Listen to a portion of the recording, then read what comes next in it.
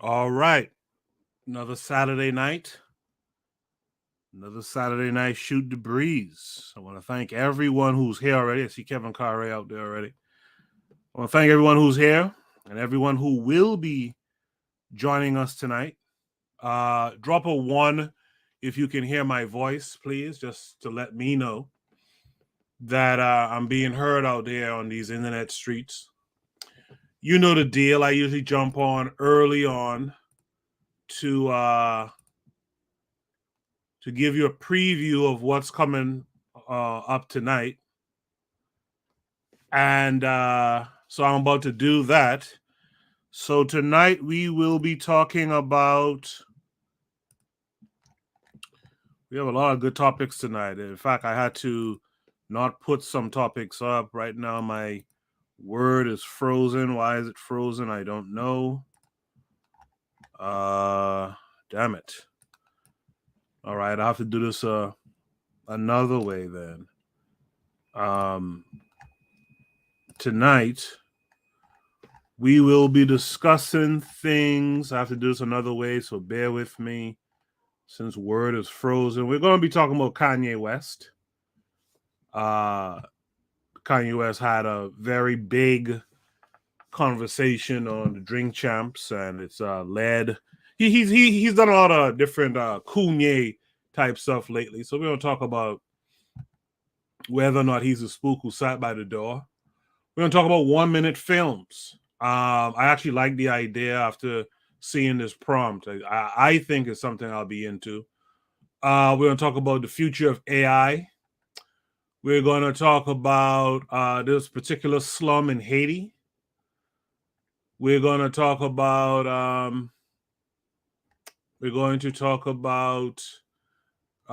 whether or not Black people in America have officially become politically irrelevant. We're going to talk about the future of warfare. We're going to talk about technology or tradition. Is STEM teaching Afrocentric or more Europeanisms? We're going to talk about a story that I just looked at the story too on Instagram about a little girl at 2 who started puberty at 2 years of age. We're going to talk about that. We're going to talk about Africans denouncing Christianity, the awakening. We're going to talk about who profits from Black hair products. Right? So those are some of the things that we're going to discuss tonight. I'm going to drop the link for those who want to join the panel. But I want to say something before I do all of that. I want to say something. This has been on my mind for a little minute. I see Tanzan is here saying Amani. Amani to you, Tanzan. I see Bibi Rodriguez is out there saying salute. Real Black Gentleman is out there as well. The Pro Black Perspective is out there saying peace, peace.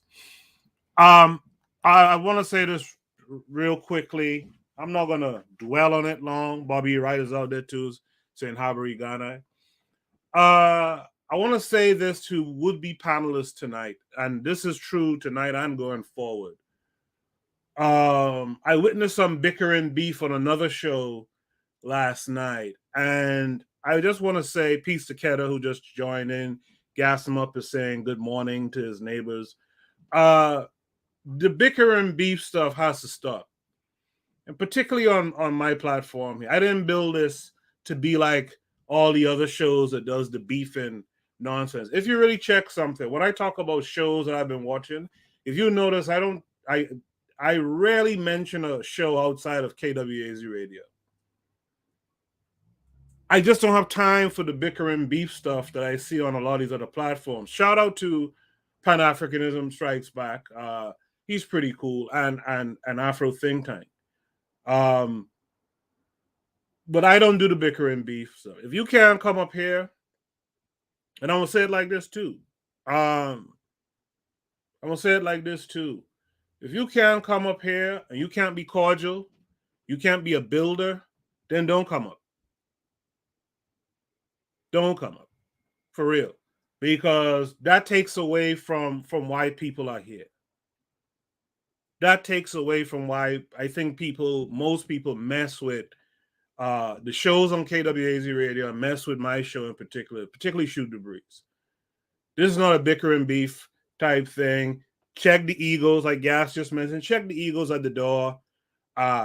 You know, a lot of us who are on the panel are Caribbean, Africans from the Caribbean. We joke on people, right? It seems like Africans from the continent do the same. We joke on people. Don't make it too personal. You know, keep them lighthearted. Keep them as little jabs, but don't make it personal, and don't be pissy about stuff here, right? This is, for example, this is a show where I come through, and you know, I'm taking a sip, I'm bibbing on something. You know what I mean? Some of the other folks are bibbing on something too, and we still don't have these big problems. This week past, I had a panel discussion with a group of men and a group of women. I gotta say something about the women. I've never had drama from women, and we would say, as men, we would say, "Oh, women are drama filled and emotional, all this stuff." I've never had a blow up with women. You understand? I've never had a blow up with women. So I don't expect men to come here and do that type of thing. Tragapi 262s in the room. He said roasting is foundational to Africans. It is what it is. You know what I mean? So anyway, Black Beauty is here saying they agree. So yeah, so that's my word on that stuff. Let's have a good show. I'm gonna drop the invite link right now for those to come through. Let's have a good show. Check the egos. Let's have fun. You might get roasted. You might not get roasted. You might get a jab. Someone might call you a simp if you go too far with the shit, etc., etc. And let's just keep it at that. Fun times, great discussion with some depth. All right. There's the link for those who want to join. What I'm going to do now, I'm going to start the show. And those who want to join the panel can join the panel. And again, respect to everyone who's on the panel, all right? Let's start the show. And on the other side, I will drop Shoot the Breeze, topic number 1 tonight.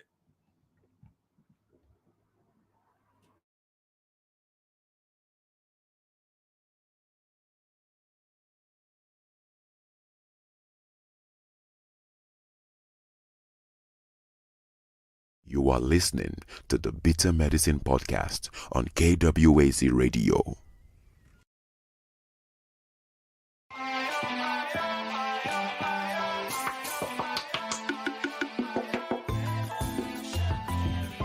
Welcome to the Bitter Medicine Podcast, where it's all about Black empowerment. Our show focuses on Black news and entertainment, arts, science, economics, history, people, and strategies that uplift, empower, and motivate Africans within the diaspora. And now your host, whose favorite color is black, Goku.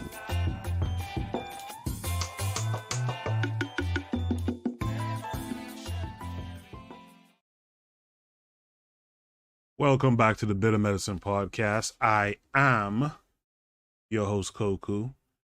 Just want to remind you guys before we get the show rolling that this show is part of a podcast network called KWAZ Radio.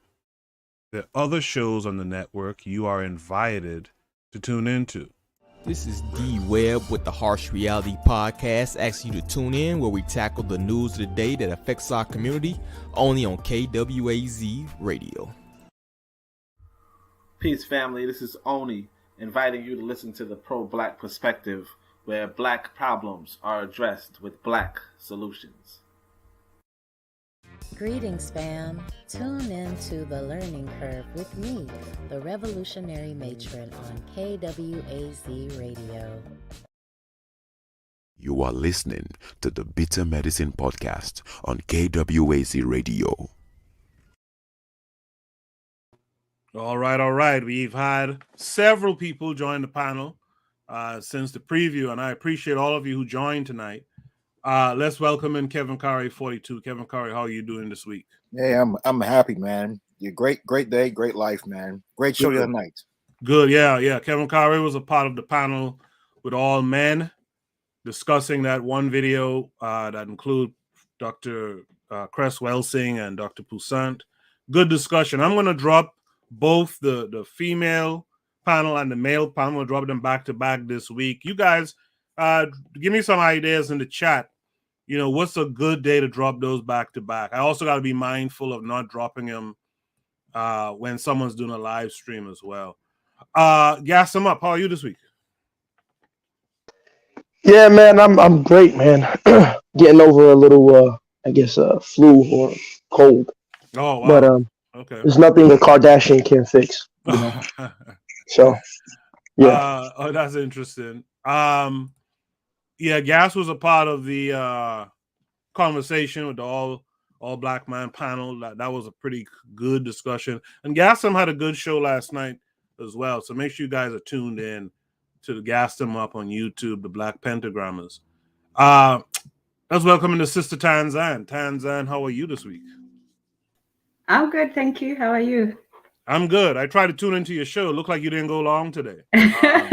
No, it was too early in the morning. I was just trying to get out of there. Okay. You guys could check out Tanzan on KWAZ Radio on Tuesdays at 7:30 p.m. Eastern Standard Time. But she also has a show on Swahili Nation.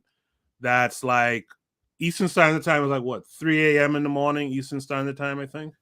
Yeah, I go from 3 to 5, between 3 to 5, depending on when I wake up. But yeah, around that time in the morning. Yeah, so you guys check that out too. Swahili Nation is actually kind of cool. I actually like what they do.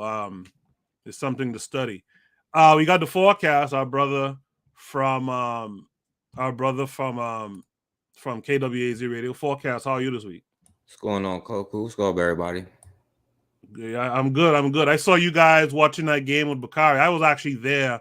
I was just quiet in the background watching that Jackson State game earlier today. So peace to y'all. I see in the chat Kevin Cartwright says do it Wednesday. Matron says do it Wednesday and Thursday. Okay, I'll keep those 2 days in mind. Let me know if there's a time, Eastern Standard Time, that y'all appreciate. Real Black Gentleman is with us. Real Black Gentleman, how are you this week? I'm doing well. Well rested.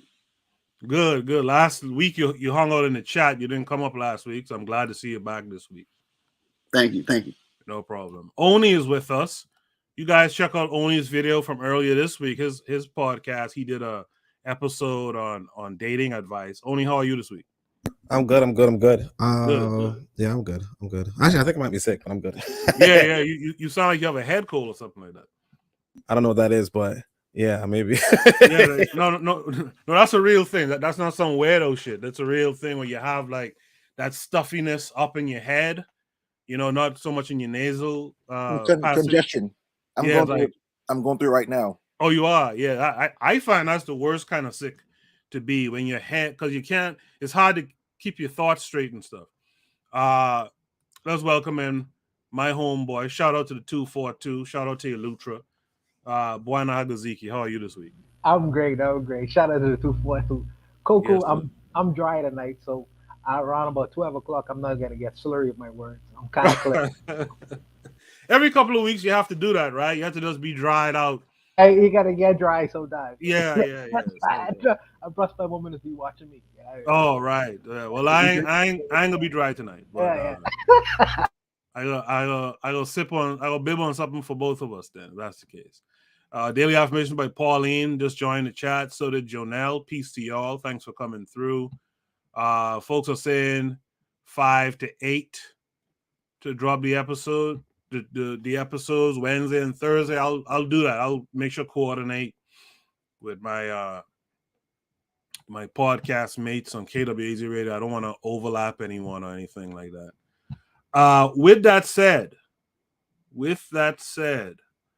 let me grab. I've been doing all that talking and didn't do it. Let me grab Shoot the Breeze topic number 1 tonight. For some reason, my word has just frozen up. I don't know why that is. And it's still frozen. So let me go to Discord and grab it. Let me see if I could remember what was the first prompt tonight from the Discord. Oh yeah, the first prompt was about Kanye West. So you gotta bear with me a little second. I gotta go a little slower because my word is frozen up. The first prompt tonight is Kanye the spook who sat by the door? Drop a 1 for me if you guys saw or at least heard about some of Kanye's antics the last week or so on the Drink Champs. And then before that was wearing a White Lives Matter t-shirt. Just drop a 1 if you guys are familiar with what I'm talking about. Well, what I'm going to do is I'm going to share the screen. Right. So here's the screen. So we're gonna watch this and then we'll talk about it. But as far as Meek Mills, Puff Daddy, whoever, none of these niggas, all you fake hard niggas, f you. Hold on. Okay. All you fake hard niggas, f you. You know what I'm saying? I don't give a fuck because you can't shoot nobody anyway. And the reason why you got talks because you did a deal, you fucking fed. You know what I'm saying? That's why you gotta come at me, because part of the deal for you to be a do all that and get out of jail is that you promise that you're gonna go pull my coat card. So y'all niggas shut the fuck up about me. Now let me say it calm. You niggas shut the fuck up. So I want y'all to run up on me. No. I want y'all to come kill me. No. I want you to smack me. No. I want you to do all that you rap about. No. All that you rap about. I want you to come do it now. Come down to this joint right now, please, or otherwise shut. But as far as Meek Mills, Puff Daddy, whoever, none of these niggas, all you fake hard niggas, f you. Hold on. Okay. All you fake hard niggas, f you. You know what I'm saying? I don't give a fuck because you can't shoot nobody anyway. And the reason why you got talks because you did a deal, you fucking fed. You know what I'm saying? That's why you gotta come at me, because part of the deal for you to be a do all that and get out of jail is that you promise that you're gonna go pull my coat card. So y'all niggas shut the fuck up about me. Now let me say it calm. You niggas shut the fuck up. So I want y'all to run up on me. No. I want y'all to come kill me. No. I want you to smack me. No. I want you to do all that you rap about. No. All that you rap about. I want you to come do it now. Come down to this joint right now, please, or otherwise shut. But as far as Meek Mills. All right, so that's that part of the interview, I guess. Folks was kind of interested in. I didn't see this before, but the prompt says that, is Kanye the spook who sat by the door? Now, a few of you in the chat, and some of you up here from the panel is familiar with Kanye's antics the last few weeks. Kevin Carre, is Kanye West possibly the spook who sat by the door? No.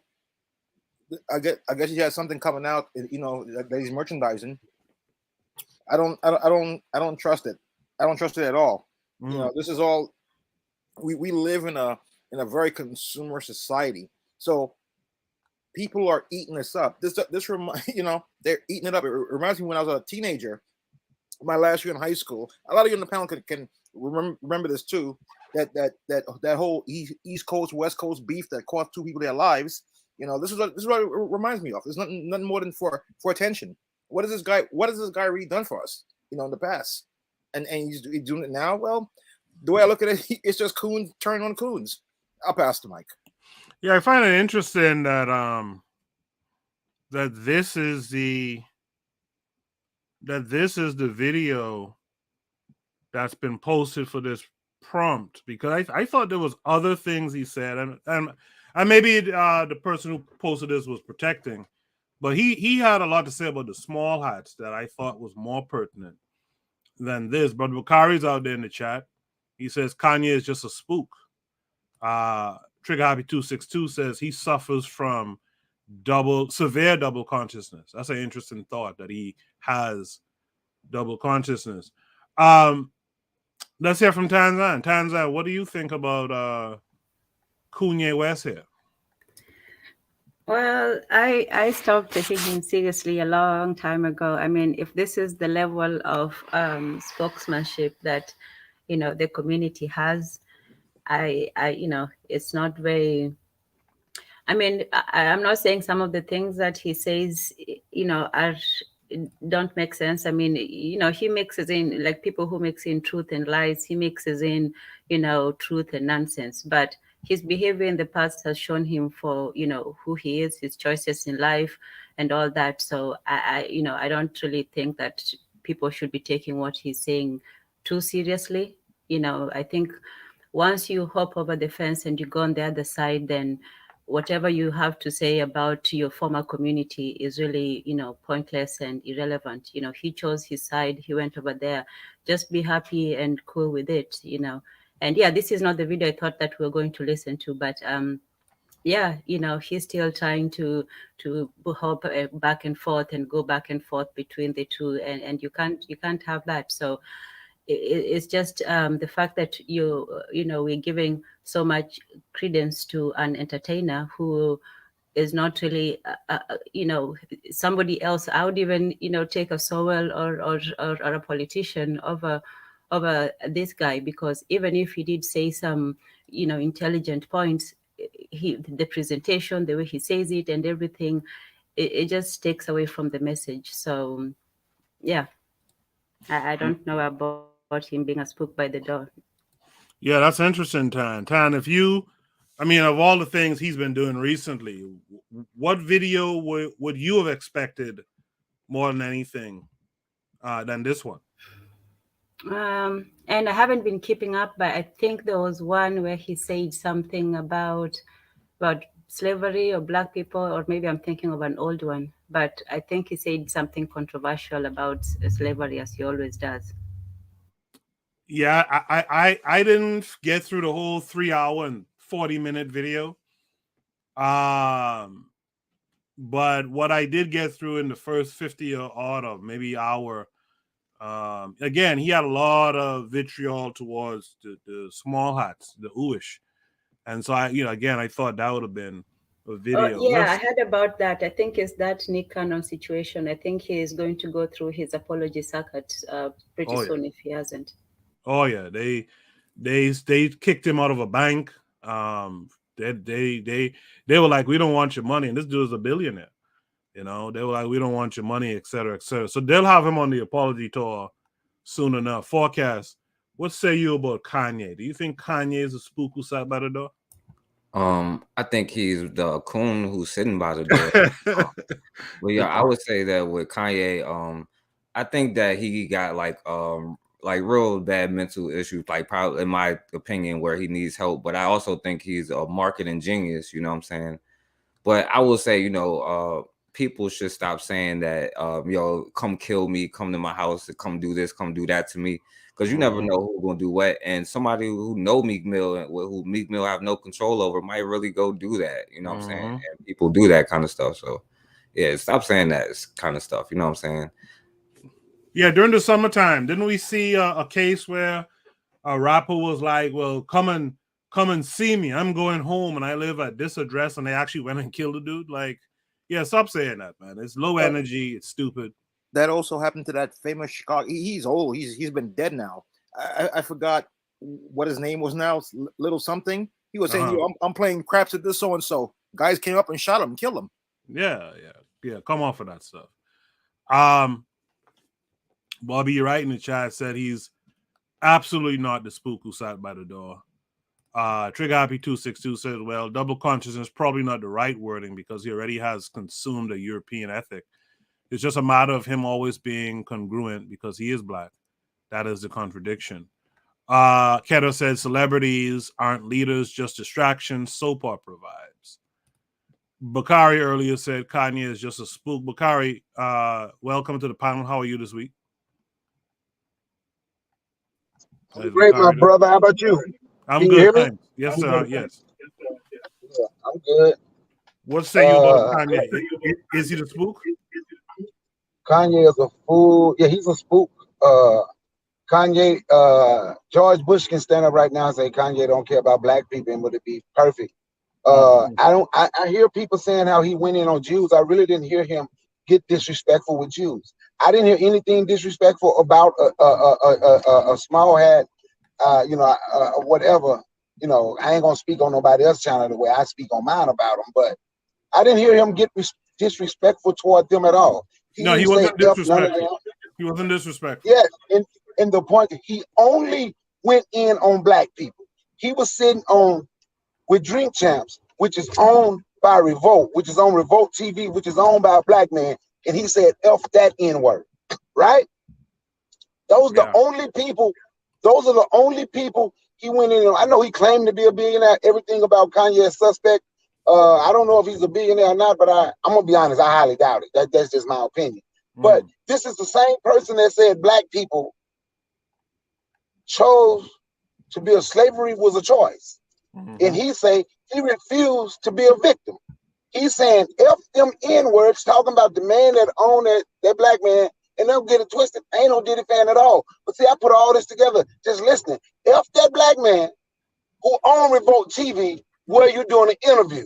F him, F that N-word, right? F all the other N-words.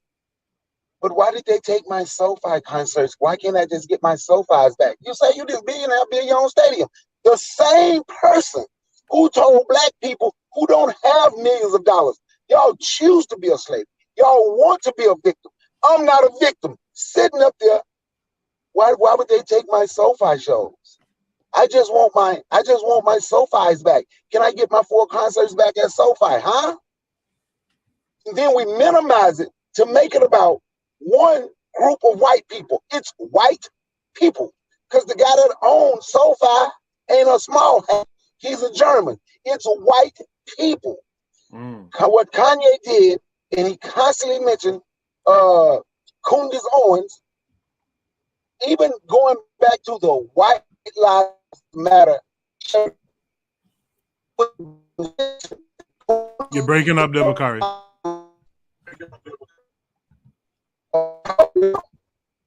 No, you're still in the matrix. You hear me now? I think so. Go ahead. I mean, okay, you can hear me now?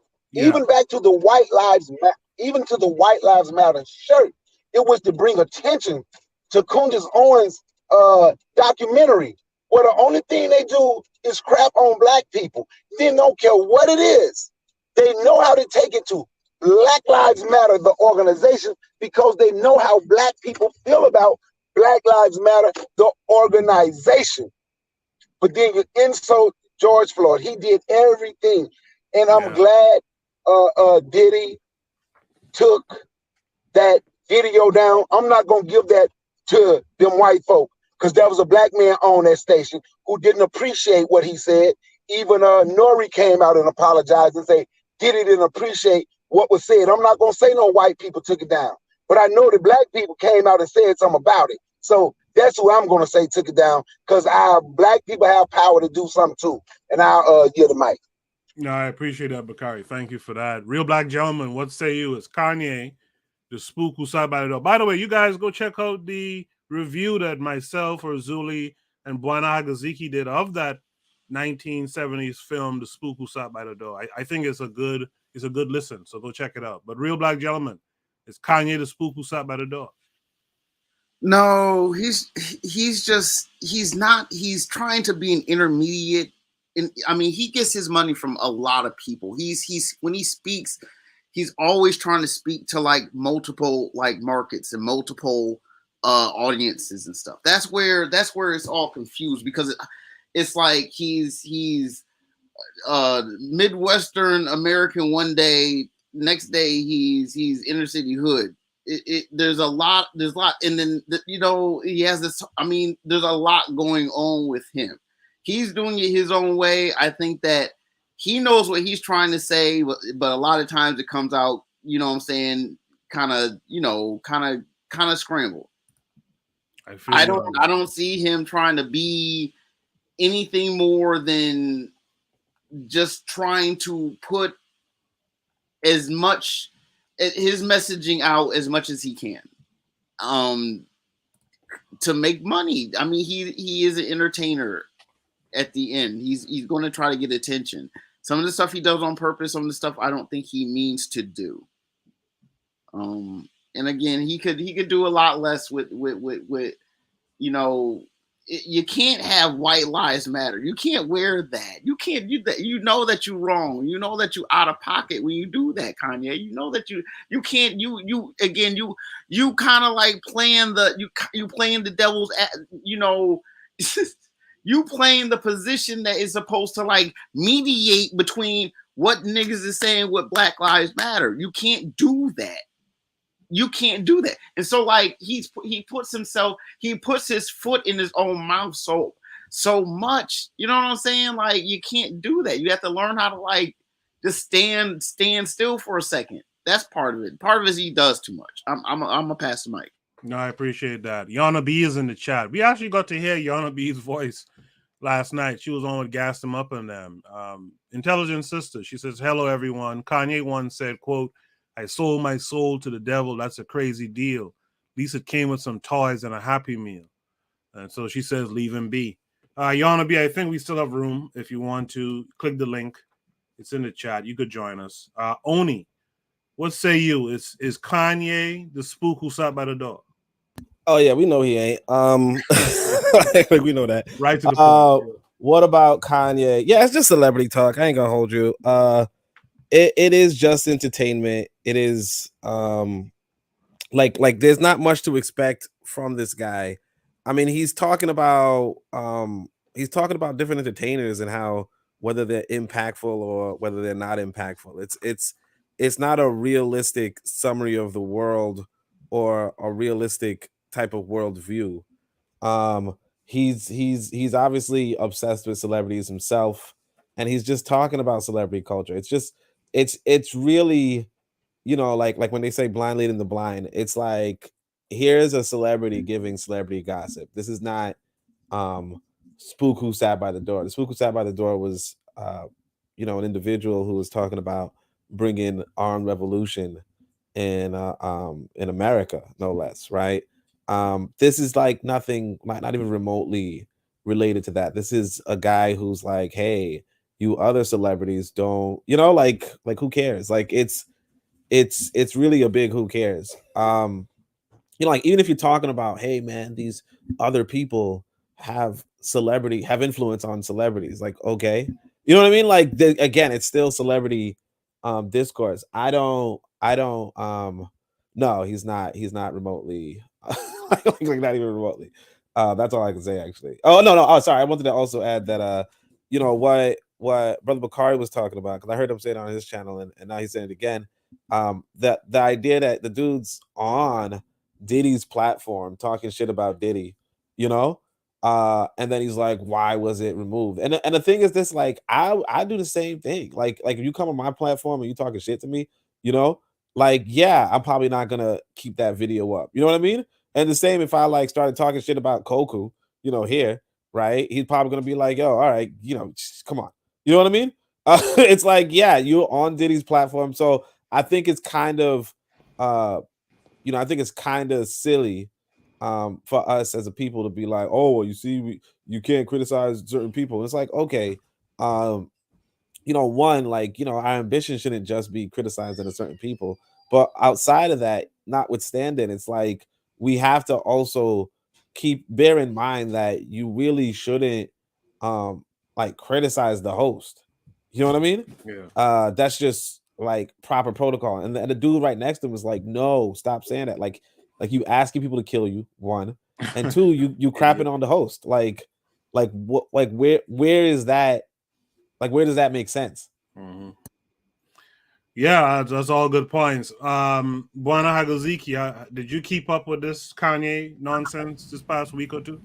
A little bit, and I take the position of I don't know, and before everybody in the pile jumps on me, just hear me out. Okay, so the first thing is, everyone would understand that Kanye's position, when he gets the hold of the media, is almost like Donald Trump's situation going on. He sells controversy to sell his records and his clothing. I mean, I'm sure everyone sees through the whole, saying something that's outlandish to draw attention to himself. And he said, well, yeah, and it just so happens is either his album is coming out or some clothing product that he is putting on the market is coming out. So I'm sure everyone kind of knows that. My problem with Kanye is that he does play two sides of the fence, and it's interesting because that he does have a bias in two sides of the fence, because as Brother Bakari said, he is FP Diddy, F Meek Mills, but in the same breath, when he mentioned the Jewish community and he started talking about Jamie Lee Curtis, Jamie Lee Curtis was on publicly saying that his children should be taken away from him, and he didn't say F her. I find that curious because I would think that a person who would publicly say that my children should be taken away from me, I would be more angry at, as opposed to a person who is just an entertainer like I am. So I'm saying, why would he do such a thing? Why would he do such a thing? Maybe it's in his own pathology. Maybe it's his own mental weakness. But when you get past the rhetoric, and this is the reason why I am very careful, because I watch the people's actions, not necessarily. And it is odd to look at a man who's wearing a T-shirt that says "White Lives Matter." That's very odd. But if you look at it from a capitalist point of view, just a capitalist point of view, yeah, just the money. If you're a capitalist, that shirt is gonna sell like hotcakes. Why? Because there's a large swath of people in America who represent the majority of the people in America who would be totally fine and willing to buy that shirt. And the fact is, from a very popular black rapper, it's gonna sell off the hook. You know what I mean? So I don't know. Just taking the politics away from it, just looking at it from a completely financial perspective. That's a smart move because he's playing on the emotions of a large swath of the American population. Now, someone would say, well, it's to the detriment of the black population. Sure, but if I thinking solely, on the lines of money, for me, that's a smart business move. But let me also say this. The reason why I say that sometimes we should get past the rhetoric is for all of the horrible things like slavery was a choice and all that thing, all those kinds of things. For all of the ridiculous, outlandish things that Kanye has said. Kanye built a private black school. Kanye donated $2 million to George Floyd. I think he paid for his funeral, the family of. Kanye bought Parler. Now, if you look a little bit deeper at that scenario, we are in a situation where we are policed, heavily policed in the things that we say, because the people who control these kinds of media outlets, right? They are very cautious of certain things not being uttered on these social media platforms. Now, for me, the enemy of my enemy is my friend. If this person was to provide an outlet, because I don't believe in harnessing the freedoms of people having a right to express themselves. So if I am able to go on his so-called platform and freely express my views about even my enemies, even if it's about the Jewish community, and not have the fear of having my video taken down, I'm all for that. Even if it means the white supremacist has an audience to promote their ideas. I believe that people should have a right to freely express themselves. And for him having the ability to create that platform, I don't feel like it's a bad thing, in particular for black folks, because we get handcuffed a whole lot of these social media platforms. So for me, I follow. I kind of like try to see past the rhetoric and get at what people are actually doing.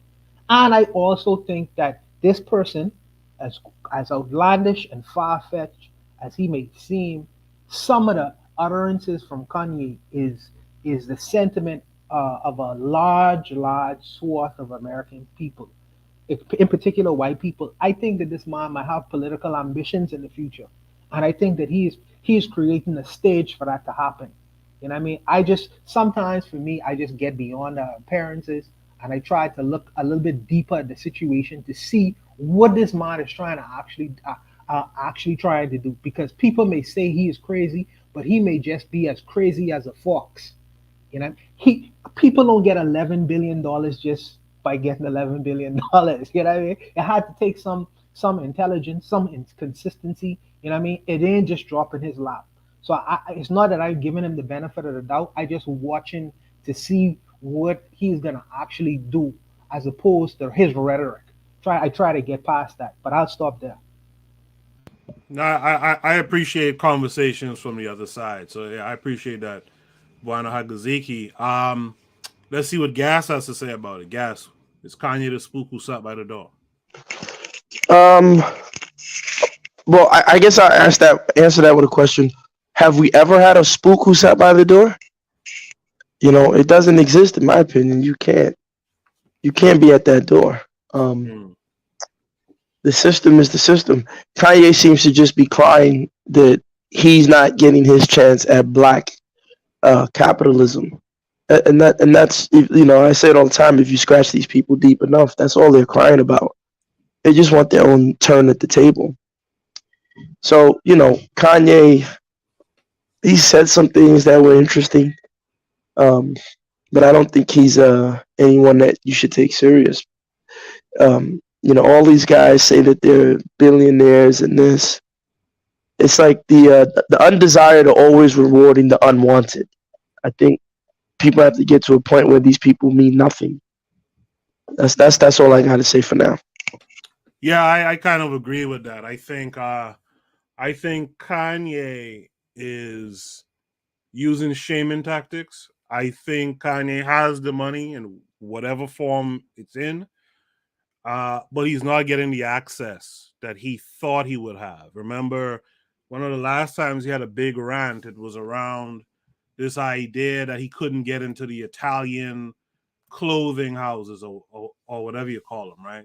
Around those designers and stuff.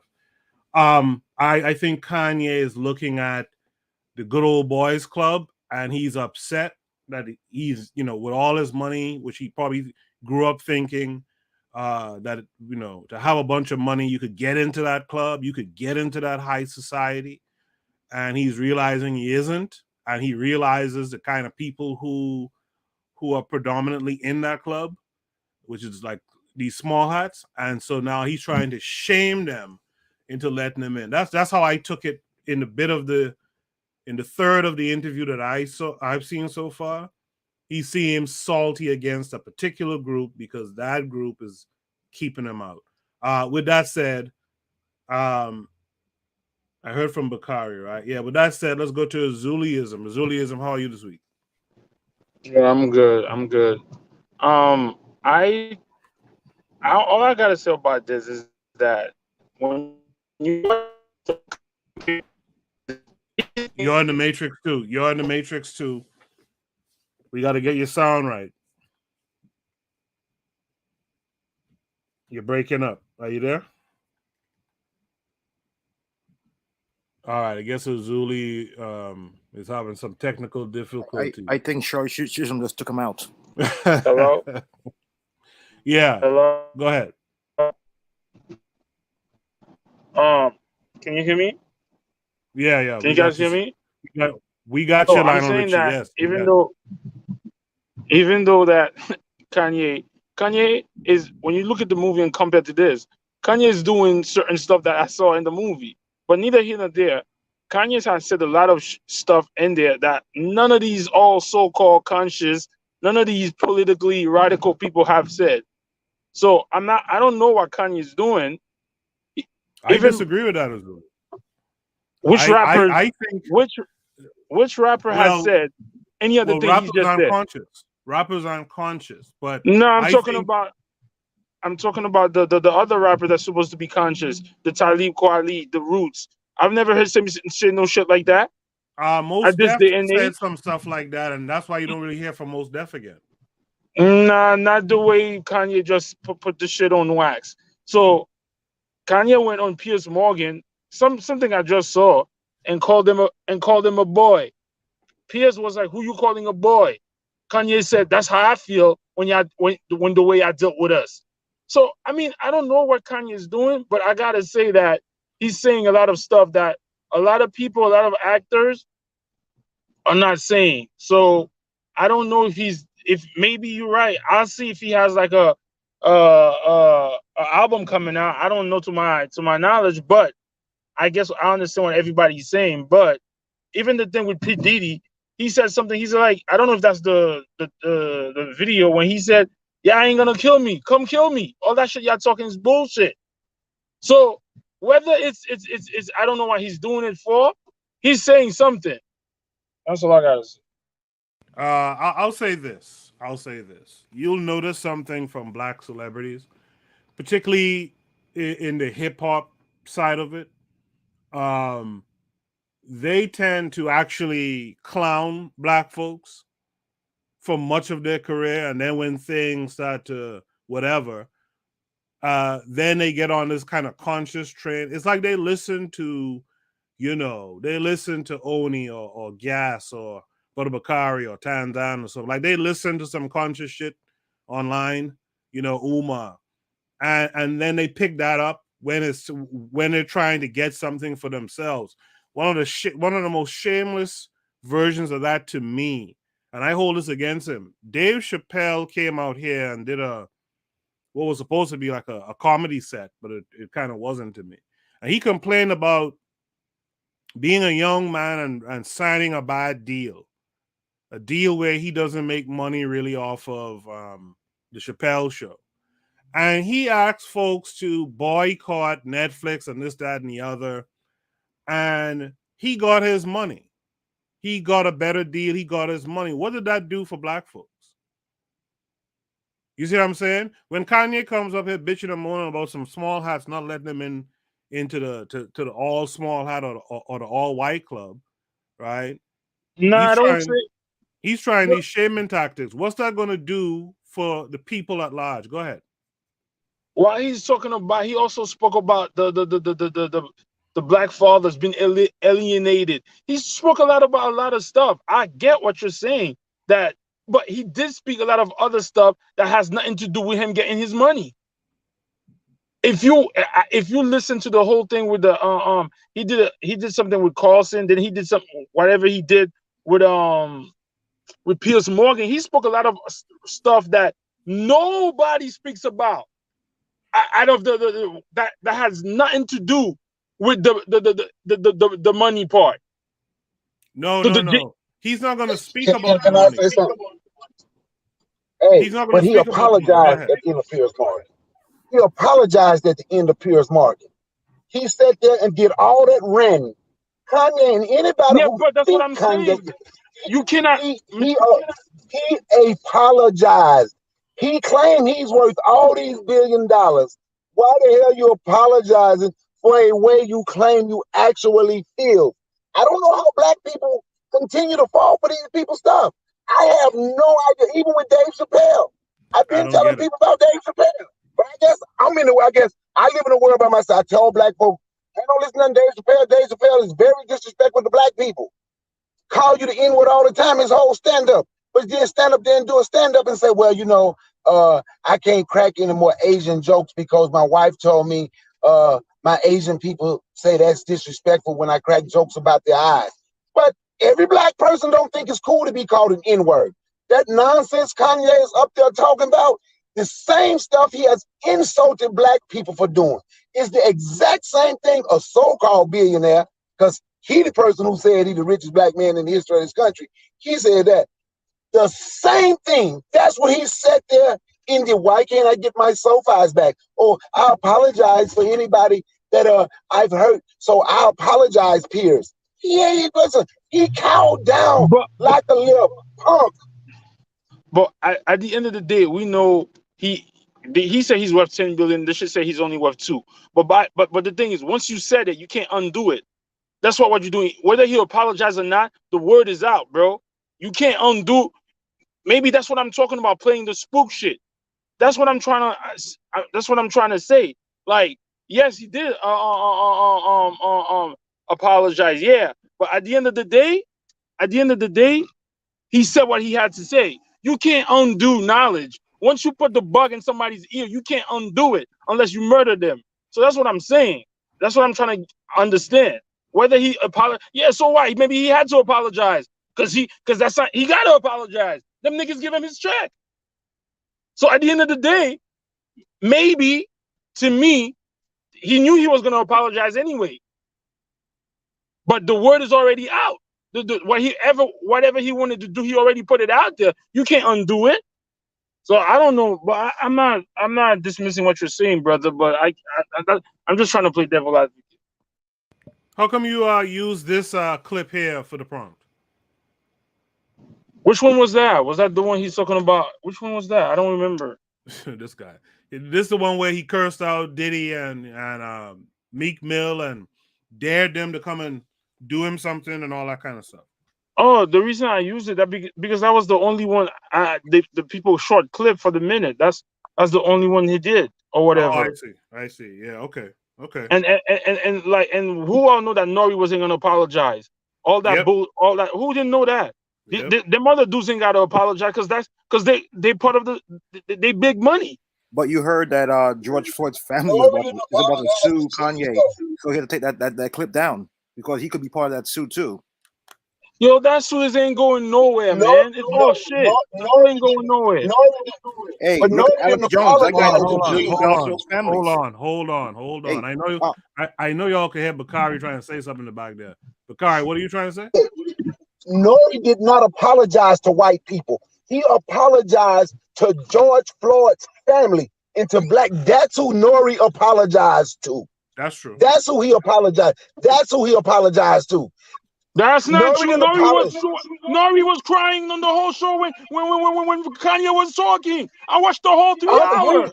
No, was okay, good. But Nori did a apology on the Breakfast Club when they asked him. Nori saying he apologized to George Floyd's family, and he started talking about how he want Dr. Umar them to come on, and then to pacify Charlemagne the God. Charlemagne was like, "Don't go down the road, Nori." Nori was like, "Okay," and basically he apologized to black people. While the man you're bigging up disrespected black people, he didn't call them not one derogatory name. The only people he disrespected was black folk on a black man platform, and he get kudos. Nah, you wildin'. You giving Nori props? Nah. I saw him apologize, trying to get him off throughout the whole 3 hour show. He was crying about that. Oh, don't say that. Don't say that. No, yeah. During the interview, Nori was indeed saying stuff. No, we love the Jews, right? We all love Jews, right? Like that was cringeworthy. But he did go on, as Bakari said, he was on the Breakfast Club and he issued apologies to the family of George Floyd, and I think generally to black people.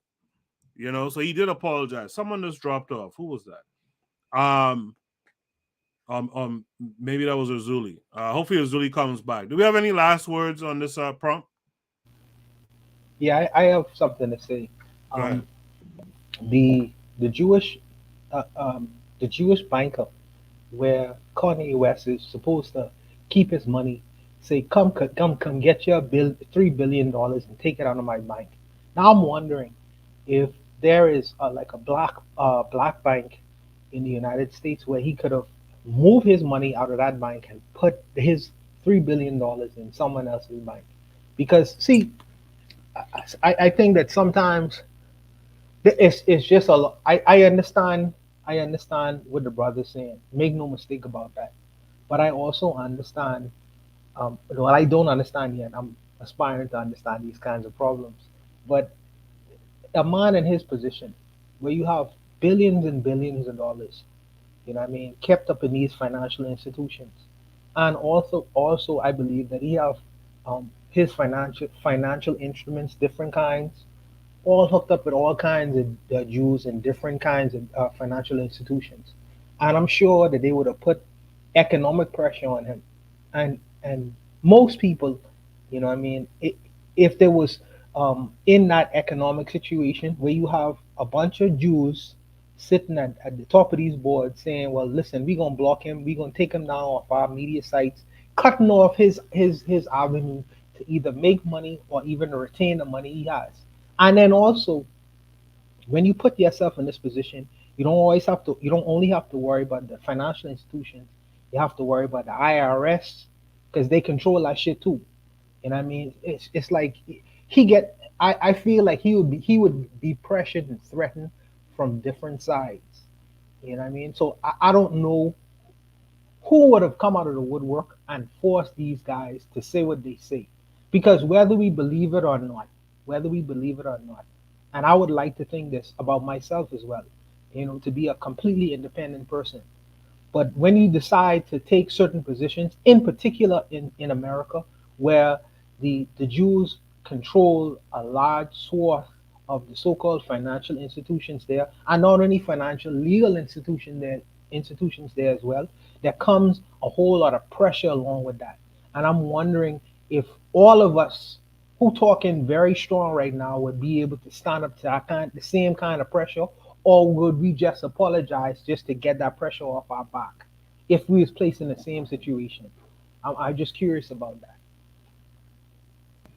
All right, I appreciate that, Untouchable. I want to actually touch on that because Go ahead. I think we were talking earlier about like let's say people have egos and let's say people whatever, right? And I'm just like, and now I just thought about it, right? Here these Jews now see, because when I forgot he changed his name. When Bwana was saying that Kanye West had $3 billion in Chase, I was like, hold on, let me look up that, and so because I remember him saying he only had like 100 million in Chase, right? So according to Kanye, he had 140 million in Chase, right? But the thing I want to say is that that's like I don't stick up for those people, right? But what I could say is that they don't tolerate fuck shit. And I'm not saying that what Kanye West is doing is fuck shit, but from their paradigm, from their perspective, they don't tolerate shit. They don't say, hey, you know what? You on your own thing, you have your rights and you can say whatever you want about me and I could do it. And I'll just sit there and I'll be cordial. No, these motherfuckers, they say, hey, you know what?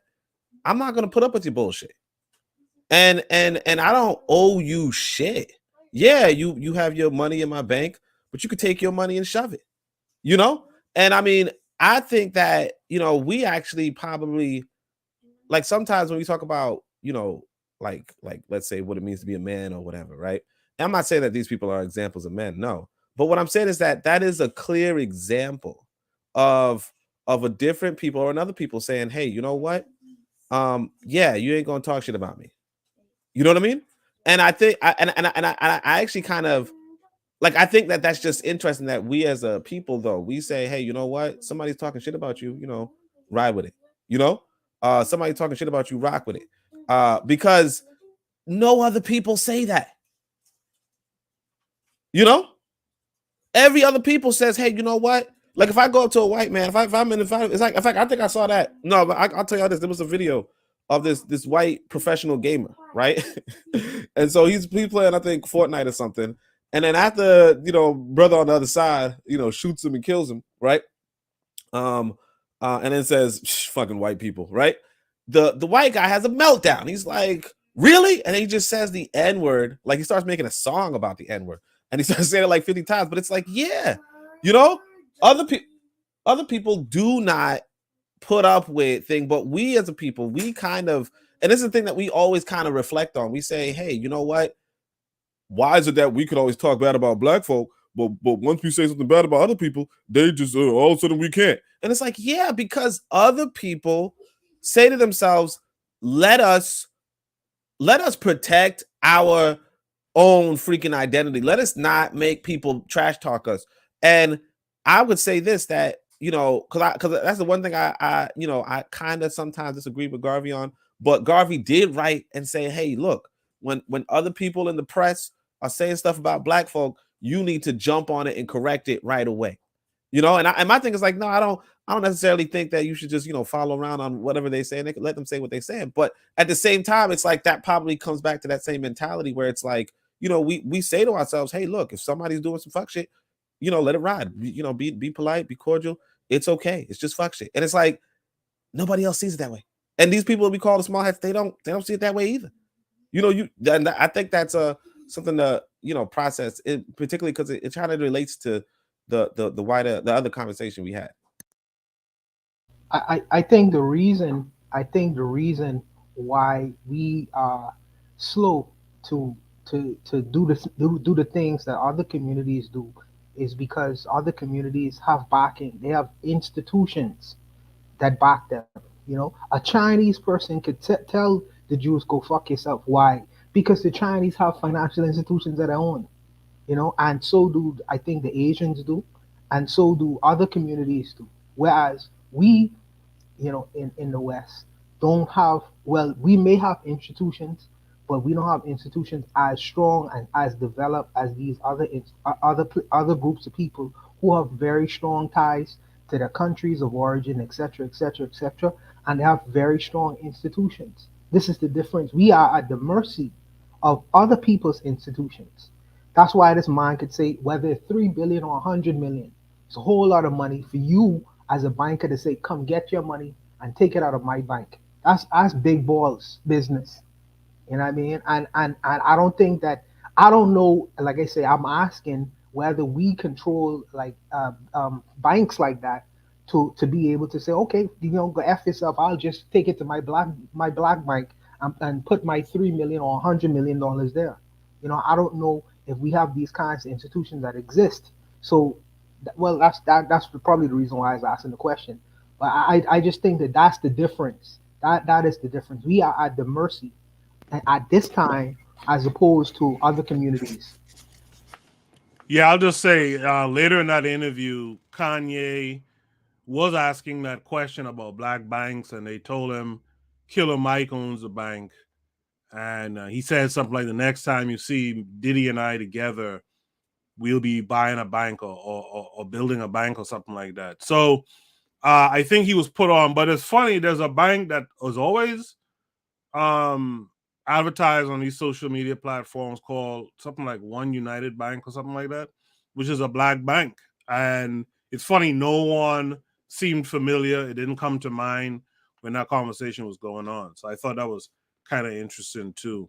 I think I think a lot of those black banks, a lot of them, at least I think at Carver, is like might be subsidiaries of Chase, you know. But I do want to touch on what Bonner just said about the Chinese could say go fuck yourself to the Jews. And it's like, yeah, the thing is, the trouble is this, that like I said with the name calling thing, you know, the Chinese don't, why would they waste their time saying that? You know what I mean? Like the trouble with us as a people, I think, and I notice this mostly with the liberals and so forth, but a lot of times we put value in name calling, you know? And the thing is that other people don't have to do name calling. You know, the Chinese, it wouldn't make any sense for them to say, hey, you know what? This is an ethnic group in America. Hey, go fuck yourself. Why? You know? Whereas we, you know, what we do is that, you know, we not like we kind of get off on calling our own selves names. Like we just like, yo, man, shut the fuck up, nigga. Nigga. Like even listening to Kanye just now, oh man, you stupid niggas, blah, blah. And then, you know, the nerve to turn around and be like, well, the Jews would let us say nigga and let us say go kill each other. Like that motherfucker, you just said that in that clip. And they just said, oh, I could sell this record because you already saying that dumb shit. You know?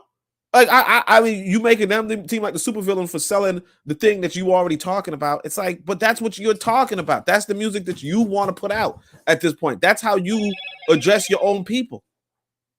You know? Like we could see this is like literally a black platform, black people sitting around, and the way how they talking to each other is, man, get that nigga, tell him to go kill me, blah blah blah blah. And then the moment that somebody else says, you know what, I can sell this because somebody else want to hear this because this is some stupid shit y'all doing, right? It's like, why would you do this to us? All right, let's move on to Shoot the Breeze topic number 2. Also, let's end those innuendos now. We get the point. Shoot the Breeze topic number 2 is, are 1-minute films an avenue we should explore, or is it too limited? I personally looked it up, and I kind of like the idea. So let's see what the video clip attached is about. So it seems to take us to a tweet from Africa Research Hub, right? Africa Research Hub. So fair use. And it's titled 1-minute movie. This is the full film. So let's I don't know why this thing never comes up for me. Okay. Let's check it out. What do you do? Where do you live? What's your sign? Do you have any brothers, sisters? I would love to know them. You're cute. If I knew I met you today, I wake up early already. And now, time's up. That's life. Oh, it's too pity. Can I have a souvenir? What do you want? I don't know. How about a kiss? We just met. Yeah, but life is short.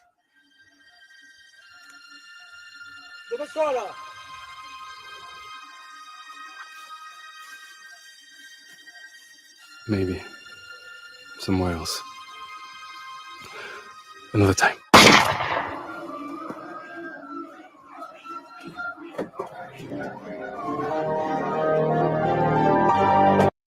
Too bad.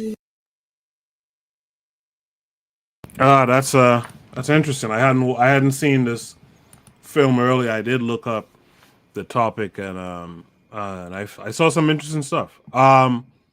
Let's start with wait, does this freeze up?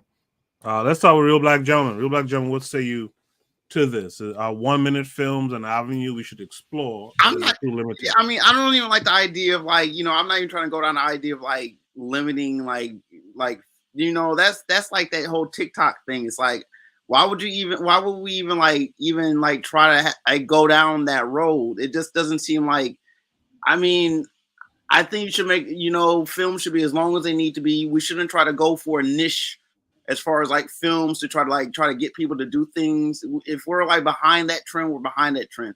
I think that, trying to shoehorn that in wouldn't be really, I don't think it's really, it really doesn't do anything to try to bring more people's awareness, into like, various things. I don't think it's the whole idea, well, people don't have time to like, and that, that if they're short, then they'll pay attention. But the problem is if they're short, then chances are we might run into a situation where you'll have a whole lot of short stuff that people are just going through.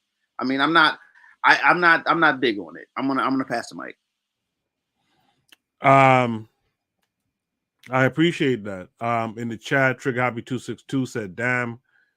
Lero just said 1 minute films for what? I do think we need more positive black media images. However, I see something useful in it, especially in terms of curriculum type stuff. I see something very useful in it. Let's go to Gas Them Up. Gas Them Up, what say you? I think it could be, beneficial like anything. It might have its detriments.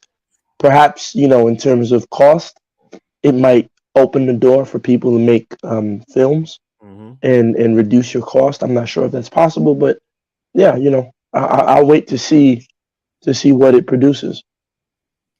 All right. Bwana Hagoziki, what say you? I think it's too short for character development. I think it's too short to really get the gist or understanding what's going on. I didn't particularly like this. It was confusing to me, very confusing. And I never met a black woman this hungry before. By the way, yeah, I wish I could be something like that. But no, I think it's too short for any kind of understanding or even character or scene or any kind of development in terms of trying to get some kind of understanding of actually what's going on. If maybe it's 10 minutes, maybe 15, but 1 minute, I don't think it's enough. All right. So Buana disagrees with me. Forecast, what say you to this idea? I do think that is a lane, 1 minute or short, movies, like a lot of propaganda pieces do that already. There's a lot of stuff, already out there, and if you even do like look on like YouTube, like if you really want to be real, like the shorter videos do better than the longer one, like 4 or 5 minutes ones, you know what I'm saying? And it's just about presentation, you know what I'm saying? Now this, even look at this, you know what I'm saying?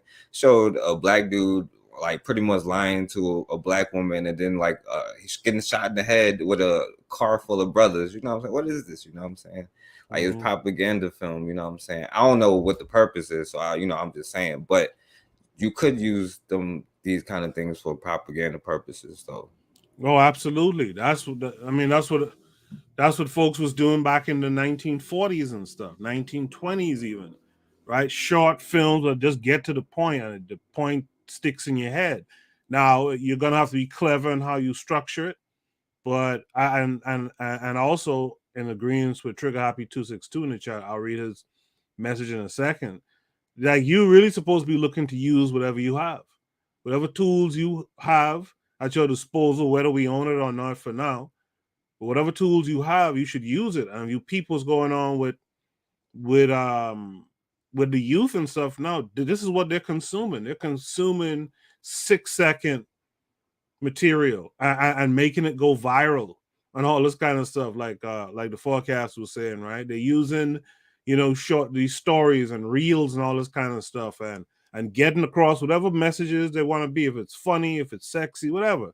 I think you could use these things to your advantage. Let's hear from Tanzan. Tanzan, what say you? Well, I'm a huge fan of them. I mean, firstly, even if we don't know what is going on, it's intriguing.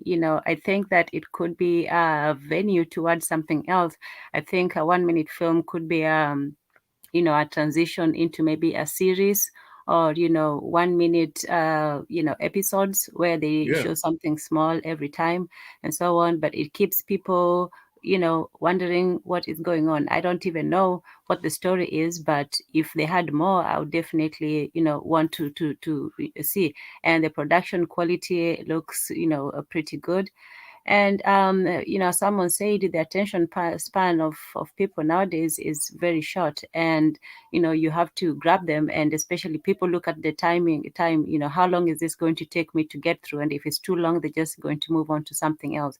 And even YouTube has encapsulated the TikTok model nowadays. They have those shorts that can be for anything from 10 seconds to, I think, 30 or something, or 2 minutes. So even YouTube, which used to be for lengths, even they had to cut down on a lot of their content length, unless it's not monetized. So it used to be 10 minutes, I think now it's 8, and so on, and they've put a lot of advertisements in there. So this is also a way to watch something uninterrupted without worrying about paying for it, or being constantly interrupted.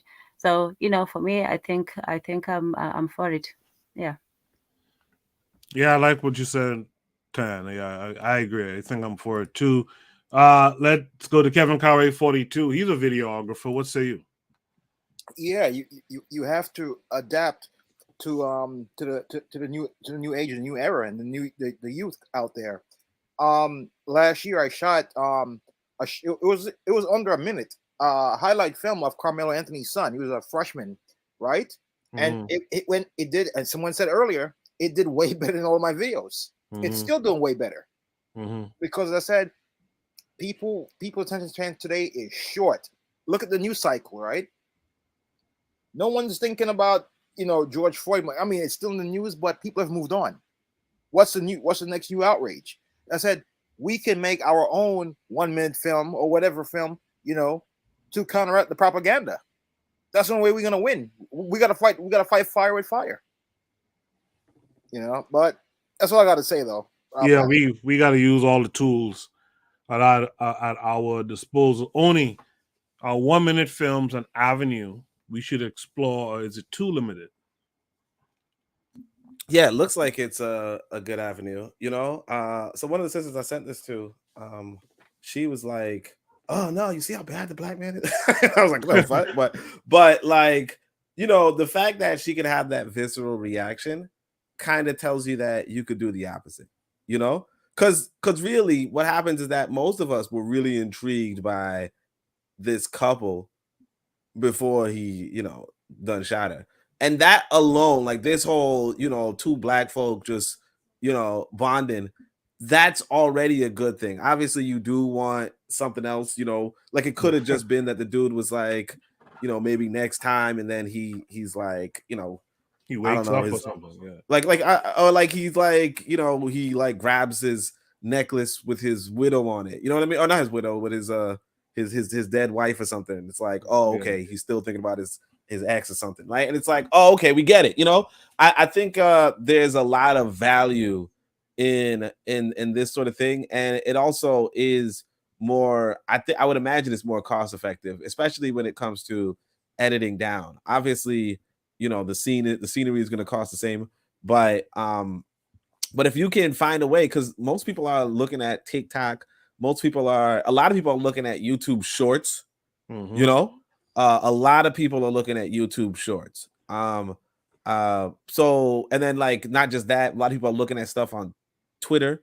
Like they're not necessarily clicking the links that you might send or what have you, but they're like, oh, okay, a minute clip. Let me see what's going on. And so, if you can do something positive and worthwhile, then yeah, you can possibly propagandize your own people towards something. And like I said, the cost thing and like the limited actor time, like you could, like, yeah, this would be I feel like this is a way to break into an industry and also take advantage of the fact that there's a lot of things, like there's a lot of shorts that people are looking into. Mm-hmm. Yeah, I agree with all that heavily, man. I agree. Does anyone want to add a last thought here? Yeah, I just want to add real quick. I think part of the thing that I always notice is, YouTube, all these things, these are still an industry. This is a business.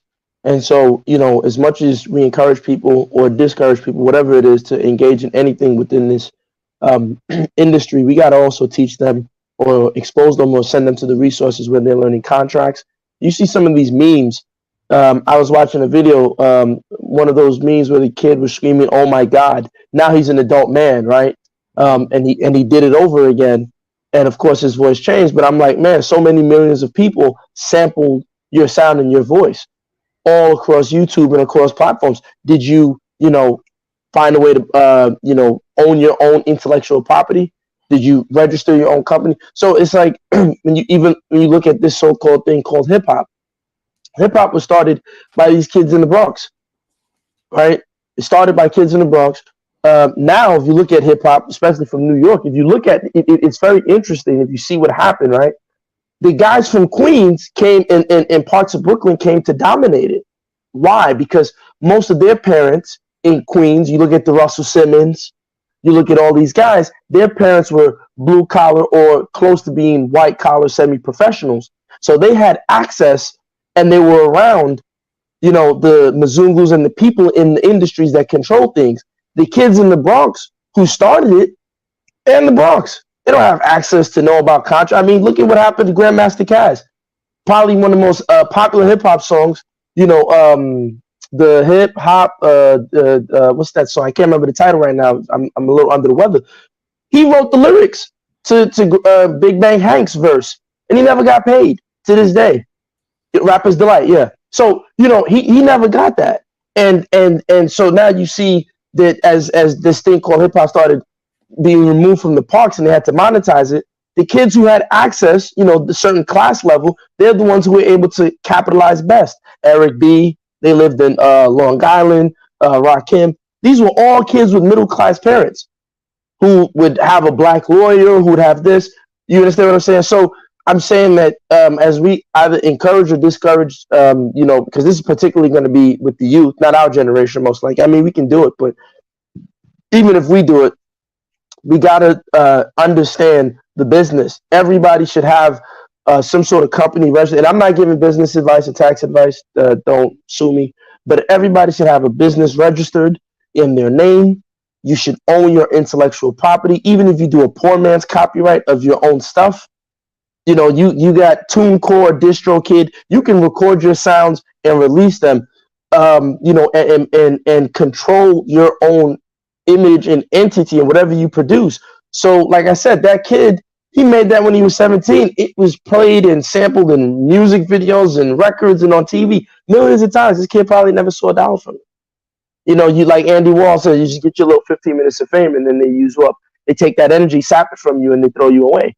So I hope that we're encouraging, especially because it's going to be the young kids, the young black kids. This is, not to talk about Kanye, is why I don't take these things serious, because this is what this industry, particularly in America, does, and in the UK, it turns blackness into a commodity. It takes the energy and the expressions that come from these kids who are black, African, whatever you want to call them, saps it up, markets it, they get paid off of it, and our kids never own it. But now here's the other part.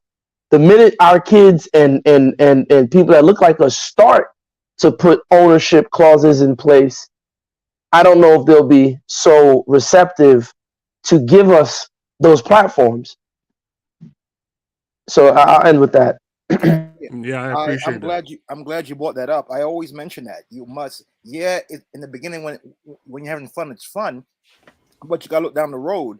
When I started I was able to be around professionals when I first started in this business. I started out doing reggae concerts, like getting up, going to Queens when I was still living in Brooklyn, going to Queens, Jamaica. I forgot that lounge by the LRR, going there, waiting for the artists to come at 3 a.m, getting home at 7 a.m. But I learned never sign a work for hire contract. A work for hire contract is where it says, yeah, we'll pay you a lot of money, but we we have the ownership of everything you do. And I've mentioned many times before, I always bring up Schuster. His family is trying to sue Warner Brothers for the ownership of Superman. They're not going to win. He signed a work for hire contract, so that intellectual property belongs to Warner Brothers. That's the thing to print money. But I still tell these kids now, I'm still in the sports industry. I'm telling them, listen, your stuff is getting out there. Like one kid told me, oh, PIX stole my image. There's this kid from the Bronx that got killed. They use this video. He was the only video. I'm like, yo, you should have registered that with your lawyer. But gas him up. I'm gonna say a poor man's copyright will not hold up in court. You must always register your copyrights. Yeah. No, well, I mean, like I said, I don't want to just give information out there. At least let them start. So if you do, you're right. It won't hold up in court, but at least do something. Do something. And like you said, get the lawyers, do something. And it's just sad. I mean, you look at this so-called nonsense called Bronx Drill. I see the mothers of two of the guys from the Bronx, K Flock and D thing. No disrespect. I don't want nobody's mom upset at me. But these women aren't sophisticated. They're not getting good contracts. They're not, they're just happy to get a deal so they can get out of the projects or whatever.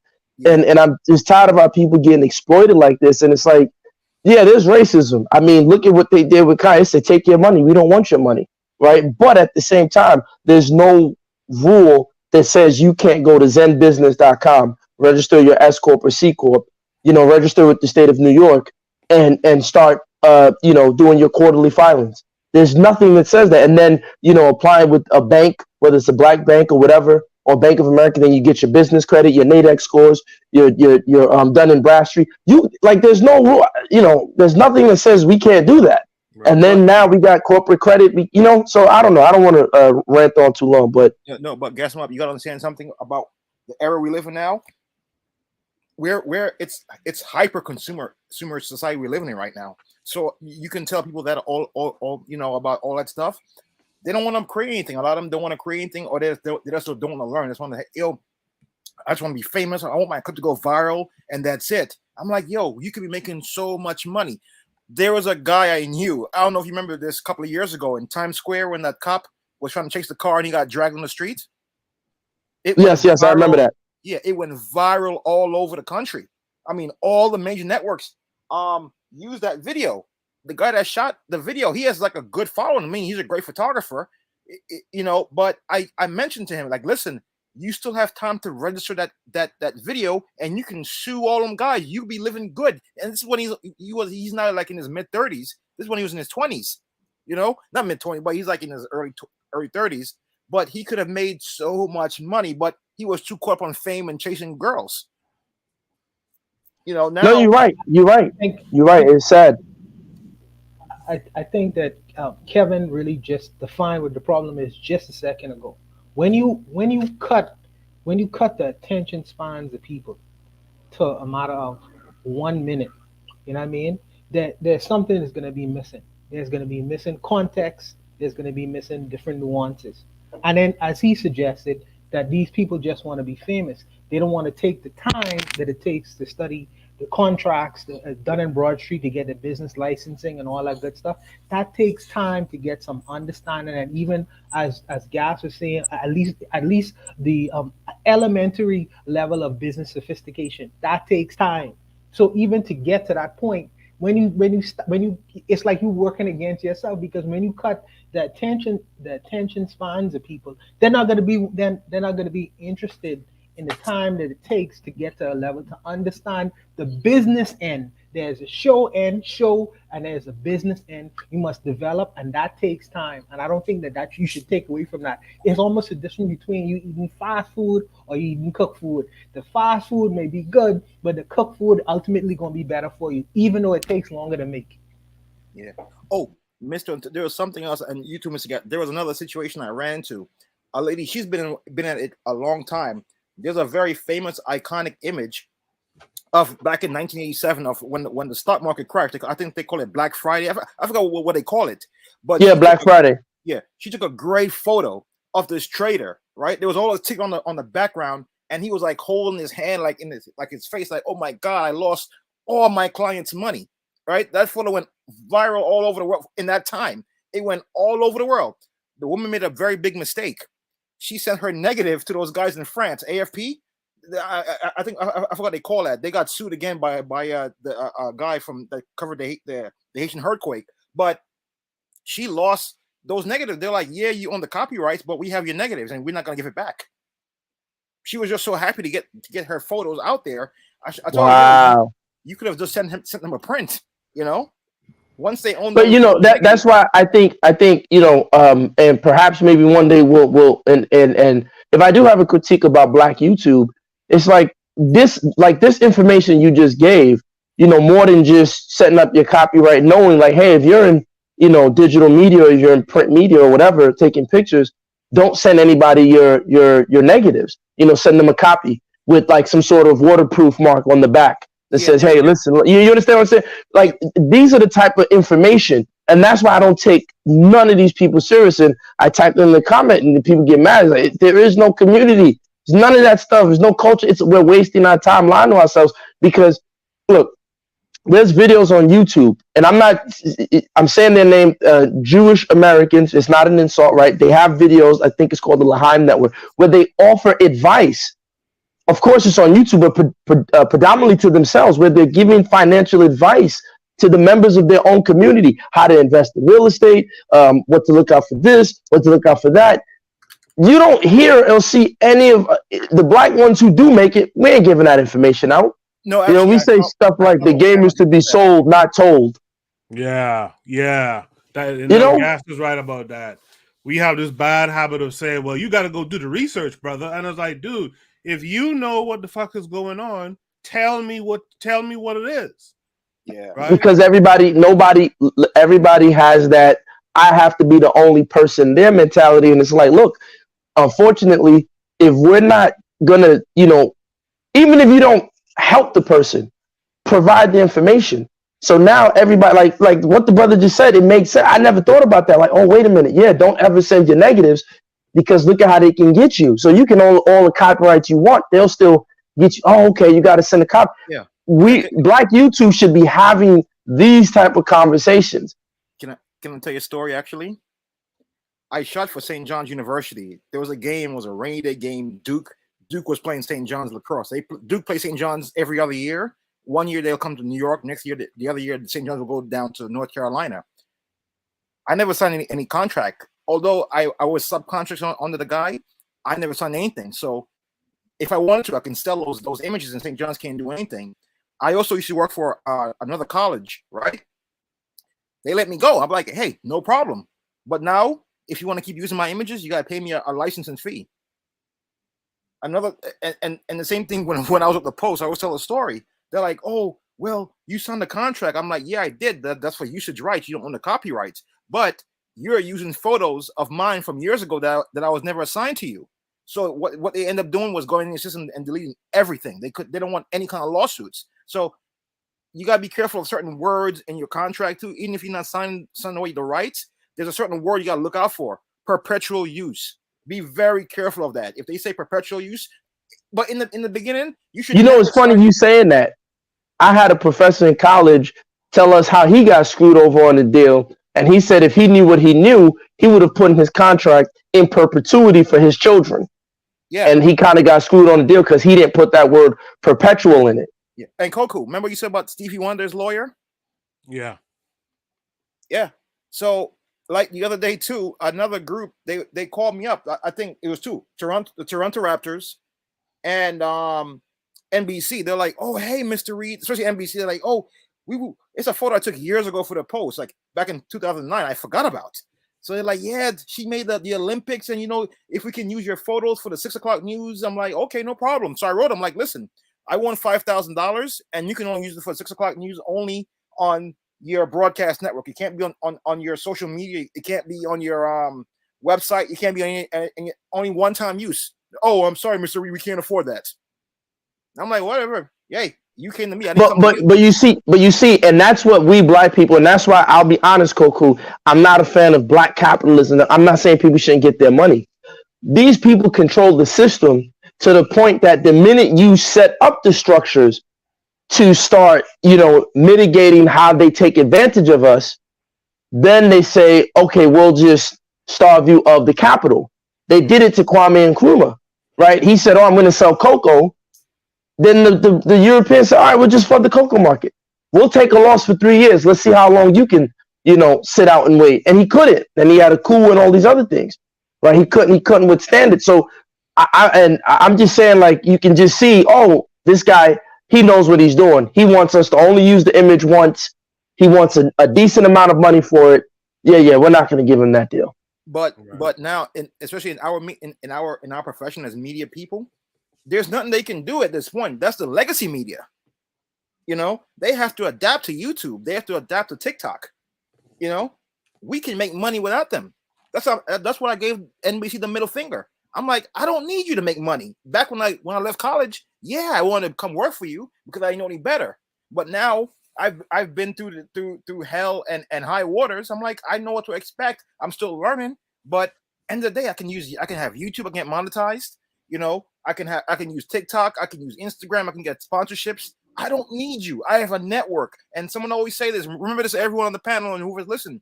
Your network is your network is your net worth. I'll pass the mic. Right. Let me just read these comments from Trigger Happy 262, and then we'll move on to Shooter Breeze topic number 3. He says, "There's no such thing as an enemy territory on our territory. Lots of the youth is on TikTok. If you want anything to move, have to engage in enemy platforms, and people have short attention spans." He says, also, short stuff is probably a good entry point for aspiring artists, filmmakers, comic writers, animators, script writers, etc. Short stuff is good entry point to practice. Also, another point, short stuff can give you more volume of content as it can be continuous and large, hence relevant. And larger, hence relevant. He says, think of some of the social media connections. They all make short skits and some make the longer ones on their platform. It's a good recipe. And Pan-Africanists need to capture propaganda as a form of soft power because there's people's idea or Pan-Africanism is a joke. For example, Dr. Umar is funny to people because he is seen as too serious. Yeah. Yana B says it's called branding. Athrazer says, too many songs, weak rhymes. That's mad long. Make it brief, son. Half short and twice strong. The Gizza, I like that. Jizza, I like that. Hajj Podcast says at a certain point, you have to work to better yourself. If you show no inclination to even seek out the info and have to be force-fed, how useful or motivated are you really? I agree with what you're saying, but I'll also say that you have to use your discernment, right? And two things. You have to use your discernment of who you're going to give the game to. You have to know that you're not giving the game to a blank wall, right? And second of all, too, another thing is we got to stop being concerned with the outcome of other people's efforts or lack of effort. If you have the knowledge, help someone. Not everyone is gonna mess it up because when you turn it over to them, they can't do it. Like, and even if they fail at it, that's them failing at it. You know what I mean? But we should be more responsible to our own folks and readily share this information. Gas, you mentioned a Jewish channel giving those people their advice. I've never heard of it. What's the name of that again? It's something, the L'Chaim Network, something like that. I gotta check it. I'll send it to you on the email on the back end. I can't remember. You can share it with everybody on Discord. But yeah, they dropped like so many jewels. Even another one, Mike Milken, the Milken Network. I mean, these guys sit down there and give conferences every day, billionaire advice, just throwing out all free game. You know, no disrespect to Gillian Wallow, but I'd rather listen to those guys than Gillian Wallow tell me some stuff that, you know. Yeah, for real. Yo, there's another guy. He's not Ooish, but his name is Kevin O'Leary. You know, I listen to a lot of the crypto channels, and I learn a lot what's going on right there. People, you know, that's right there. Kevin, check him out, Kevin O'Leary. Yeah, Kevin O'Leary. That's not the dude from the Shark Tank. Yeah, that's him. Yes, that's him. Matron said white people finance each other's failures. I think the forecast has to hop off, but thanks to the forecast for coming through. You know, make sure you guys are subscribed to the forecast's channel as well. Those of you who are listening. You know what? I want to go to Shooter Breeze topic number 3. We've spent a lot of time on that first prompt. Shooter Breeze topic number 3 is, what does this tell us about our past or future, in parentheses, AI? So this came with a link that seems to take us to a tweet, it seems. So the tweet says, this is how AI was used to recreate the faces of Egyptian monarchy.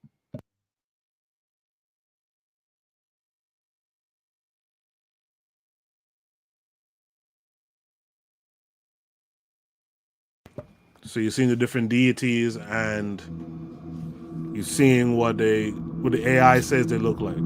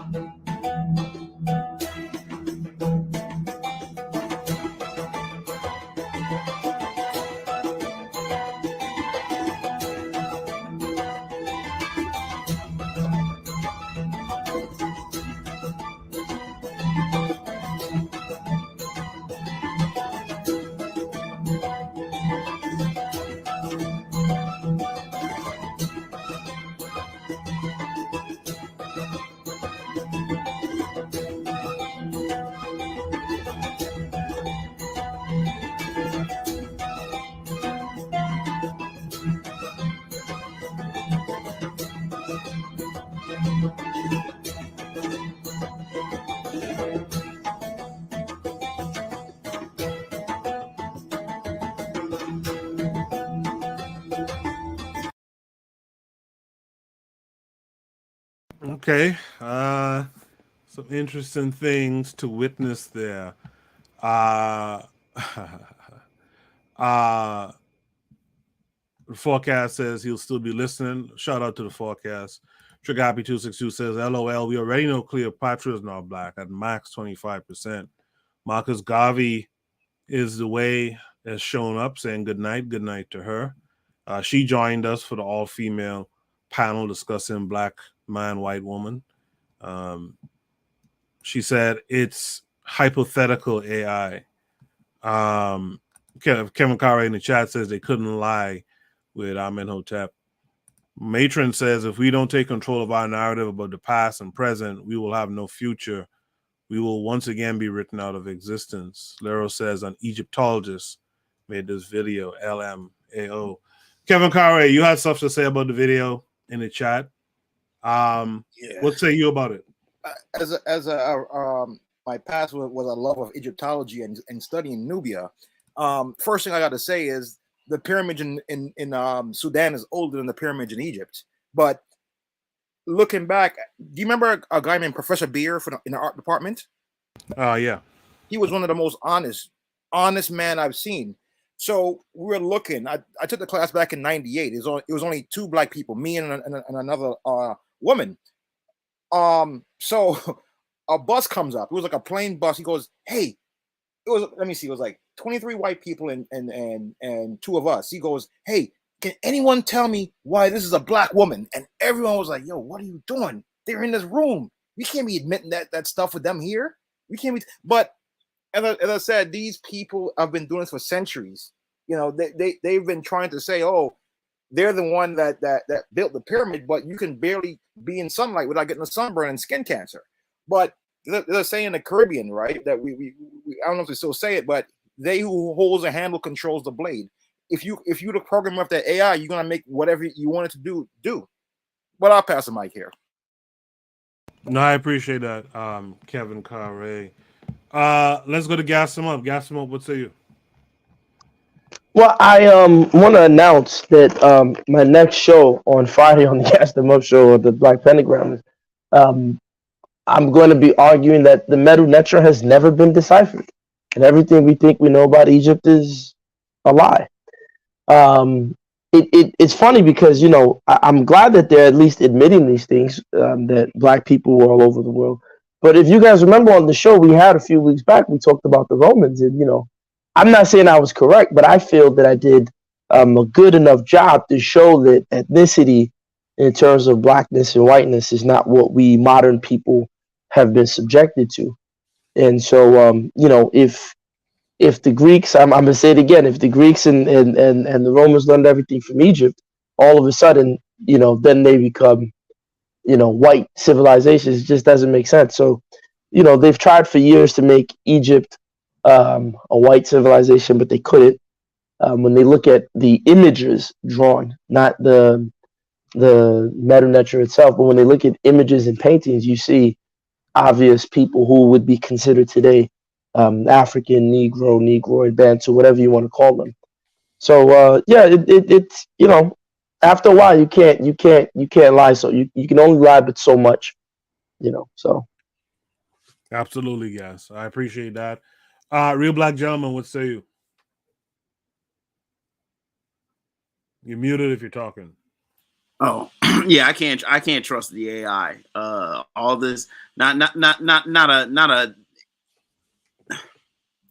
nothing darker than a paper bag. There's nothing of color. Not a nap. Really? So every run's really just gonna be blended. See, AI is always funny because it's always like it always plays into the averages of averages of averages. It's like not a thick lip, not a wide nose, not a nothing. Nah, I think you know what I'm saying. That's bogus. I'm a pass. I appreciate that. One Agaziki, what say you? Yeah, I think that gas, and the black pentagram, they would call this witchcraft. It is. I don't. It is crazy to me that in 2022, these guys are still trying to come up with these fantastical notions about who the Egyptians were. And it's just a brief study on humanity. It will tell you that any place people go or come from, they would leave some semblance of culture, history, all the buildings and sites, etc., etc., etc. So if the hypothesis is that the Arabs, were so integral in the building, and I know there's historical stuff as far as Egyptology is concerned. I think Kev probably is the best of us, knowing about Egyptian history. But I think that if you say that these people were so interwoven in the culture of Egypt, and where they would have come from, they would have built and left historical sites. They would have left a culture that is similar to what the Egyptians would have created in Egypt. I don't see pyramids in Arabia or the Mediterranean. I don't see the similar culture that is in sub-Saharan Africa, which is consistent with Egypt as I see it in the Mediterranean and those areas. So why is it that these people, when they came to this part of the world, just came up with all these, rich cultural religions and foods and traditions, and even with the assembling and building of the historical sites that they created, not only in Egypt but in Sudan as well. It goes back, it goes down.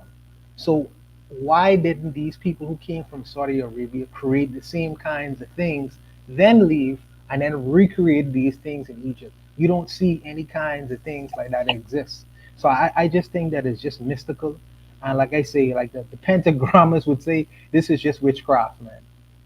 Mr. Untouchable, those people in Saudi Arabia and Egypt, Northern Africa, those are not the original people. Those are the people descending from the Mongolians, or the Turks, like especially that family in Saudi Arabia. Those are not the original people of Saudi Arabia. There's old photos of dark people like look like us in those places. Oh, I didn't know that. Okay. Yeah, those are not the original people. As I said, those. If you look at them, they're always covered up. They're protecting themselves against the sun. Okay. That's not their culture. They'll claim, oh, we're from Egypt. Remember, they were destroying those monuments. Absolutely, absolutely, yes. And if you're so much if that was so much your history, why would you destroy your history? Absolutely. Or even better, I think Abu Simbel, the Ramesseum, they were going to drown that. Put it underwater. That like those big 4 statues that like 4 kings sitting down. Yes. That's the Ramesseum. They were going. There's a lot of stuff that when they were building, I think the Aswan Dam, they flooded out of that artifact. Why would you destroy your own history? Yeah, it makes no sense. Yes. But take again over here in America. You got the $5 Indians. I remember one time I'm at Union Square and I'm seeing this dude. He looks more Swedish than I'm like, where you from, man? Oh, I'm from somewhere in Montana. I'm part of the Cherokee. I'm like, nah, you don't look, you look more European than thing. But that's them. It's that, as Kogu said months ago, imposter syndrome. Yeah. With that said, Oni, what say you to this? Yeah, I'm telling you that computer creative. You know what I'm saying? You looking at broad nose, thick lipped, and all of a sudden there's some Arab. You're like, come on now. I remember one of them was like the one that looked like people say he looked like Obama or something, right? They like turned that to a whole month, and it was like, oh, I can see, I mean, I don't believe it, but I can see it. I think that was right there. Yeah, they just turned it to a whole ass pale ass. Come on, come on. That computer creative, man. But that's the thing. The thing that we have to realize about artificial intelligence, right, is that it uses the knowledge available to all of us on the internet. You know what I mean? Because there was this other AI program I had on my Discord where we could you could kind of just ask the AI to draw something for you, and you just tell them whatever. And so you'd be like, draw Marcus Garvey, and then they draw you a good picture of Marcus Garvey. And you'd be like, draw Thomas Sankara, and they draw you a good picture of Thomas Sankara. They like draw a wood elf, eating an apple, and they draw you a wood elf eating an apple, but basically, the premise, or even, draw, a building falling from the sky, and it'll draw, the Eiffel Tower, whatever. And basically it will do what it looks on the internet and derives of whatever. So this kind of tells you what the available information is, or what the consensus on the internet is in regards to what the Africans or what the Egyptians look like, right? And I'd say this too, because like I think I asked the AI, I was like, draw what a god looks like, and it drew that white cloud, all that shit, and I was like, draw a black god, and it drew a African American type, whatever. But that's like yeah, I mean, as far as this, it could tell you that what you put out there, right, information wise, or what Wazungu's putting out there information wise, is going to be what is common knowledge, you know. And I remember a long time ago when I was like recruiting people to my meetings and shit, stuff like that. And I saw this young sister, and I wasn't going to recruit her because she was too young or whatever. But I was like, hey, what do you think the Egyptians look like? And she was like them Arabs, you know, like the people at the corner stores and type shit. And I was like, yeah, you see, like, and that's the thing that we kind of go through, or we kind of experience it. And so what artificial intelligence is doing is that, because this is like also the new wave, right? What artificial intelligence is doing is that it is showing or exposing that this is the information that's going to be quote unquote common sense, quote unquote the learned opinion moving forward into the future. Yeah, that's a heavy point, Oni. That's a real heavy point. You're right about that. I forgot to get Tanzan's thought. Tanzan, after hearing everyone and your own take on your own viewing of the video, what does this tell us about our past or future as far as AI goes? I say that AI is just doing what its human master is, telling it to do. Because this, racially ambiguous, mixed, weird people look to me like those images in those museums of, the first human beings, whether you can't tell what they are, they're just shaggy looking, but you can't really tell what they are, all those mommy movies where it's just a weird, the rock type of people, like, aren't they, that sort of thing. So it gives everyone a chance to, to project themselves into the images. So there's something for the black, something for the white, something for, there's a full white Albanian looking woman there, like, yeah, in Egypt, really. So it's just the continuation of this obsession with Egypt. They won't let it go. Like, they would think, in the books they tell you the cradle of civilization is where? It's the Tigris and Euphrates, the Mesopotamian kingdom, the Sumerians, Babylonians, Akkadians, etc. But when you look at the amount of scholarship, a lot of it always just leads to Egypt, Egypt, Egypt. Like, even in their religious texts, even in the historical text, everything always just leads back to Egypt, and they're obsessed with it. Like they won't let it go. Who are they trying to convince at this time? If they already convinced themselves that, this is their civilization, they built it in some weird, they've even tried to claim aliens, like they'd rather anybody have built that civilization but the Black African people who live there. So they will try anything. They will try AI. I'm sure in the future they will try some scientific proof that yes, they were indeed white people. Like, at this point, it's just sad and desperate. But it's part of their continuous, consumption of Egypt. They will never get enough of Egypt from their knowledge. Even you look at these philosophers, they were obsessed with Egyptian knowledge, from their, the Masons to the scientists. Newton was obsessed with the knowledge of Kemet, to, the Arabian with the algebra and so on. So they were always obsessed with that knowledge of Kemet, but they want to dress it up into, something different, something, logical and rational and so on. And just to end, with this intellectual and actual physical consumption of Egypt, in the when they discovered Egypt, they would actually grind the mummies into powder and physically consume them because they believed it had some healing powers. So that's part of the delectable Negro anthology. But yeah, this is just they're still soliciting AI to wreak their visual havoc. That's it. Thank you for that, Tan. D-Web in the chat. Make sure y'all guys are subscribed to D-Web. He's doing more things with his podcast. He has the Harsh Reality Podcast Presents series, and now he has a new series with Rhonda Marie. If you remember, he interviewed her in the past, and now they have a joint venture. So you guys make sure to subscribe to that channel. He says, from what I understand from people who have done research via blood types, there are basically three original people: Asians, Africans, and Arabs. But that's just one perspective. Derico Cooper Photography is here. He says, draw me a picture of the real Hannibal Barker. So he's acting as though he's speaking to that AI that Oni had on his Discord. His Discord is called the Pan-African Discussion. You guys make sure join his Discord too. His Discord is way more lively than mine. So make sure go over there and get your fill. KW Don 7 says you have a Negro chief debating that Kemet was not black. Trigger Happy 262 says, what is the culture of modern day Egyptians? So I'll ask this quickly to the panel. What is the culture of modern day Egyptians, and how is it related to ancient Egyptian culture? I guess Kevin Carre might be able to speak to that a little bit more. Those are invaders. Those are not modern day. Those are just people that pushed the original people off the land. So it's just an alien. It's just an alien culture. Correct. Does anyone else want to answer to that?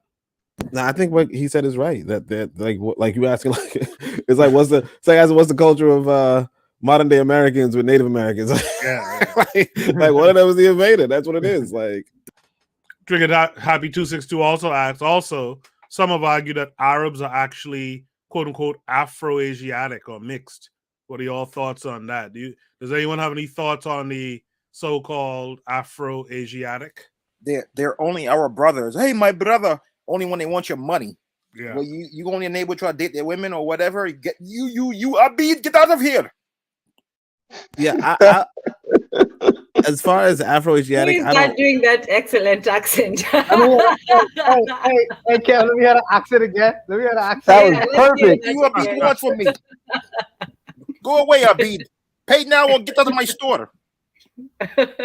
You know something weird? I actually don't know that accent, so I was just kind of like, what? I didn't know that was a good accent. But what was it? Yeah, as far as the Arabs, Afro-Asiatic or mixed, I do think they're mixed. I don't think Afro-Asiatic means that they're mixed. I think it's just a language group. But yeah, I do think that they're mixed because they look just like Latinos, you know? And Latinos, generally speaking, are also mixed. I think that, I think that they... Because the thing is that if people really know about what the Arabs are, the Arabs of today are known as Mustarabs, and they were also invaders into that region. So, and I think like I said, a lot of the older, quote unquote religious text does tell you that these people, does tell you the origin of these people, or it tries to tell you the origin of these people, and in telling you the origin of these people, the religious texts themselves say, oh yeah, they're nomadic shepherds. They are invaders. So I think and then oh yeah, they do marry into other people's cultures and type stuff. So I think that's what so yeah, I do like, I think it's pretty, like, especially when you compare them to the Latinos, I think it's pretty evident that they are mixed. But that's all I would say. Well, I'm gonna say two things very quickly. One, the word mummy. Does anyone know where that word comes from? No. It comes from the Arabic word mumia, which is descriptive of the blackish tar that they used to use to tar the road. And if you look at skeletons of white people, their skeletons don't turn black. So there's a reason why the skeletal remains of those mummies were very blackened. As for the question regarding Arabs, or these are all modern day, and that's why for me, when we had that conversation on the Black Pentagon, I think we just have to be careful, because if we're trying to escape the Western man, we have to be also careful of his own categorizations of the world. There's no such thing as an Arab, right? There's no such thing as Latin, right? There's a great book we can check out, The Idea of Latin America by Walter Minot. What does Latin mean, or Latino? These people don't speak Latin. These are all Castilians. These are all, people who are speaking Castilian. And if you go into Spain, you'll see that the people from Catalan don't even like the Castilians. They hate their guts. So, a lot of times we're taking modern day concepts and projecting them backward. And I think we run into problems by doing that. I would hope that we get to a point as Black people intellectually where we start removing ourselves as best as we can from these, blueprints of intellectual thought and parameters that these Europeans have constructed for us. So, like I always say all the time, right? Like they'll come and say, you're a Nigerian. I say, yes, I'm Nigerian. Thank you. I like it. Thank you. Yeah, you right, man. Thank you, sir. I'm Nigerian. And it's like, at what point do you stop accepting this crap? You know, when do we stop accepting what they're defining us as? It's like Harry Potter. It really is, you know, black magic. It's occultism. It's linguistic voodoo.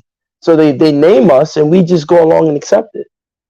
You know, so yeah, I hope one day we can remove ourselves from these definitions that they've given us.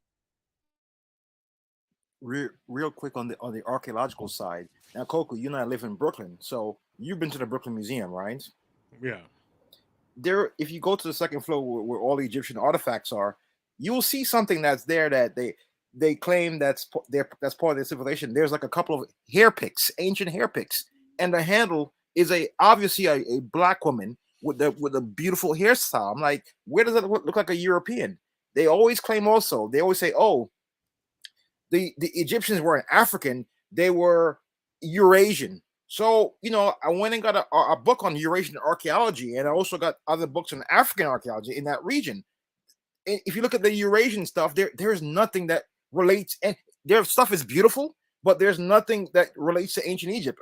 But if you look at the African archaeological artifacts, you see the same thing. The beads, you know, them using red ochre, right? Them using that headrest. It's all over Africa. That thing when you go to sleep at night, that headrest.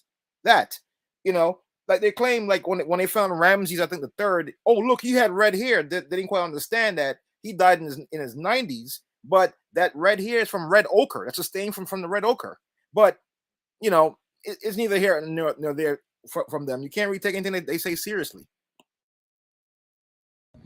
Trigger Happy 262 says, "Yeah, I'm pointing it out because this is the same arguments people make to try to recategorize Islam as an African religion, that they are mixed Africans, so it's a quote-unquote African religion." He says, and arguments like this will make it seem like Arabs are part of a family affair. I get all of that. I at this point, I think black folks just have this particular weakness where they think they're just a part of this quote-unquote human family. So everyone's family to the majority of black folks. That was a good conversation, y'all. Let's go to Shooter Breeze topic number 4 tonight. Shooter Breeze topic number 4 is, what are everyone's thoughts on this slum in Haiti? You know, anytime Haiti comes up, I gotta reach out. So I'll reach out to Azuliism if you're out there listening. You know, check out the video and then tune in. You know, come on the panel and give us your thoughts, seeing that that's your hometown, you know.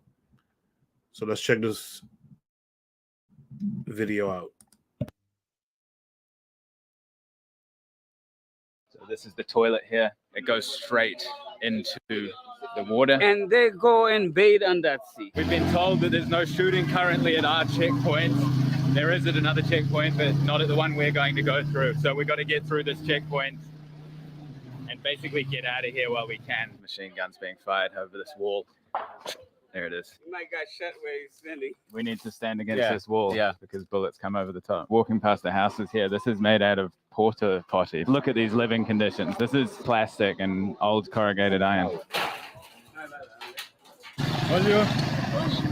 The government burns rubbish. It doesn't put it in landfill. No, they burn them. So people play lottery here and you can win 2,000 goods. What's happening here? So I have to put my car in this area. So when they shoot it, when the bullet's coming from that area, so it doesn't hit my car. It's really that frequent. All the time. It's happening all the time. Is this lady going to show us her house, Sean? Yep. It's a bullet hole there. So you'll just be sitting here and bullets rain down over the whole neighborhood. So they caught that fish from that sea where they were doing their needs as well. The toilet. Are they not worried about like a bullet going up and hitting a plane? This is probably the poorest place in the Western Hemisphere where we are right now. It is, exactly. You can't go to the coast here because there's snipers. This is the front line right here. Yeah, this is the Breaks wall. They knocked all those blocks down with bullets. The other gang. The other gangs. Okay, we're almost done here. We can't stay for too long. Okay, now we have to just get out of here because we don't want to be caught in crossfire. So to leave today, we're going to have to cross to the area where the shooting is. We're going to have to go through the shooting. Yeah. Haiti, the poorest country in all of the Americas, a country that has faced constant struggle from earthquakes. 7.3 magnitude earthquake, 220 100,000 people killed. To gang wars. Gang war rages on in the capital city of Port-au-Prince. Kidnappings and killings getting even worse throughout the country. Armed violence has reached unimaginable and intolerable levels. Countless kidnappings. The country's most powerful gangs is believed to be behind the kidnapping of 17 missionaries. This has become daily life. Tires burning on city streets, protesters furious at the government's inability to confront kidnappers. Corruption. Democracy, coup d'état, moi pas besoin. Democracy, kidnapping, non pas besoin.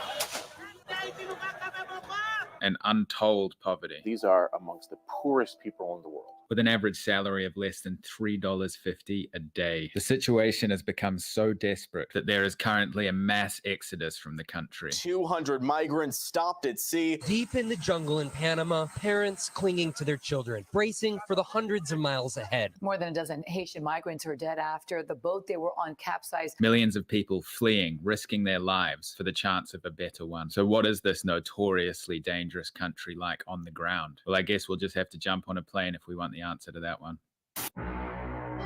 Gunshots and terror echoing in the streets of Haiti. What is this place? This is actually a war zone. Guys with guns everywhere. These are some of the roughest streets I've ever seen. And they said they're going to arrest you. Well, I guess I'm going to a Haitian prison right now. Jamais, jamais. This country is so extreme. The assassination of President The furthest I've ever been pushed on any of my trips. So basically now we have to just get out of here because we don't want to be caught in crossfire. The bus will protect from stray bullets. Is that right? Yeah. No, it's not free at all. We saw a kidnapping. So we have to wait behind this wall until the shooting stops. Killed by the gun, will die by the gun.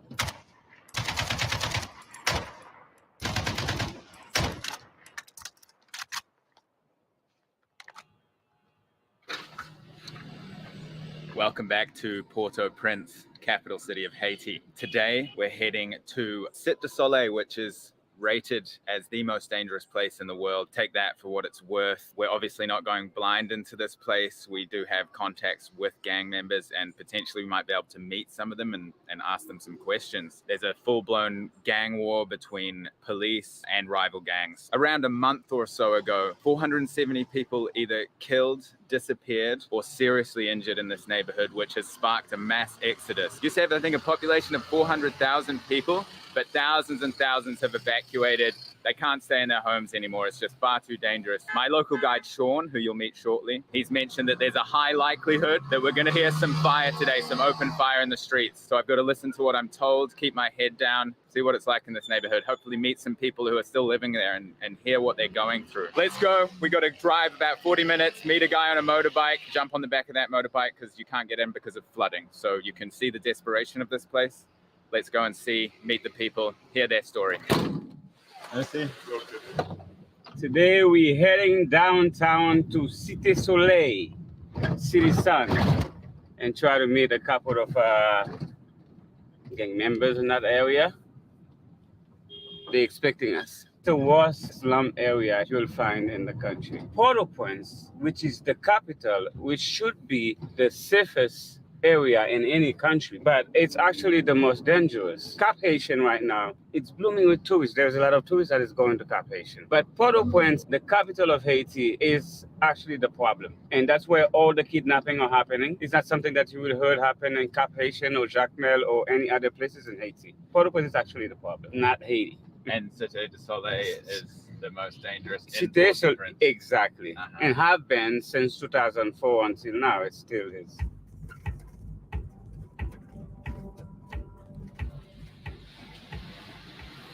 Picking up some water to give out when we get to the slum. Food security is terrible in this country.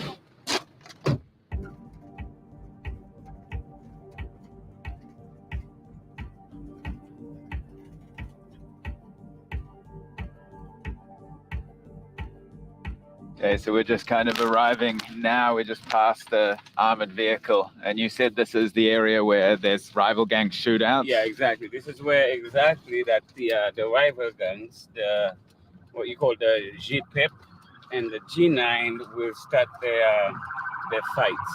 And that's the gang names? right? Yeah, exactly. And so this is like the border area of G9's territory? Yes, Yeah. exactly. This is the checkpoint.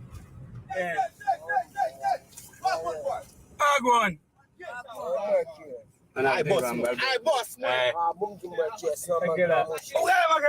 Okay, so we've just arrived at the checkpoint.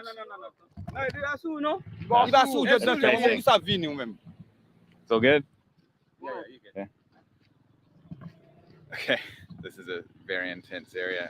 We just pulled over. There was like 4 guys ran out with massive machine guns. Going to meet one of the gang members who's at the outpost here. This is the checkpoint far down there. It's basically like a war zone. So Sean, we've just arrived at this gang checkpoint, right? Yeah. And can you just introduce this man and what does he do here? G9 qui est en face Brooklyn. Brooklyn c'est GP. C'est la caille nous. They're fighting against other rival gangs, which called G9. So what they're doing, they want to come and come inside of Cité Soleil and start shooting and putting fire in some housing. So their jobs here is to protect any invasion from G9.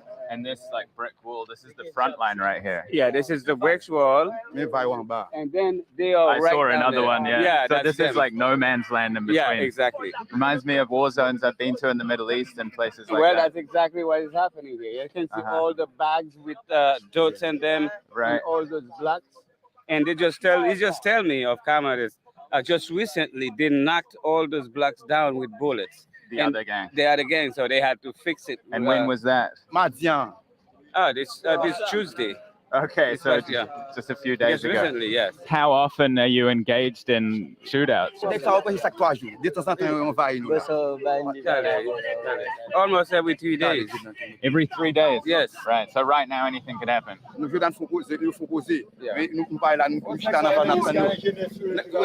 G9 gang with barbecue, that is actually a shooting toward them.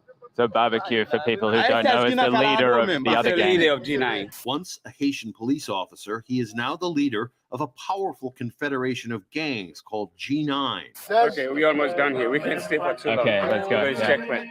Cheers. Crazy. So we just pulled over and we've been told by this guy to park the car here because when they're shooting, the bus will protect from stray bullets. Is that right? Yeah. So when they're shooting, this bus, bullets will hit this bus. And not your so car. So that my car, so I have to put my car in this area. So when they shoot it, when the bullets coming from that area, so it doesn't hit my car. It's really that frequent all the time. It's happening all the time. Okay.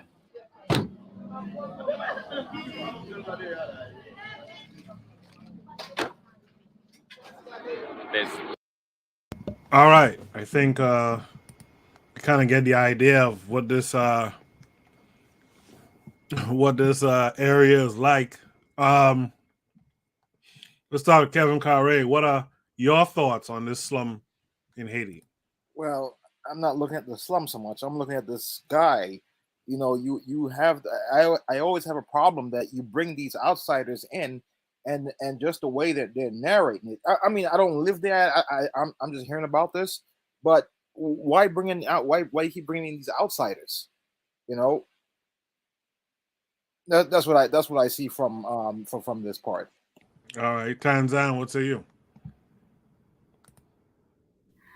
Oh yeah, I definitely, you see, this is a problem all over. We want to just show off to somebody. We want to be seen whether we are at our best or at our worst, because this is all there is. It's like those tours they used to do of the dangerous neighborhoods in various, American hoods. They'll just have a tour bus of people, looking and taking pictures and looking at, that poverty and the violence and so on. They just, it's something that they like to just watch and enjoy. So, and look, we're willing to show it to them. So yeah, they can go to any village, they can go to any hood, they feel comfortable working anywhere in any place in the world and just having, instant access to everything. So, but no, it's not a nice slum. Nobody wants to live in a slum. And yeah, it's we have similar ones, but ours are not as violent. So yeah, that's all. Real Black Gentleman had a lot to say in the chat. Talk about it here, Real Black Gentleman. Unmute your mic.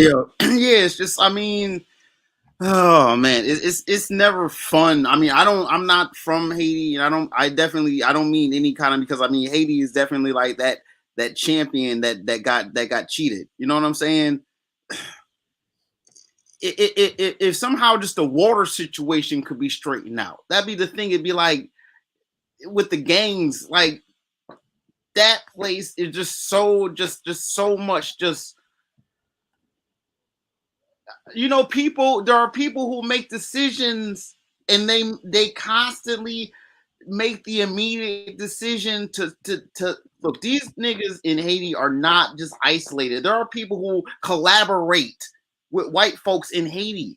All this international stuff, there's always these strings attached. There's always these relationships and these intermediary little companies like the UN and all these charity organizations. There's a whole hierarchy and interconnectedness between those different agencies. It's just so much, just the infiltration of it. I mean, it's heart-wrenching because it's like I from the outside, it's like I want to do something, but in order to do that, you have to get everyone else out of there who basically wants to keep Haiti poor. You know what I'm saying? And you know, the people who are poor want power, but they want to do it at the expense of their own brother. And what I'm thinking is happening is that there's a lot of people whispering, you know what I'm saying, people's ears and trying to give people, you know what I'm saying? Just, I'm telling you, the Haiti it was that champion that got cheated. It's like if just the earthquake that happened in 2010, that when I saw that happen, that really hurt. I wound up giving a little bit of, but it was like, then I realized all the church. It's like, what can you do? It's like, this is where American power and Black people just like, it really just, the world is what it is for a reason. And you can't really blame like the ancestors per se. But like when you look back and you think about a lot of the decisions that could put Black people in America much, much closer to Haiti than what we really are, like the natural sense of like being like, just to be blunt about it, like why aren't we in like Miami like no one's business? If Black people in this country, 50 million strong, had a presence geographically closer to Haiti, just like business and industry and just having stuff buzzing around the sea, it wouldn't be that bad. But we are in LA and Chicago, geographically scattered from a place like a Haiti, where when you look at the geographical, Florida's right there, but our people aren't. And like, we can't really do anything. The Haitians get over here because they have to flow over here. But we can't seem to get a code. And this is where I say Black. It's hard to talk about Black people in this. A lot of countries on earth, Black people can talk about Black people, but unfortunately, the United States is the white nation. Even though the Black people in America can do remarkable things and have done really, really great things in their own might, we are diffuse and nebulous. We are like a cloud, a gas cloud in the universe, in the galaxy, that has yet to collapse itself to form a star, a capital point. There's no like Black hard thing that can like really, all right, the Blacks in the American delegation, and we're going to respond to this Haitian situation. Nothing like that exists. And if we could do that, that would be the biggest thing. I know it takes infrastructure, but. And my whole thing is like, this is where like I kind of would I'm gonna be brief. I'm gonna go back to the whole TikTok short time attention span thing. Like, unfortunately, in the real world, in order to get things done, shipping a boat across the sea is not a 1-minute venture. And I want to discourage a drive towards a short attention span mentality, because it's contradicted to the hard, enduring work that we still have to do. Because this shit is not going to, the revolutionary is not going to be on TikTok. It's not going to be on a video screen. it is good when you already have something established to use it as advertisement. Yeah, but you have to build it first. I'm gonna pass the mic. Thank you for that, Real Black Gentleman. Marcus Garvey is the way in the chat says they should check their Irish gangs in Ireland and go find out why suburbs create folks like Dahmer and Ed Gein.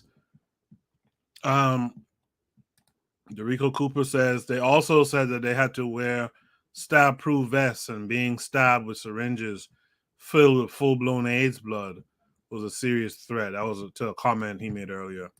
Bobby Wright says this is the result of the Haitian people never being able to develop their country's economy and natural resources and mineral wealth because of continuous Western interference. He says Western exploitation in cooperation with the corrupt Haitian state. D Webb kind of commenting on some comments that was made in the chat and some sentiments here on the panel. He says, I mean, if he's the only one willing to go, he's talking about the white boy doing the report. None of us going to report what's going on. Half of our media talking about nonsense like Gas Him Up hit on earlier. Speaking of Gas Him Up, what are your thoughts on this slum that we watched in this video? It's like every other slum we've been shown about, where black people stay. There's some warlord, there's some gangster. Years ago, there was one on Trinidad, right? My boy's from Trinidad. There was some guy named Spanish or something. You guys remember that one? On Vice. And you had that big police officer who was a Mason and all that stuff, Look, these people, it really turns into like a safari. It's like going on a safari for them, You get these matter-of-fact white boys, and, I'm sure they bribe their way through. They put up the camera, and they get around, and like, man, look, I'm in the jungle with the Negroes. And it's, look, at this point, the leaders in Haiti know what's going on. They know what they can do to do the right thing. The problem is that I think black people in general, we want the rewards of authority, but we don't want the responsibility that comes with authority. And you can see that play out in our so-called leaders. They're not prepared to make sacrifice for themselves, right? So it was effectively a coup, the new president who was brought in. Why was he brought in? Why was the old president of Haiti assassinated? Why did they arrest these foreign mercenaries in the Haitian debacle that happened a few months back, right? So what's really going on here? It's just, like I said, it's hard to have anything functional, whether it's Haiti, the Caribbeans, or Africa, when the leadership, they just don't care. And it's easier to sell out to white boys and have a blonde girl, who looks half black, and she's your side chick, and your wife has Brazilian Remy, and your kids are in Oxford and Harvard. Why do you care? They don't care. And I don't know. I'm not sure I have a solution on how to effectively make them care or wrestle the state from their control, because as you see what's happening in Haiti, they've been punished by the Western system for wrestling control of the Western nation state, which they were not supposed to be given.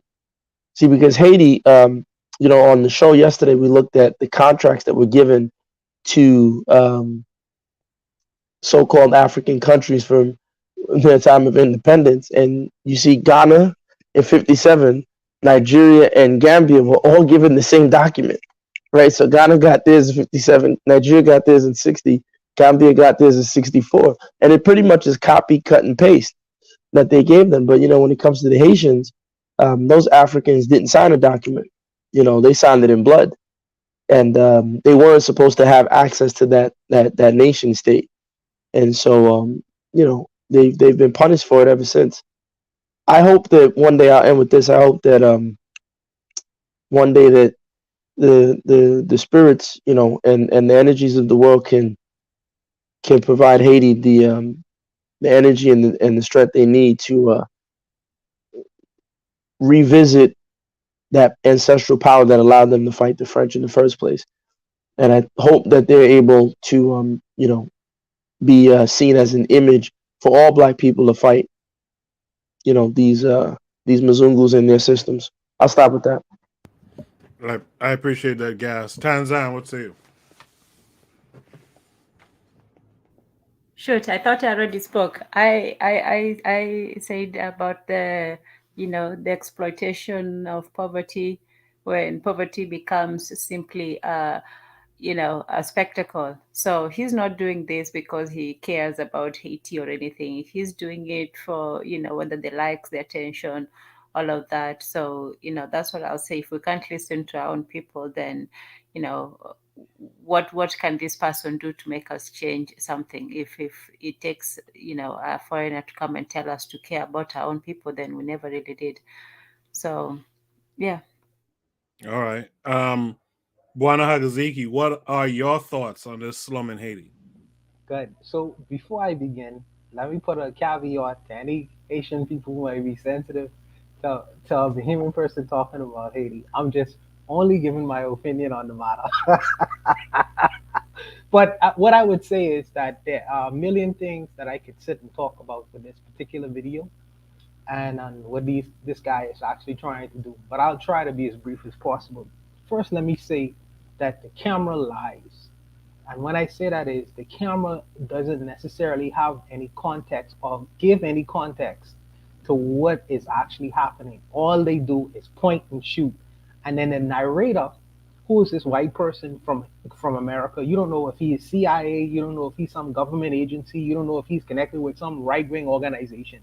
He just comes in to go to the worst parts of Haiti. In history of tourism, you don't really find that.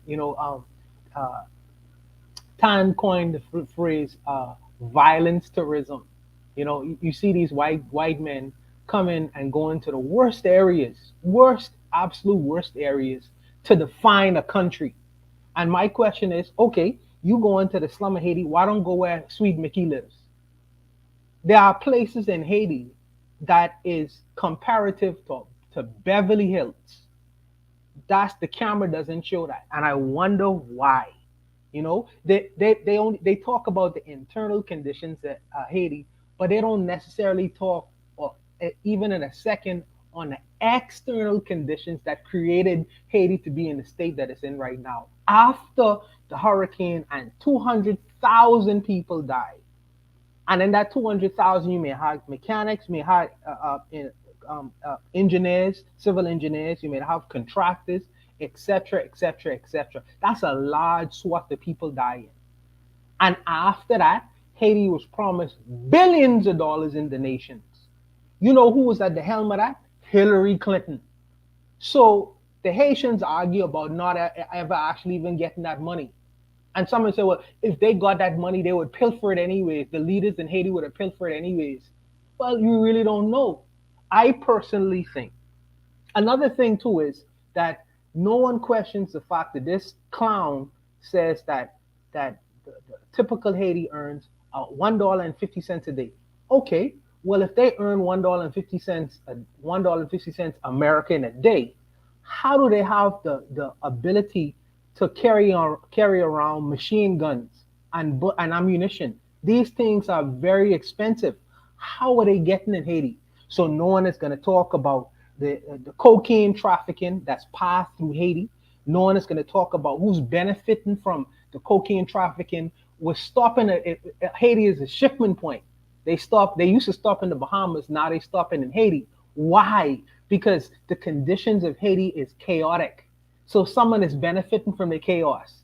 Because if no one is checking the borders, if no one is checking this, if no one is checking that or whatever, then you would have the ability to move in that territory easily, land your planes, and then get into the United States because of the chaos, because of the conditions of the chaos. So there are people who want that chaos to persist, whether externally or internally, because they benefit from it. That's not disclosed in the documentary.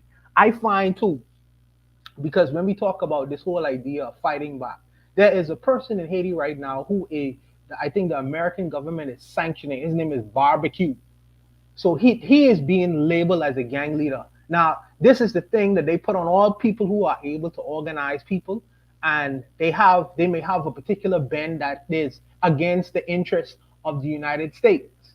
So I wonder what his political position is and why he is being uh, um, uh, in particularly pointed out to create sanctions against him in particular. You know what I mean? Because he may be trying to be revolutionary and fighting for the country. I don't know. I'm not on the ground. I don't speak Creole. You know, but I am curious to know. I am curious to know. And I do believe as a solution, Haiti does need guns. I do believe that. And I believe some of these people need to be taken out, and not necessarily the Haitian president, but some of the so-called elites that exist in Haiti who are very, very wealthy. There are some billionaires that exist in Haiti. That's not mentioned in the camera. This is why the camera lies. This is why the camera lies.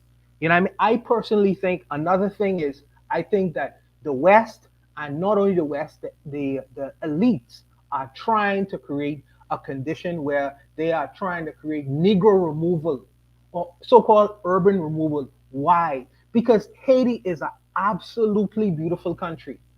So if I create a condition that would make the country of Haiti inhabitable, or a condition where people will want to leave, I could build my nice resorts on those slums they call, we're sitting on the beachfront, and make billions and billions of dollars. I could put up my Hilton, I could put up my Atlantis right on the coast where these people them occupy right now.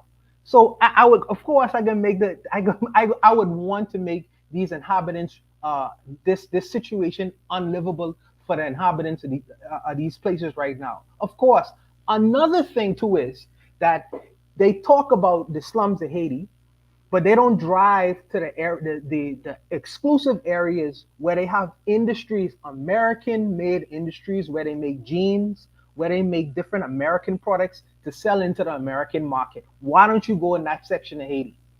Why don't you go in that section and expose the Americans who are paying the Haitians $1.50 a day to produce products that's resold in America for $30, $40, and $50? Where they wouldn't pay their own American citizens that kind of salary. They pay the Haitians that kind of salary. And that little, in these little enclosed areas of Haiti where they have their industry. This is why I say the camera lies. Buana, let me ask you a question, Buana. What would you say to the black capitalist who says, well, that doesn't matter, it's business. If the Haitians don't want to work for $1.50, they don't have to. Well, now you going into that. Gas. I understand your point. I don't know where you're going with it. Especially because you perceive me as a black capitalist, so that's fine. That's fine. But what I would say is this. I think that capitalism, even black capitalism, there should be a social element to capitalism. I believe that should be a social element. You can't have people working in conditions that are substandard and subhuman. You know what I mean? So for me, my capitalism is putting a social element into capitalism. Maybe I may pay them less, sure, but I'm not gonna have them or restrict them to conditions that I consider to be inhumane, having child labor and shit like this going on. I wouldn't want my money or try to get my money from that kind of capitalism. There are some who may say, hey, let the dead bury the dead. It is what it is. I don't take that particular position as far as capitalism is concerned. All right, let's have from Oni. What are your thoughts on this slum in Haiti? Oh, well, okay. All right. What I would say is, yeah, okay. What I would say is, yeah. Well, I mean, like, I'm gonna mirror what D Web said about, like realistically, who else is going? Like Buana just said a couple of times, hey, why doesn't he do this video? Why doesn't he do that video? And the reality is that the white boy don't gotta do the videos that we should see. You know what I mean? But what these white people do, a lot of them, they be doing some like low-key brave videos. I don't want to give white boys, compliments and nothing like that. But they be going to places that a lot of people just wouldn't really voluntarily go, And it actually reminds me of this video that I accidentally came on my YouTube recommended some shit. I don't know. And YouTube recommended, like, I watched this video of some dude. He's going around. He's like, he's supposed to be going around some New York hood, and he's just asking random brothers, "Hey, do you want to get sliced? Like, are you looking to get sliced?" And then they, they pull out their blades on him, and they, like, what you like, you want to shoot you type shit, right? And then it's like, no, it's a prank. And then another guy comes along with a box of pizza, and of course, not everybody's taking it lightly, but it's like, putting yourself in danger to show something is something that, like, it's just something that people are doing. Now, I'm not saying that black people don't do it, because black people, of course, we do it, right? But I mean, I could say that this white boy, he went to Ukraine and shit too, like the Ukraine war and type shit, that's just journalism, and that's like a part of journalism, real journalism, that we like, we have to bear in mind, so like, I could say this, for instance, like, for instance, Chancellor Williams did that. He went to Africa on his, like, he was like, yo, I'm gonna sell my house and I'm gonna go to Africa type shit. And like me, I'm like trying to go to Africa as well, and I'm saying to myself that I might be walking around on,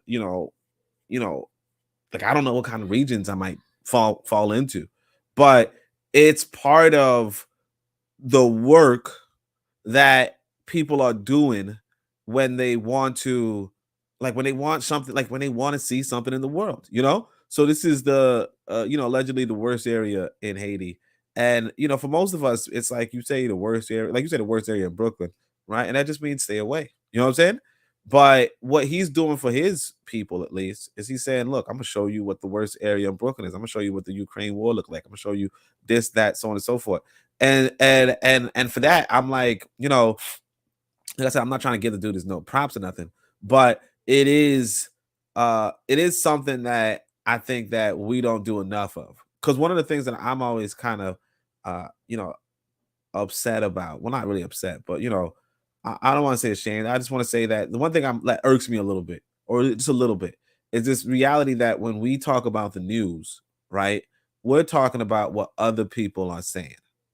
You know what I mean? We're talking about what white folk, put on a big boy pants for, and they go out and look at the world and try to report it back to themselves. And then we read the AP journal and we're like, hey, well, this is what happened. But like, do we have these investigators? Do we have these journalists? Do we have these people putting their lives on the line to report the information? Or are we just, sometimes just playing the, whatever's on CBS, whatever the other white man, whatever the white man did,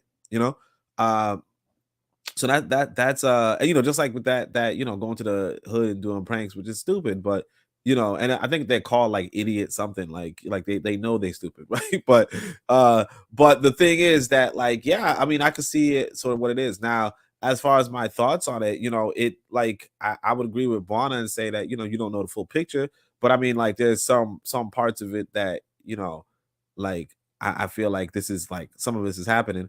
And that said, in light of the reality that the United States, or the United Snakes, is looking to invade Haiti, this is kind of the pretext that that the United Snakes is going to use. And this is something that they've been doing. Like I said, with Maurice Bishop, right before he was invaded, the ABC, the American Broadcasting Corporation, they went down to Grenada and we're like, hey, we're doing a report, and what's going on, what's this, so on and so forth. So it's the same trick, so on and so forth. Maybe this white boy is being used by the American government. Who knows? Maybe this is all just propaganda for us to be like, oh, okay, something has to give. But regardless, the reality is this: that where are the videos of us saying, nah, everything's straight? You know what I mean? If everything's straight. Yes. So only when you have time, I want you to check out a person. His name is Philly Dom. He has 57,000 subscribers. He is from Philly. P-H, how you spell it? PHILLYDOM. Okay? He has a YouTube site. He is from Philly, but his background is Haiti. He went to Haiti. Check out his experience there and how he talks to the people in Haiti, and how the camera is a little bit different than this man's proposition. There's another guy I want you to check out. His name is Checks in Effect. CZECH in Effect. He's another black YouTuber that goes all over the world, and he even goes to the very dangerous parts of these. Great content from him. Great Yeah, content. I think that he even goes to the dangerous, the so-called dangerous areas. Because when they say that it's no go, usually they meaning white people. They ain't really meaning us. But let me just say that I think he went to Haiti as well, and also he went to Brazil in the favelas, and he goes to the so-called he went to Venezuela as well. He goes to the so-called dangerous areas to talk to the people, have conversations with them, see how his context and content differs from this brother's context. Just when you have the opportunity, just check it out. All right, bet. I just subscribe. Bet. All right. I think I got everyone on that one. If there's no final words here, let's go to Shoot the Breeze topic number 5. Shoot the Breeze topic number 5 is, what is the underlying message here? This came with a link. I feel like my computer's moving slow now. This came with a link that takes us, it seems, to Twitter. Yeah, okay. My computer is moving kind of slow. It takes us to Twitter. It's taking a minute to come up. So here's a tweet from DJ Pooh saying, say their names. So let's see what this is about.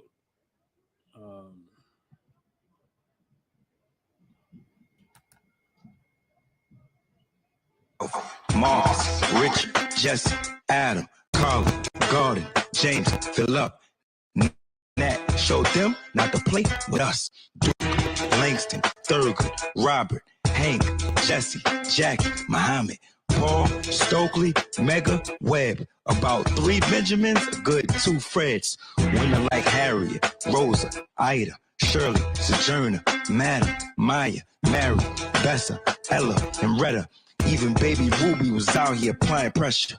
Gil, John, Booker, Sid, George, you nuts if you don't know who he is. Bayard, Charles, Roy, Carter, Cecil, just for drinking them white folks' water. All kings and queens, yes, for real. And to the ones that we lost, like Emmett Till, and all those here, we gonna continue to hold it down. Say it loud, black, and I'm proud. It was Martin, Malcolm. I'm going to play it one more time from the beginning. This guy kind of reminds me of Michael Jamal Warner for some reason, but let's hear that one more time. It was Martin, Malcolm, Huey, Alvin, Marcus, Richard, Jesse, Adam, Carla, Gordon, James, Philip, Nat, showed them not to play with us. Duke, Langston, Thurgood, Robert, Hank, Jesse, Jackie, Muhammad, Paul, Stokely, Mega, Webb, about 3 Benjamins, a good 2. Women like Harriet, Rosa, Ida, Shirley, Sojourner, Madam, Maya, Mary, Bessa, Ella, and Retta. Even baby Ruby was out here applying pressure. Gil, John, Booker, Sid, George, you nuts if you don't know who he is. Bayard, Charles, Roy, Carter, Cecil, just for drinking them white folks' water. All kings and queens, yes, for real. And to the ones that we lost, like Emmett Till, and all those is here, we gonna continue to hold it down. Say it loud, black, and I'm proud. All right. Okay. So the problem says, what is the underlying message here? Let me drop the link in case Marcus Garvey is the way, or Yana B or someone decides they want to join the panel tonight. Something's lagging, and I can't do anything about it now. With that said, Kevin Carre, what was the underlying message in that video? Know your history. Know who these important people are. And it's another thing too. This is great for education. It's like a flashcard game. Get the memory going. Then after the memory, you can start researching who these very important people are. From our history. But I'll pass the mic here. Yeah, I appreciate that. Tanzan, what say you? Okay, Tanzan's not there. Let's go to Gas them up. Gas them up. What say you? Yeah, I think it's great for history, but I don't know, man. For me, I'm just Oh, sorry. okay. Go ahead. Oh, I would say I can't get I know that the message is great, but the medium is not the best, because I cannot get the tune, from my head. And while the message is great, the delivery of it is not so great, because I'm looking at this very important, pictures in history, and all I can remember in my head is what these bees want from an N. So yeah. DMX, yeah. Yeah. But great message overall. Great message. Yeah, yeah. So Gas, you go ahead now. Yeah, I just wanted, for the record, I allowed a woman on the panel to go before me, so they're gonna say Gas is a sexist Nigerian, which I own proudly. I own it proudly to be sexist, but but no. Funny. Another thought just popped in my head, but say again. But the Nigerian part, not so much. Yeah, I'm not Nigerian. These people are confused. They don't know what they're talking about. But the thing for me is, like, it's cool, but at this point, I'm just sick and tired of all these. Like, it's like, I look at it like, it might sound arrogant. It's like going to church, or it's like, 7th grade algebra, which I think everybody should refresh themselves on some, elementary algebra and things like that, just to keep the mind witty. But at the same time, it's like, there's a reason why we have 7th grade and we have university. At what point are we gonna, get past, it's just like slogans for me. So I don't know. I just think we need to, or at least if we're gonna stay with these slogans, let's channel it. Then the other thought, it kind of like with the brother Kevin, what I was saying earlier is that the minute you try and function in the capitalist system differently, the capital will not flow your way, right? If it's maritime law capital to become liquid, they're going to dry you out, right? So you'll end up broke or broken. What do I mean by that? That beat, what these bees want. Are you telling me DMX could not have rapped exactly what that guy was saying? Of course he could have. DMX could have that same beat. I believe Swiss Beats helped them produce it or produced it, whatever. They could have sat in the studio and made an uplifting song. However, the record industry is not going to give them the money to make and promote that uplifting song. They're not going to promote that type of music. So it just shows that, let's say, oh, well, we don't need them, we'll do it ourselves. Well, you won't have the global reach because they own all the infrastructure in terms of playing the global game of capitalism. So how are we going to defeat them in that? And I don't think that, we've really done a good enough job analyzing the blueprints of the systems that we're under, right? So, like I said, it's a cool concept, like the brother said, can be used for education, but I think, that a lot of times that's where it stops. People just know how to make a great slogan. This Jesse, but half of them people on this thing is government agents. You know what I'm saying? I'm not mad at it, go know your history, but I'm not messing with no messy Jesse. I'm not, but hey, look, I'm just, like I said, it just shows to me that the content of the music that is promoted to our children, you can take any of these beats and make uplifting educational music to put them in a positive frame of mind or reference. Yet the industry will not promote that because the largest consumers of so-called black music, so-called black culture, which I'm saying, no offense, doesn't exist. It's a commodity. The consumers, the people who consume it are white people. White people don't want to hear black empowerment and black upliftment. I've seen that with my very own eyes on an anecdotal level. I remember in university, I'm playing, forgot who it was, one of these black power dudes, and this white guy who, he was in one of my study groups. I could just see his face change. But if I was playing, some Lil Wayne murder music at the time, Lil Wayne was the hottest, and Rick Ross, he liked that type of music. But when it's black empowerment, it's upsetting to him. So I just think, like I said, we got to really start analyzing the blueprints of the systems that we're under control by. Yeah, I've seen that firsthand too. I've seen a conscious band about to play in like a, what do they call those again? Where they have a bunch of acts playing. It's like I can't think of the word. It's not concert in this case. It's like a demo or whatever, right? And this opening act was a conscious group, and I seen a black dude get up and say, "I'm not trying to listen to this shit," and he just walked out. This was in Manhattan, Everyone else was polite about it, but a black guy, kind of a street guy, was like, "I ain't trying to hear this shit," and he bounced. D Web in the chat says it really ain't for anyone on this panel who would be more than knowledgeable with these figures. I think more so for the youth or the low vibrational.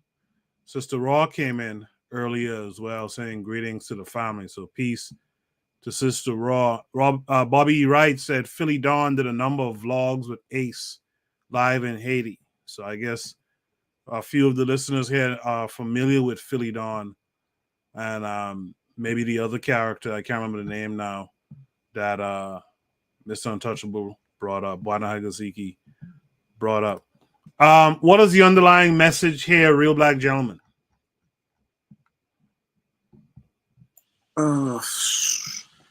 Like the idea, okay, the reason he did that is kind of like a remix. Like, how would you say it? Like, okay, I'm just gonna cut it up the middle, right?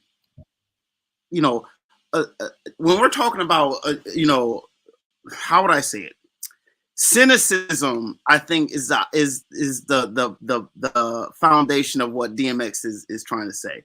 The idea of like not really believing, just the incredulous of what a black man has to do.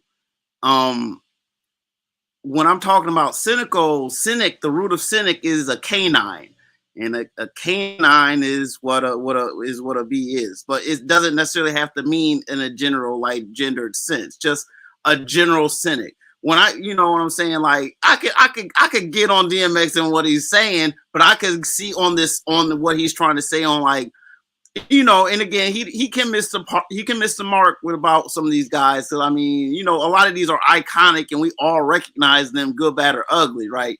But it's just like, I know what he's trying to do. He's trying to bring attention to black people and just doing it with a DMX spin. That's all I got to say. All right, thank you for that. Oni, did I get to Mr. Untouchable on this yet? No, I don't think so.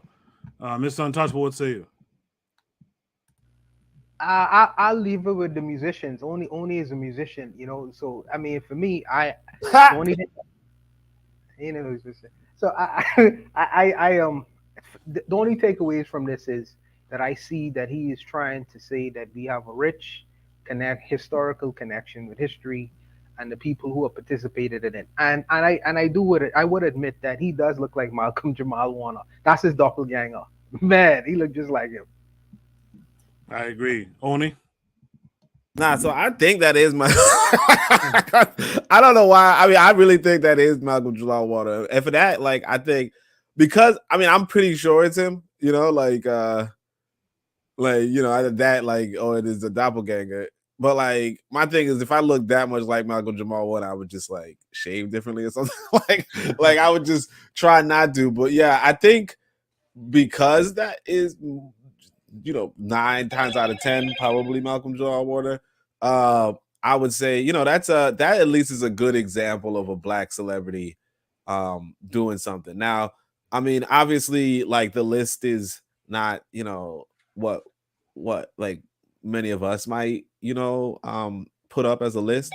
But the fact that he did this, and he did it, very musically in tune, and it kind of does, like, give somebody the idea of, well, why, how come, like how many years later, you know what I'm saying? as to say that DMX released this and like a million years ago, and like this is like, you know, after he died type stuff, you know. And it actually, now I think about it too, there's this white boy, his name is everybody knows him though, but he's this weird Al Yankovic or something like that, and he would like remix songs like right away, you know. Not that Malcolm Jamal, like, not this guy is a musician, because he's not, although this was fire, I'm not gonna hold you, but not that he's a musician or anything, but like the fact that there are so many musicians, so many people that could just make parodies, and like this white boy made a living off of just taking, like, a lot of times taking not just black people's music, but taking a lot of music, like a lot of popular music, and then making like spoofs that were like, you know, comedic. And just to see that, you know, this song where, you know, Malcolm, where DMX is listing off a bunch of women, you know, like, and you know, I think when I was younger, I might have, you know, like memorized it, you know, whatever the names were, right? Like the fact that this is something that people can do, or and just to tie back with the you know, the 1 minute film thing, like this is a 1 minute film. I mean, not a film, obviously, but this is a 1 minute video, and it's good. You know, even though I don't like the listing, I don't think the listing is perfect. I think some of the, you know, whatever, it's good. You know, and I could salute him for that. On top of the fact that, yeah, he's a celebrity, rich guy. And if this is Malcolm Jamal Warner, I could say that's about this dude. That I know he came up on the Cosby Show and type stuff, but like I don't really follow celebrities like that, but I know this dude has been trying to do positive black material, you know, like he's been trying, and to see Marcus Garvey in this list, because, you know, usually I'll be like, oh, it's a lot of African Americans type stuff, right? But like to see Marcus Garvey on this list is like, yeah, you know what, I don't even care, you know. You know, like I don't even care, like I don't care that Obama's there. like you got Marcus Garvey, you know what, you know, that's fire right there. So, you know, for me, it's like, I mean, like, as far as online message, I know I'm black and I'm proud, but it's nice. But, you know, a celebrity doing this guy's always been doing, like, he has like a reputation for doing positive stuff. You know, and like I said, bigging up Malcolm X, bigging up Marcus Garvey, bigging up Nat Turner. Like, that's like, this is like, if you were talking about a spook beside by the door type stuff, like, I could see this video being more the prompt than Kanye. That's what I would say. If it is Malcolm Jamal Warner, and the more I look at the person, I think it is him. He is actually a musician too. Actually, he's like a jazz musician. Just so you know. Did I get everyone on that just now? I think I did. If there's no last words, what I'm going to do is I'm going to post Shoot the Breeze prompt number 6. But I want to go to a station ID just to remind you guys what is what. So let me hit the station ID real quick, and on the other side, we'll discuss Shoot the Breeze topic number 6. You are listening to the Bitter Medicine Podcast on KWAZ Radio. This is D Webb with the Harsh Reality Podcast, asking you to tune in where we tackle the news of the day that affects our community, only on KWAZ Radio. Peace, family. This is Oni, inviting you to listen to the Pro-Black Perspective, where black problems are addressed with black solutions. Greetings, fam. Tune in to The Learning Curve with me, the revolutionary matron, on KWAZ Radio. You are listening to the Bitter Medicine Podcast on KWAZ Radio. All right. Also, remember to check out the forecast, Brother Bakari, Considerate Cheek, and our very own panelist, Tanzan African Mind. Check out all of their shows. It's really a good time. I'm not going to lie to you. Check out the House Rally Podcast, the Matron, all of us. Like I say, I rarely listen to other shows outside of KWAZ Radio. So you guys should check it out too.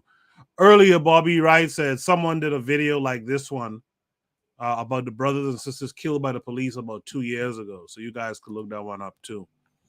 Shoot the Breeze topic number 6 tonight. Wait, you mind if I say that is Malcolm Jamal Warner? I just looked it up. Okay. All right. Shooter Breeze topic number 6 is: are Black people in America officially politically relevant? When will that be? So this came with a link. Let's see if it's a tweet. Looks like a tweet. So let's check out the video and then we'll discuss. Massive luxury tent cities have been put up to house migrants. They've got Xboxes, culturally appropriate cuisine, free laundry service, phones, popcorn machines, coffee lounges. Why isn't this money, we're talking about millions of dollars, being spent to house the thousands of homeless people that are aimlessly wandering the streets in New York City every single day and every single night? Yeah, Rob, look, this is just another issue of politics. What I would say is, why isn't the money being spent to secure our borders? Look, DHS, the federal government, is doing something very similar since day one, under this administration on the southwest border. They don't have all those amenities, but I can tell you the taxpayer is spending hundreds and hundreds of millions of dollars setting up similar facilities to facilitate their open border policy, rather than taking that money to secure the border and save American lives. I mean, I think the free laundry service is a little over the top. I think a lot of people right now would love to have free laundry service and have their laundry washed, dried, and then folded. Sounds pretty good to me. All right, Mark, this is New York City. So let me just check. I didn't do it before. All right, so I don't know who it is retweeting. I guess that's the series of X's and numbers. And there wasn't any context, any tweet to it. So let's watch it one more time, and then we'll discuss it. It's only a minute long. In the East River, massive luxury tent cities have been put up to house migrants. They've got Xboxes, culturally appropriate cuisine, free laundry service, phones, popcorn machines, coffee lounges. Why isn't this money, we're talking about millions of dollars, being spent to house the thousands of homeless people that are aimlessly wandering the streets in New York City every single day and every single night? Yeah, Rob, look, this is just another issue of politics. What I would say is, why isn't the money being spent to secure our borders? Look, DHS, the federal government, is doing something very similar since day one, under this administration on the southwest border. They don't have all those amenities, but I can tell you the taxpayer is spending hundreds and hundreds of millions of dollars setting up similar facilities to facilitate their open border policy, rather than taking that money to secure the border and save American lives. I think the free laundry service is a little over the top. I think a lot of people right now would love to have free laundry service and have their laundry washed, dried, and then folded. Sounds pretty good to me. All right. Yeah, so I guess it's that kind of that ADOS FBA talking point. The prompt says, are Black people in America officially politically irrelevant? When will that be? Kevin Carre, do you what do you take of the prompt in terms of that video? All I hear is fear. But I must comment about what they're saying about the East River. They're talking about Randall's Island. And on Randall's Island, I go there to cover a lot of soccer. So there's a homeless men's shelter there. Like if you go to you take the Green Line to East Harlem, and you hang around that area, you see a lot of those people that's they're mentally ill, heroin addicts, or what. A lot of those men, they will go across the bridge to that shelter, and they stay there the night, and then the day they can't stay there during the day, so they have to leave. But they from what I've been researching about that shelter, they say that place is a nightmare. Sometimes the toilets get overfilled, no one does anything, nothing's clean. I won't mention, but you get the point where I'm saying about the toilets. But right across over, they're building these tents with this luxury for people that are not even born here. People that's coming across. That's not right. I spoke about this when I was by Penn Station. You see a lot of homeless people there. You walk downtown by Chelsea, there's people shooting up. I got to show you the photos of men just shooting up heroin, right? No one's doing anything about that, but they complain about crime and all this stuff, but yet you're building this thing. But anyway, now about political irrelevance, I don't think we're politically irrelevant at this point. We're not unified right now, to really demand something. What they're trying to say is the new people coming in, that they're giving the luxury stuff.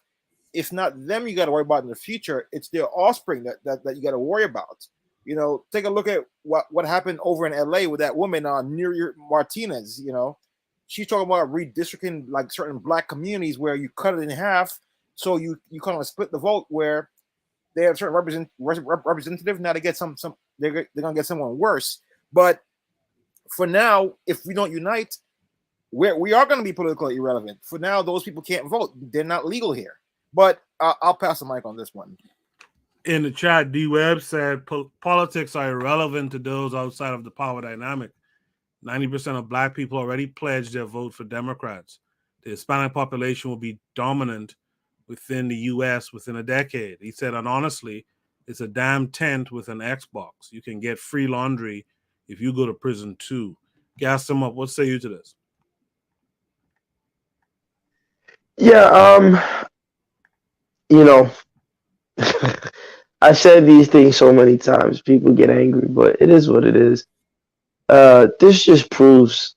Look, I'm sorry to say, I know it's not popular, but Donald Trump, and I'm not a Republican or anything, he was the only one that would have stopped all this nonsense. You know, for everything that people got their feelings hurt, they're so sensitive like crybabies. It's like the guy built the wall. He wanted the corporations to come back. White people aren't going to work in these factory jobs when they bring the corporations back. It's going to go to black people in America, right? And low income whites. Those are who are going to work in those factory jobs to make products that they're making in China, and they would have been making them in the United States. This is common sense. But because people want their feelings, you hurt my feelings. And it's funny. I saw a clip the other day that said the difference between people from the East Coast and the rest of America is that, particularly in New York, New Yorkers, we're not nice, but we're very kind. In general, of course, these generalizations. But people outside of the East Coast, particularly in New York, they're very nice, but they're not kind. Right? So, you know, I'm just saying, we had a guy in office that none of this nonsense would have happened. But because he said a few things that hurt your feelings and hurt everyone, they were crying like little babies. You know, like, what did Trump do or say that was worse than George Washington and Thomas Jefferson? You know what I'm saying? Like, you lived under Bush. Like, I don't understand this. Like, people got to just stop acting like toddlers when it comes to politics. You know, so now what the game is, like the brother Kevin was saying, you know, they're bringing in these people. Their kids are going to be citizens. They're going to give birth to children here. The kids are going to be citizens. And they're slowly, listen, black people are not relevant anymore. The black vote means nothing. Only thing that matters now is black women. And that's a whole occult thing. You know, I'll probably get on that on my channel later on. But that's the only thing that's relevant to them is black women. Right, but they don't care about the black community. Doesn't exist. It's a fiction of people's imagination. It's, you know, like it's just not real. So people have to me, face the reality. How can the black people in America figure out a way to create regional or local systems and setups that allow them to define themselves and that allow them to determine their own movement politically, which may mean the black vote may be split 4 different ways, because the needs for black people on the East Coast might not be the needs for black people in the South. And people need to understand that. Like, are we that politically childlike that we can't have differences on a regional level? You know, like, it's silly. I think people have to just grow up. But yeah, I mean, you know, we voted out the guy who would have stopped all this nonsense, because everybody couldn't handle a tough New Yorker. But that's just my opinion. Right, I appreciate that, Gas. From one pentagrammer to another, Tanzan, what say you? Black people in America officially politically irrelevant. When will that be? Well, I wouldn't say at this moment that they are, only because their votes are still being quoted one way or another. So even if the one party automatically assumes it, I think that in a general way it's still being appealed to. It's becoming less and less relevant. I think it's only figure. Sometimes it's only like they're propped up to give somebody a kind of legitimacy and then put back in the box. But I think that there is still some kind of power and leverage that they could have if they, if they had a particular purpose and a vision. And I think right now it's mostly just reactionary or speaking about things that are no longer, very relevant or, within the political possibilities. So in some states, much less than others, especially on this side, it's the population is now, I think, 6% and declining, and I think that trend is going to continue. And basically, even in the LA board, they have been basically replaced by Latinos at every level, where they used to dominate more than maybe 10-15 years ago. So in California, I would say that yes, they are.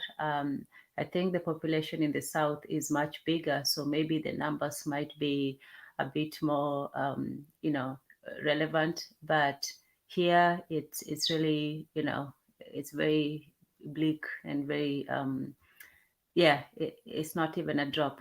So, yeah. I appreciate that, Tan. Zan, real black gentleman, what say you? Unmute your mic, bro. Yeah, I'm here. Officially irrelevant. Oh, geez. If we are, then it's because of our own utter lack of political discernment. And I mean, this goes back to Garvey. I mean, it's like why is it that we do not play the long game? Why can we not play the long game politically? Why is it that there's like, how would I say it? I want to see, I'll tell you what, I want to see a black governor. I want to see not just one. I want to see 5 black governors in the United States at the same time. That to me, if you could get, I mean, just in how, I don't care how you go through it, how you go through the process of your campaign, if you can do that, it'll show me that you actually have like 10% of the states. It shows a sense of, I don't care about black presidency in this country. I really don't. I think you have to hold your weight. You can't try to punch above your weight and just throw haymakers in the air. That's not how it's done. You can't do that. You actually have to have a concentrated base. And I mean, I'll say this: I don't want to see a Stacey Abrams, but at the same time, I still want to see. I don't know. I can't sit here and put myself in people's positions where they are in the country and how they live their life. All I'm saying is that if we cannot be in any kind of executive stance in the United States, then I mean, what's the point? All this senatorial legislation, we have a lot of people, a lot of state senators, and I don't, senator, the wise people. There's no reflection of wisdom in a lot of this senatorial, experience. I feel like I mean, ever since basically Reconstruction, I don't like the jingoism, the in politics. I don't like it at all. I loathe it. It disgusts me. The cliches, the slogans, the jingles. Oh my goodness.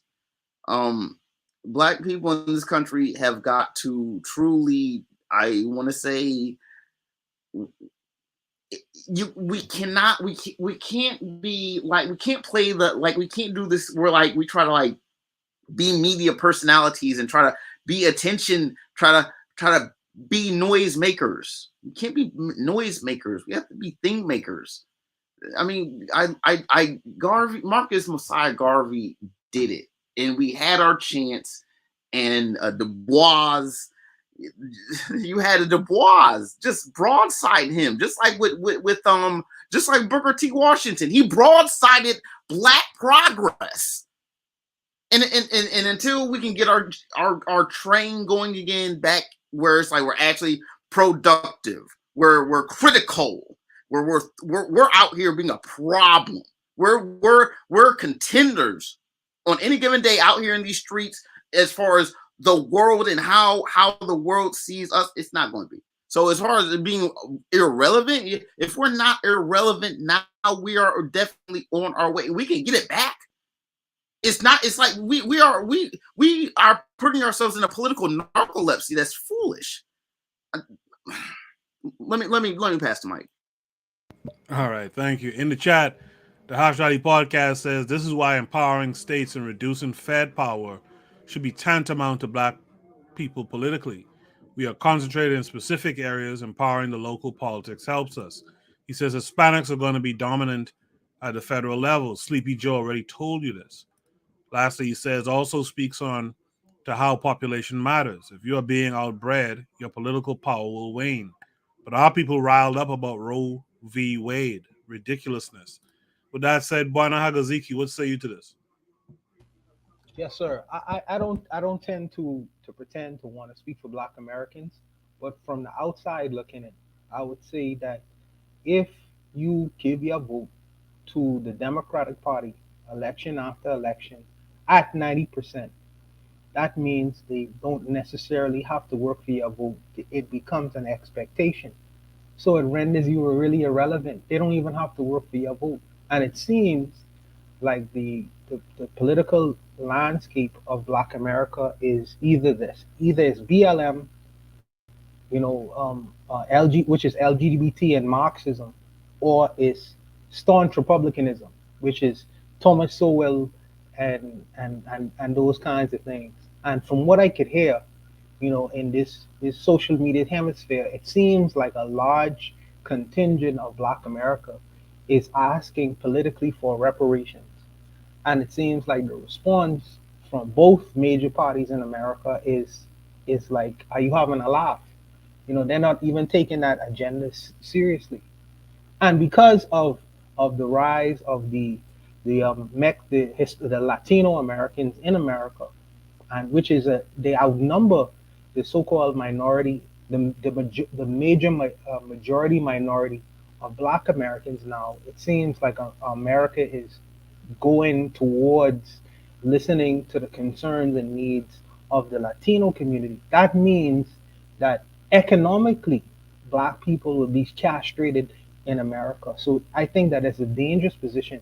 I think that after Barack Obama and Kamala Harris, if you believe these people are Black, you know what I mean? I think that they carry water for the Democratic Party.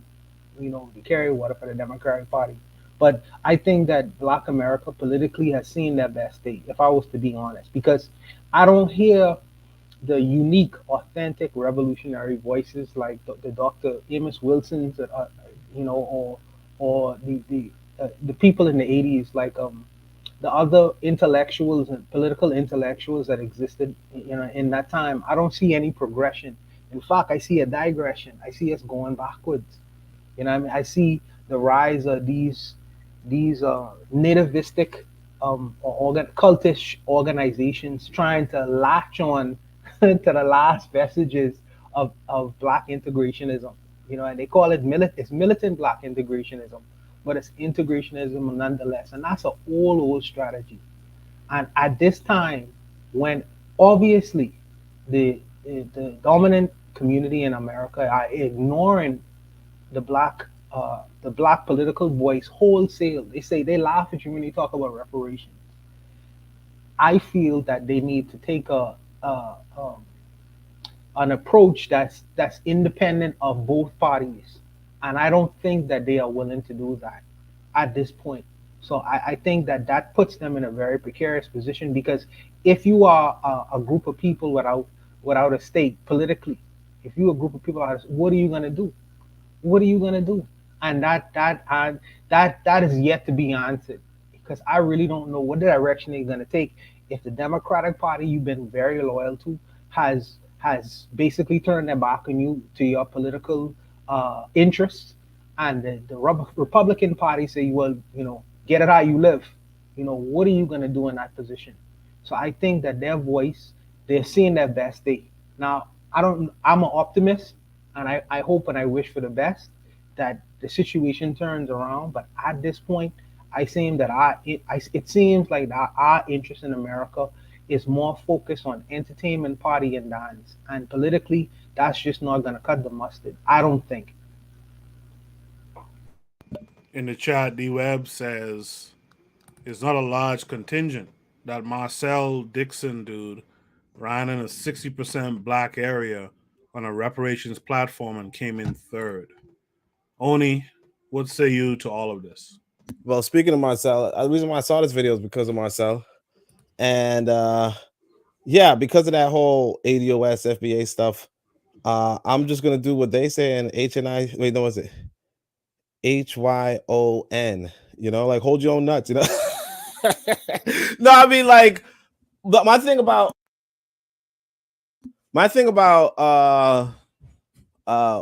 what these Latinos what they do is that they support their immigrant population. They support the population from other nations. They unite across ethnic and national barriers. And because of that, they eating better and doing better than other people. Now, obviously, I'm gonna agree with Harsh where he says it's just the Xbox at a tent. You know what I mean? It's not, it ain't, Xbox tent and some laundry. That's not the, that ain't the that's not a, like a lot of us That's live the better than American that. dream, yeah. Yeah, exactly. A lot of us live better than that. You know what I'm saying? We got PS5, you know what I'm saying? But even so, it's like because Marcel is, oh my gosh, why is this happening? Blah, blah, blah, why don't blah blah blah. It's like, you know what? Good. If another people are being politically intelligent, right? If another people are saying, hey, you know what? We're gonna vote according to how we're gonna get our interests. If another people is like, we're not gonna be loyal to the party that's like both parties are trying to appeal to us, and we're gonna look at it critically, right? Then on the flip side, when people like me, for instance, I can tell y'all this. I was a part of I tell you this all the time, but I was a part of the Freedom Party, right? If those of you don't know what the Freedom Party is, it would have been the first all-black political party in America, or probably the second, depending on if you consider Fannie Lou Hamer's organization, right? Freedom Mississippi, something like that, Freedom, some part of the party. But if we second it, if that were the case, right? And even I was like struggling. I'm a young man at the time. I'm like, hey, we need the Freedom Party. Black folks, well, we free already? Or, but I got to vote for the Democrats and type stuff, So it's like, what do you want? If the people online, particularly the people online, are like, hey man, don't vote, or hey man, it's either this or hey man, you black immigrants, why don't y'all hold y'all own nuts? You freedom, whatever, right? If they want to push us away, that's fine. But then the thing about the Latinos is that they are the second biggest population in America right now. You know what I'm saying? And they've been that way for like the last decade. And everybody else is trying to court them in order that they can, so that they don't have to worry about what black folk, like the black vote anymore. And notwithstanding that, we still, because see, the thing about us is that we can be scared, like we can be frightened by the Republican, Democrat routine. We could be frightened by the wolf and courted by the fox, so I mean it is like for me, like I said, I'm when I see stuff like this, especially knowing all the xenophobia being directed towards me and all that kind of stuff, I'm just like, yeah, okay, well, you told me hold my own nuts, right? Now what? You know what I'm saying? And like, because personally, like, like I said, it's not really that serious. It's just a tent and an Xbox. But for people to be like, damn, where's my tent and Xbox? Like anybody would be the motherfucking tent and Xbox. But like for those people, crying them tears, you're like, yeah, shit, I'll enjoy it. You know what I'm saying? I'll get my popcorn. Thank you for that, Oni. If there's any last thoughts, let's speak them now. If not, let's go. Yeah, let me say something real quick. I mean, it's just I'll say it's frustrating because like when we think about everything going on in Africa, especially with as far as the United States, with you know what I'm saying, everything, it's like black people's again inability to really like be like a hard halt on it, a hard check to had put the stop the spigot on it. I mean, I think the 60s really was really it sealed it sealed this whole path towards irrelevancy. We can go into the social issues in this country, and I just think that it can be changed. I mean, a mind is a real. You can't get into the slogans and even a lot of the look. We're gonna find a way to change our minds, or we're gonna be doomed. That's it. And so, the stubbornness of our people to course correct, to turn that boat around, but it's going to take a long time. No, go ahead and move that wheel 1 fucking degree, and we're going to change direction. We're going to do it, and you just have to be optimistic about it. I'm done. Can I say? I want to correct something about someone says that the Hispanics taking each other. Not really, because I went to high school in Manhattan. And I used to play soccer up near Spanish Harlem, near Randall's Island. That area, when you cross the bridge from Randall's Island, you know, by Manhattan Center High School, that they call it, I think El Barrio. When that used to be mostly first it was Italian, then the Puerto Ricans came in, then the Mexicans came in, and the Puerto Ricans used to give them hell in that neighborhood. So I'm saying not all those Hispanic groups like each other at all. Even in California, I think the Serrano versus other Mexican, they don't like each other. They will unite against you, but at the end of the day, they will not like each other. But here's another thing too. If you looked at last year's governor's race in Virginia, those Hispanics and Asians they were looking for to come out for the Democratic Party did not come out. So they can court them all they want. They're not going to always get the votes. And if you've been looking at different groups' Twitter, a lot of the Arabs, a lot of the Asians, all these other groups, they're talking out against the Democrats. So it's the future is not guaranteed. And the other thing people are not looking at is technology, how technology is also making politics very irrelevant. I'll just quickly say this. I'll say that most people groups kind of don't like each other, to be honest, but they know how to unify against the threat. And I think that's the idea with the Hispanics. They, because I remember back in the day, Guatemalans and who's it, El Salvadorians, or some combination like that. They pull knives against each other. They hate each other for some reason. And, so we get that. They'll fight against each other and stuff, but they get together, especially when it comes to the African population. I remember years ago, it could have been a show like Power or something, but they had a scene where a Spanish dude tells a black dude, the future is brown, the future is Latino. So they've been putting that out there, even in the media and stuff like that, to let you know that the focus is going to be on the Hispanics, in the near future, if it hasn't started already. But to reiterate, look at Virginia. They didn't come out like they were predicting. So you really can't really believe what the media is telling you anymore. I feel you on that. If there's no other last words here in the chat, Tanzan says she'll be right back. Bobby Wright says African people in America will be irrelevant without unity. Trickhappy262 says Hispanic is a meaningless term. I don't know how we lump Central Americans and the Spanish Caribbean. Central America has African minority populations, but it's more indigenous, adjacent, or indigenous. The Spanish Caribbeans, as much as they want to cope, is more African adjacent. We have Zaire, OM, Toure, Muguzi Channel has joined us, and he quotes, this is our country now. Yes, they said that on Power. All right, thank you for confirming that for me. Yeah, I knew it had to be Power. A couple years back they said that.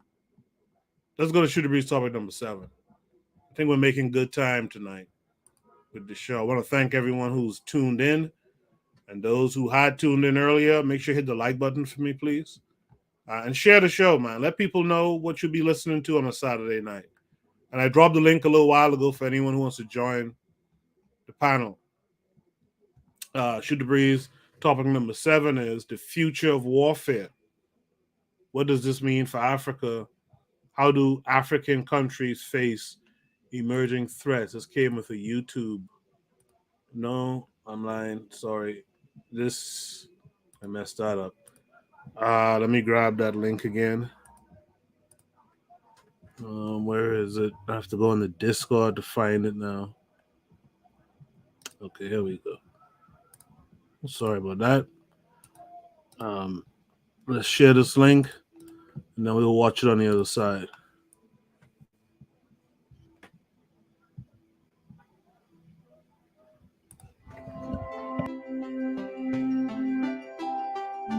The United States especially has been now accustomed for 25 years as being the universal and unitary superpower.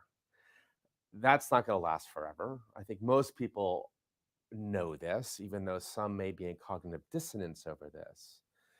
The truth is there are rising powers like Russia and China, but there are other rising powers too. One of our problems is that we live in a state-centric view of the universe.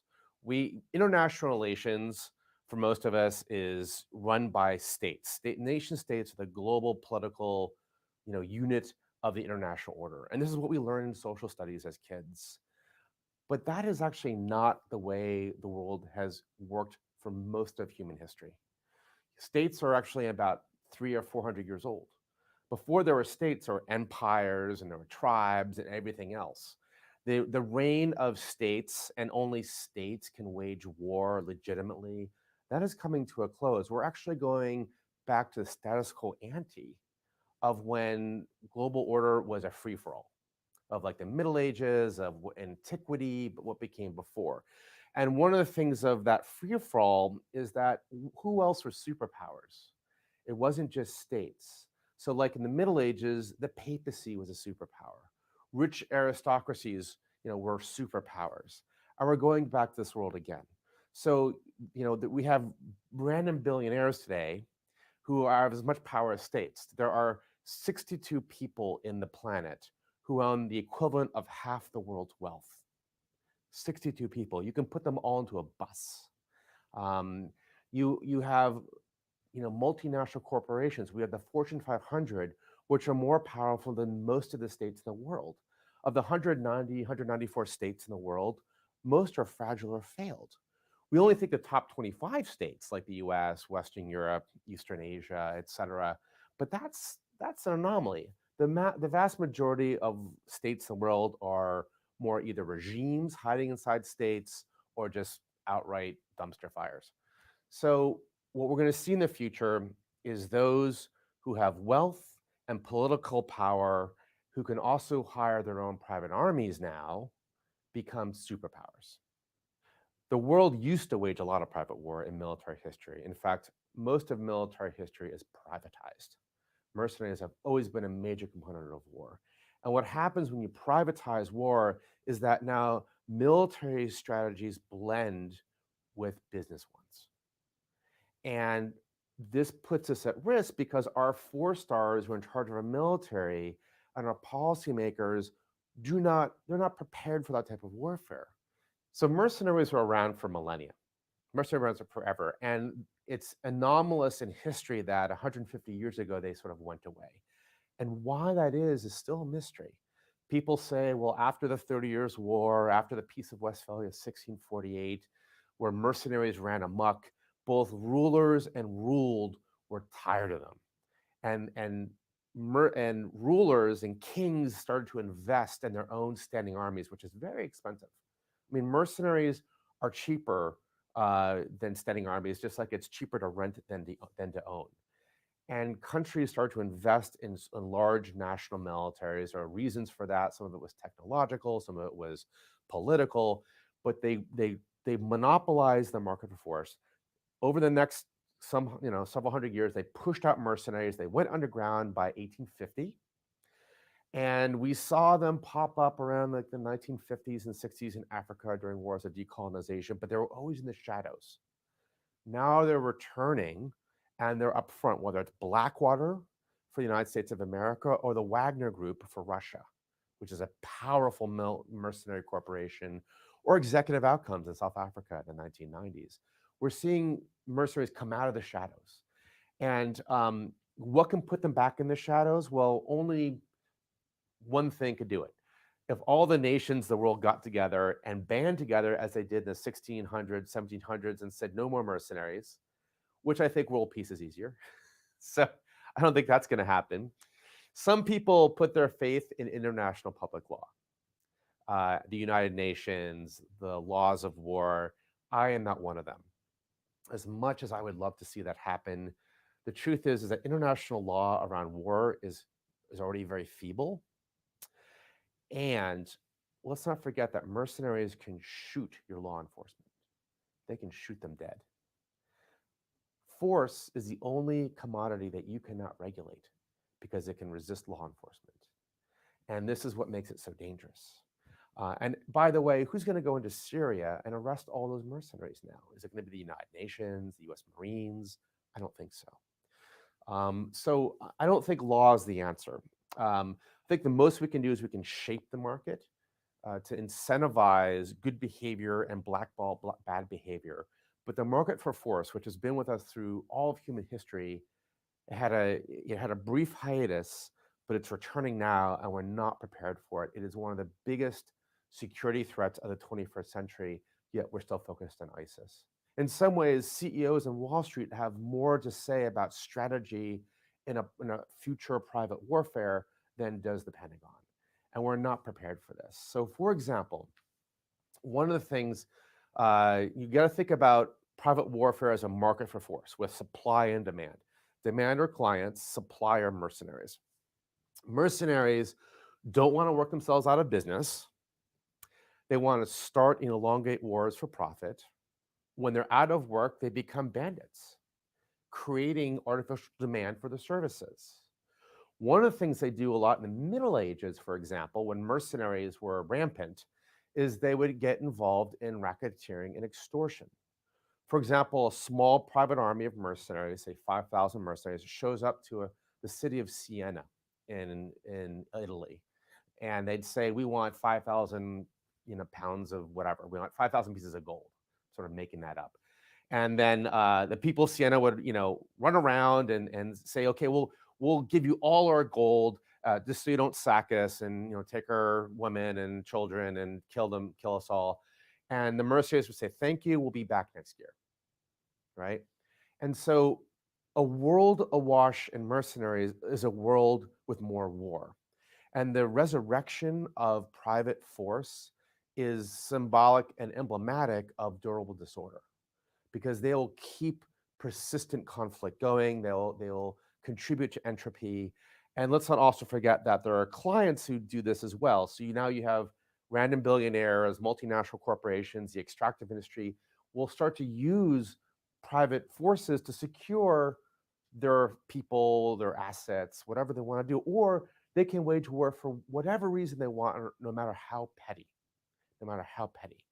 And having mercenaries available in the world meeting with money lowers the barriers to conflict. It makes going to war easier, and it makes stopping war harder.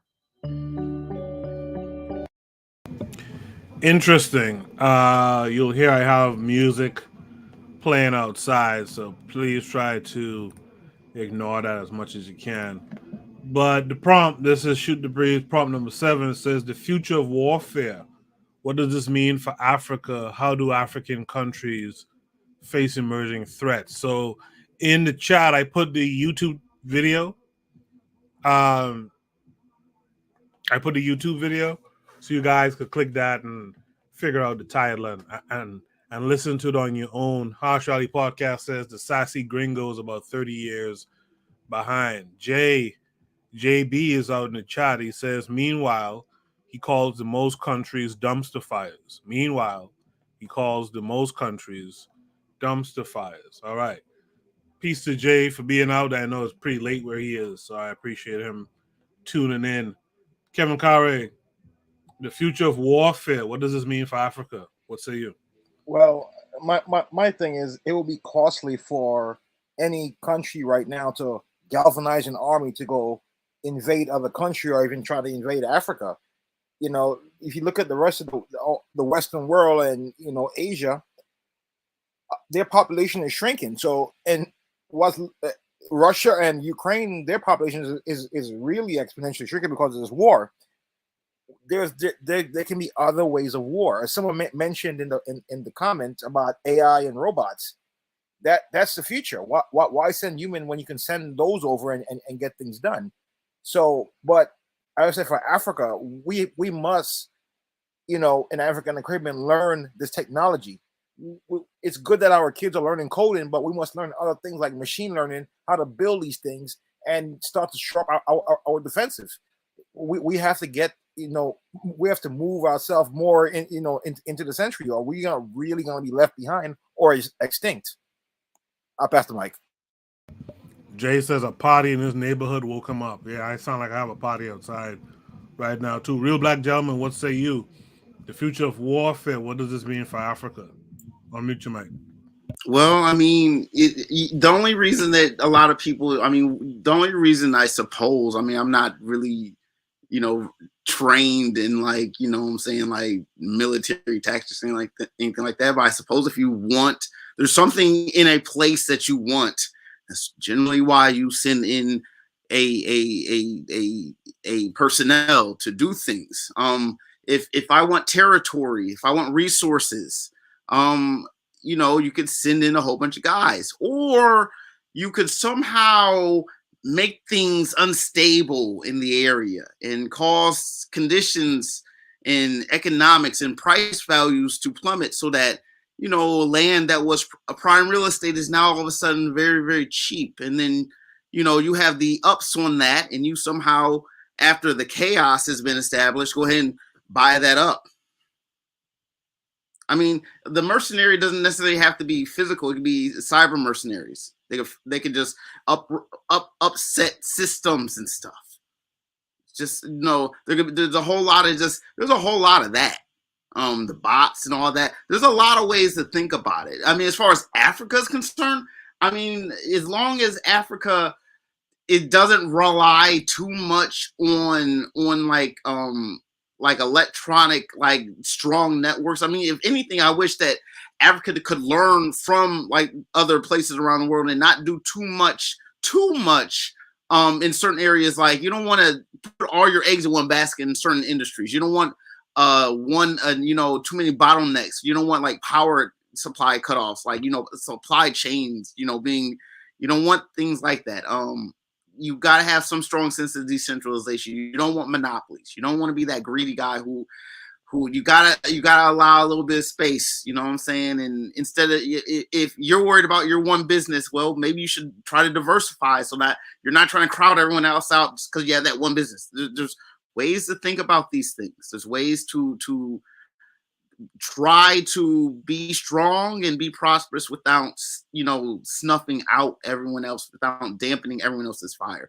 As far as the warfare, let me get back on, just as far as like being strong against things like this, because you don't want to be targeted by a mercenary and not have other people around you be able to give you support. That's just my best take. And I think more African unity would strengthen against that. Strengthen diversity. You don't want to, Africa can't become monocultural in a lot of ways. We should encourage variations in culture. We got to be able to like see things differently, because like they're continuing to come at us. They come at us every way. Africa is the first place that everyone around the world, I swear, that's where they go just to bother people. And so just, you got to keep our eyes open, pay attention to the world, and if you know what I'm saying, let people know what's going on with these things. That's all. Thank you for that. Let me switch up a little bit. Oni, what say you to this? The future of warfare, what does it mean for Africa? Yeah. Well, I mean, I think like D Web was saying, you know, is this the future or is this the past? Like, what's going on? Dudes gives you a whole history lesson of how the past is, you know, what it is. what I could say is, yeah, I mean, mercenaries and standing armies and inability to regulate force. That's I feel like this is all like common sense. I mean, I wouldn't say common sense, but I feel like it's like we all know this. I think this white boy, I think he kind of misunderstood why mercenary armies went out of style. Apparently, the white folk learned from El Andalus. What happened in El Andalus is that they only had a mercenary army, and the mercenaries turned on the state because the state couldn't defend itself. And so white people kind of learned, oh yeah, don't do something stupid like that, Um, and I mean that's also something that we should figure out for ourselves. Uh, but yeah, I don't see this as a future per se, or even I just it just happens that it's part of the present circumstance because in this world where you can make a profit doing anything, you can also make a profit selling military experience, and that's just a thing. Uh, but there's also like for me, um, I would say we have to be mindful of the reality that we're going to need to defend ourselves, and the reality that people will send mercenaries, send assassins, use force to exert their will on this planet. And if you're not willing to join that sort of space or that sort of field of thinking, then unfortunately, you know, whatever they taught you, you know, educationally, they did you a disservice. That's all I would say. That's one of my issues with us as a people now. If you're not willing to fight for your freedom now, what makes you think you're gonna, well, first of all, achieve any kind of power, any kind of nation, and then what the hell makes you think you're gonna be able to defend it? Be in fact, be even willing to fight. Like it's either you're gonna fight or not, right? What's the response again? Flight or fight. It's either you're gonna fight or not, and that's the question we have to really look within ourselves and answer. Man, are we gonna fight or not? Because one way or the other, you're gonna have to fight anyway. Are you gonna fight now? At least you'll be prepared to fight later. But if you ain't ready to fight now, you're gonna lose later. Buana Hagaziki, what say you? Yeah, I was doing a quick Google search as everyone is giving their opinions on this topic, and I found out that the average Russian soldier, he earns $36,000 a year, and the average U.S. Army employee earns around 65K a year. The average salary of a mercenary is between 75, based on his experience, 75 to $100,000 a year. Now, why do I say that? I feel like Africa is up for grabs. It's up for grabs. People, the Elon Musks of the world could employ and has the capacity to employ some of the best soldiers, mercenaries, slash soldiers, and pay them 75 to $100,000 a year to go and occupy or take over a country or even stage a coup to extract the mineral resources of a country. He could request the best of them. So I think that there is an external insecurity that exists with Africa, and I think as a solution to what was to come in considering that financial arrangement that we know some people have the ability to create on the continent, I would first of all I would train every citizen as a duty of being a citizen of a country, as they do in I think Greece and Cyprus. To after you graduate, you have to go into some kind of military training. I would Israel too.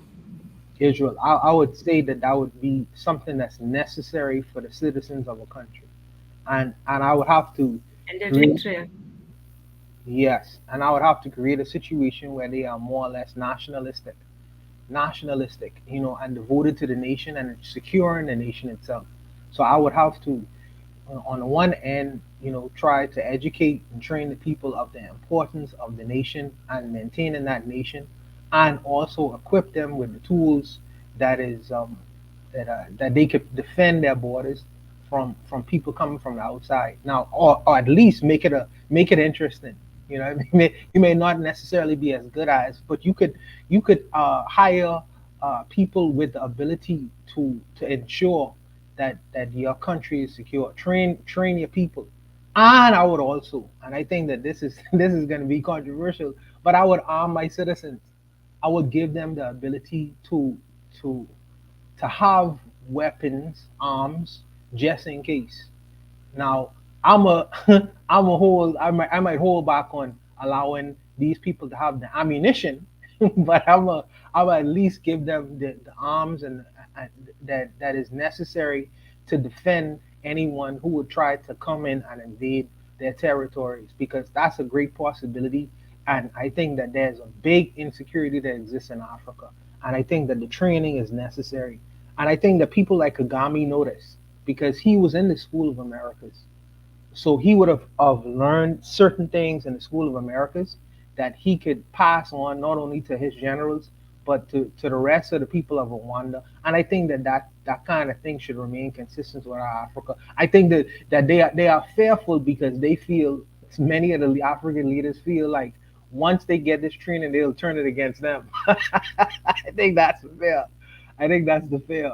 But I think that you should create a situation like that where they have where any citizen has the ability not only to defend himself and his family, but to defend his country as well if he needs to.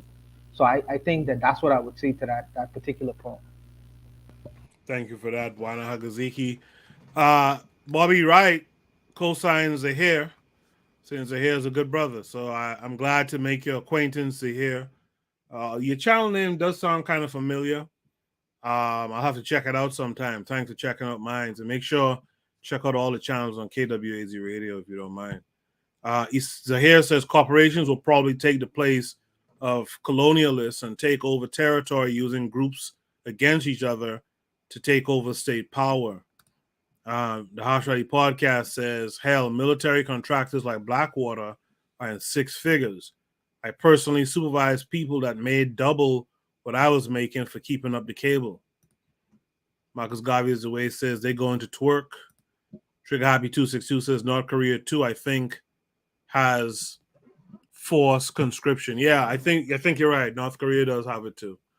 Yeah, but Israel and them, you gotta, I don't care if you're a big ball player in college or something out in America, you gotta go home and serve your time in the military. Marcus Garvey is the way says, why fight when we can till ourselves twerking for clout and views? Tanzan agrees with Bwana Hagaziki. Trigger Happy 262 said, this is why in any nationalist project, history is never a lesser important thing. History is therapeutic. History is what you build self-esteem with. History is collective memory. Marcus Garvey's way meant TikTok. They could twerk on TikTok. Trigger Happy 262 says, one thing about North Korea or China is that they beat into their populace their low years. For China, it was a century of shame. And for North Korea, they always remember the Korean War. Trigger Happy 262 also says they make their children know who the enemy is, America, and they take them to, I think, the National Museum and look at the atrocities of the Korean War. Now, that's the kind of information I like right there. You know, again, when you talk about African-centered education and curriculum, which I always find myself talking about, that's the kind of thing we need to have as a part of it too. You know, Trigger Happy 262 says we have to do that when it comes to the collective scramble of Africa, the Ma'afa, and even the Arab slave trade. Added to that, the enslavement of our people in the New World. Bobby Wright says to Zahir, glad you checked out the show. Join the panel if you can. I can't get my phone to cooperate. Yeah, we've been trying to get Bobby Wright straight for the panel, but for some reason, it hasn't been working out. Bobby, we'll try again this week. All right, we'll try again this coming week. Zahir says political and economic stabilization is probably best, and decentralized nations can have powerful armies, but if the people are not happy, there's always room for internal overthrow. With all of that said, Tanzan, what do you have to say to everything you've seen and heard? I think that Bwana Haguziki really got to the core of the matter. Talk And about it. the first one was the idea of corporations being, the next force of, decision making. When an individual, powerful individual like, Bill Gates can go into a country and actually, make policy or put so much money into something, forget economic hitman. This is an economic dictator. He can just come and not just change your economic, but your health policies, your farming techniques, your eventually your leadership and so on. So before it took, an East India company, now it just takes a corporation with somebody at the head to take over a country. So the economic warfare is going to be even steeper than before, because not only now are you fighting the international corporations, the UN and so on, but you actually have to contend with individuals who have power to, to control the destiny of a nation.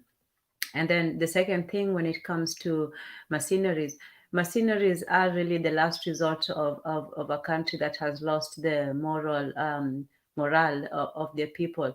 Because when you lose that idea that to voluntarily get young men, who have their lives ahead of them, to put that, to put that on the line for whatever it is, the ideal of the country or the state or of an idea, that takes a lot of, either propaganda, persuasion, or a belief in something greater than the individual. So, in the belief of the nation and so on. So if a country is not able to, produce its crop of warriors from its own men, and, you have to almost pay, bribe some of them to go into warfare, then you've already lost that, that moral high ground. So when you see a country relying more and more on mercenaries, it's just become, like a free-for-all.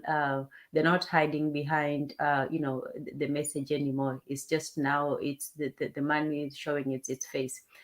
And then, the danger with that is that mercenaries have no loyalty either to, the people who they work for, or to the people that they're being sent into. So you see this, and most of the UN and all these forces nowadays are just mercenaries. They go into these countries and they commit, horrible atrocities on the people that, they go to. That's why, partially, I think, that's why, the Haitians revolted, because the UN so-called peacekeepers, and it's always an oxymoronic term, like peacekeepers, and yet everywhere they go, they spread war. But these are sort of the mercenaries that are being sent out. They have no morals, they have no code, they have no, loyalty, and they just go and wreak havoc. And then the third, and I don't know if it's worse or, equally as bad, is the internal mercenaries. And Africa has been plagued with these ones for quite a long time, from the janjaweed to, the current crop of, the terrorists, Boko Haram and so on. These are people who are paid by, some outside force to pretty much go and wreak havoc, whether in their country or in another country. And because we don't have this idea of loyalty, the easiest way to take over a country is not actually to start internal, dissent. It's just simply to go and get another country, that has ties to, this one country, and then just work within that and invade the country. And even right now, there's, I think Ugandan forces in Congo, there's Kenyan forces in Somalia, there's all this, nationalistic mercenaries that are used to do the dirty work of the larger corporations and international bodies. So in terms of Africa, facing the threats, they have to realize that the threat is not just from the outside, but also within it. How can we use, our mercenaries to fight wars for us instead of us being at their mercy? So, I just wanted to bring that to the attention. I'm not a defense expert or anything, but yeah. Thank you for that, Tanzan. In the chat, there's been a few comments here. I'm sorry. Hashray Podcast says war doesn't benefit most corporations. It's specifically the military industrial complex. Real Black Jump Out in the chat says their white boys halo jump into Africa and call themselves a tourist to the people they encounter. I swear. He says Africa needs Doppler radar. If there's no last words here, let's go to Shooter Breeze topic number 8. Thank you for that conversation. You guys in the chat, if you're liking the conversation, drop a 1 for me. Let me know you're here. Let me know you're liking the conversation so far tonight. Shooter Breeze topic number 8 is technology or tradition. Is STEM teaching Afrocentric or more Europeanism? This came with a link. The link, no, sorry. I put the wrong thing in there. Let me grab the actual link. Okay. I got the link now. This takes us to a YouTube video, actually. Let's check out the video and then we'll talk about it. Hello guys, welcome back to another episode. Hashtag I'm back for another episode. In this episode, we'll be talking about the Ghana Minister of Education and what has he been doing for Ghana schools, and also like Ghana's new reform on education, African education. We're going to be talking about all of that. But before we get into that, shout out to the new channel members. Say hi in the comment section. But that's what we'll be talking about in this episode. Hello guys, welcome back to another episode. In this episode, I wanted to talk about the country of Ghana again. I have multiple videos on the president of Ghana and what I think he's truly doing for Ghana, for Africa, for everyone, and also just the things that have been really changing the way that we look at Ghana, we look at the continent, all in all. But in today's video, I wanted to talk about the education system in Ghana and the Ghana Minister of Education, him coming out and saying that, we need to change our education system in our country. We need to drop the British education system because we know all our countries were colonized by colonial masters, whether it's the British, whether it's the Belgians, whether it's the Portuguese, boo, boo, boo, boo, boo. All these people came and colonized us. And us, as African people, we haven't really taken the time, do you get what I'm saying, to say, hey, let's drop this education system that we still keep around for no reason. Let's drop it and actually teach African education, Pan-African education. So I'm going to let the video of the Ghanaian Minister of Education play, and I'll come back with my thoughts. Everything. Wow. In fact, the school is amazing. We are all happy being here, and we thank the Honorable Minister for building such a school for us. We always want to come to the lab to learn because it's very great when we are learning here because we find everything easy because of the avocado board. Wow. And the man behind these STEM schools and the STEM education in the country is this man called Dr. Yawase Aduchu, who is the current Ghana's education minister. Tony Blair just wrote a piece talking about the fact that the British education system is not fit for the 21st century. But before Tony Blair wrote this piece, we've been talking about the 21st century education. We've been talking about the fourth industrial revolution and why we need to tweak, change, transform our high school curriculum to ensure that we can meet the goals of the 21st century. So if you look at what we are doing now, if you look at the STEM students that are coming up, these are addition to the free senior high school intervention.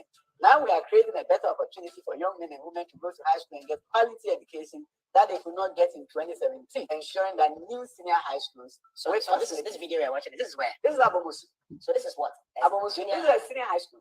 Community senior high school. No, this is a full boarding senior high school, which is going to serve students from across the country. And this is Nana Danko Kufuado, free secondary education. This is one of the best in the world. It looks interesting. I never saw any high school like this. He talks about dropping the British education system, and yeah, I think one of the things that fascinated me was what Ghana is doing. It's creating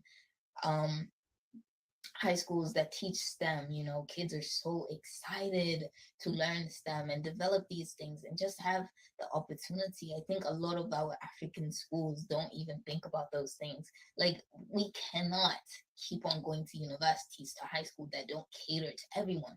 If I want to learn STEM, I should be able to have the opportunity to learn STEM. If I want to do photography, I should have the opportunity at school to do, you know what I'm saying, photography. If I want to learn how to build architecture stuff, clubs, whatever. It's really exciting to see them creating high schools that give kids the opportunity to learn about computers, to learn about these things, because again, those are the future leaders. You get what I'm saying? So these kids are really, really excited, and they're super excited to have the opportunity. And I think a lot of these things, it's just opportunity. We want the opportunity as young African youth. We want job opportunities. We want opportunities at our school. Like, all these things that we're always complaining about, it's just annoying. So creating better opportunities, as he was talking about, creating boarding senior high schools that are just catering to kids who are excited for technology, excited to do stuff, excited to just explore learning, because learning does not just mean books. It could be visible in another way, right? So with STEM, you're doing so much, and these little learners are gonna become developers, become web designers, become graphic designers, become bigger and bigger things, just because they got those opportunities to mess around with STEM in secondary school. Do you get what I'm saying? And then at the beginning, he literally said, and I quote, "I've never seen a high school like this in America." And I think that's how we don't really realize how revolutionary we are, because we are always thinking, oh, it's African, it's not that important. Oh, this brand is African, it's not that good. Oh, this shoe brand is African, it's not that good. We didn't believe in our Afrobeat music until it started going worldwide. You know, for a period of time in Africa, we were not listening to our own people's music. We just, oh, Chris Brown, American rappers, American this, American that. But after a while, we decided that no, our music is actually beautiful and it's celebrating us. Do you get what I'm saying? So once we take the steps to actually create beautiful schools that are teaching Pan-African, yes, we will not realize how revolutionary it is. We will not understand how revolutionary it is until, do you get what I'm saying? Until it's actually happening. So I think we need to go back to that mentality of understanding who we are and being proud of who we are and making it ourselves for us at the end of the day. Because again, we are thinking about creating opportunity. Do you get what I'm saying? Like, we need to create opportunity. He said, I've never seen something like this in America because it's not provided. So why don't we create it in Africa? Do you get what I'm saying? I'm always talking about governments losing money. But we have seen what governments can do when they're actually being serious, when they're actually trying to make change in our nations. Do you get what I'm saying? So yeah, I'm proud of the Ghana Minister of Education, even though he's not all, he's not perfect, and I've seen records of him, allegations of him stealing money from the government, all of these things. So he's not perfect, but I really love his mentality of just promoting Pan-African education, promoting secondary schools that cater to us, that cater to how brilliant we are, and that cater to providing opportunity for our youngsters in our community. One of the things that I hate is that some of our schools don't give us opportunities, internships, all of these things. So we go out into our society not ready to figure things out. Do you get what I'm saying? So I'm glad that Nana is taking a stand. He is also agreeing and making change. Berna said we need our schools to teach us about us. So we need to drop the colonial education and start teaching Pan-African education and start providing opportunities for our youth. Do you get what I'm saying? Check out my Berna video if you haven't. But he goes deeper and says we need to teach our youth about ourselves. We need to teach our history because it's really, really important. You can try to take me out of the continent, but you can never take my knowledge. Is that not what ancestors said? It's knowledge is very important. And if we don't know our history, we will continue with that trauma. You get what I'm saying? Until we try to wash it away. Anyhow, I'll see you guys in my next episode. Comment down below your thoughts. What do you think about this? Ghana is saying no to British education and saying yeah to African education. Let's provide opportunities for our youth. And that's what I support. So yeah, tell me your thoughts in the That video is called Ghana is saying no to Eurocentric education. The channel is the kid from Africa. I can't tell if that's a grown woman or maybe I should just assume that is a kid because she says it in that title there. Technology or tradition, is STEM teaching Afrocentric or more Europeanism? Let's start with Kevin Carre on this one. Well, I look at it another way. Why don't we just use the STEM and just take out the whatever European part and just make it fit for us? You know, science is what? It's not emotional. It's just get the facts and get things. I'm not a scientist. I'm an artist. So when I do my art, it's geared towards our people, Black people. So same thing with STEM. It can work. That's the thing about technology. We can make it work hand in hand with the traditional phase of things. We don't have to get rid of one thing for the other. If all you think about is science, then that's not going to work. You need culture, sociology, politics, and all that stuff. You can make it work. But I'll stop here. I know Oni has to drop off. Let me see if he's still here. If he's still here, just give me your thoughts on this prompt right here. Oh no, well, I mean, yeah, I mean, I think, like you said, I don't know if it's a kid or not.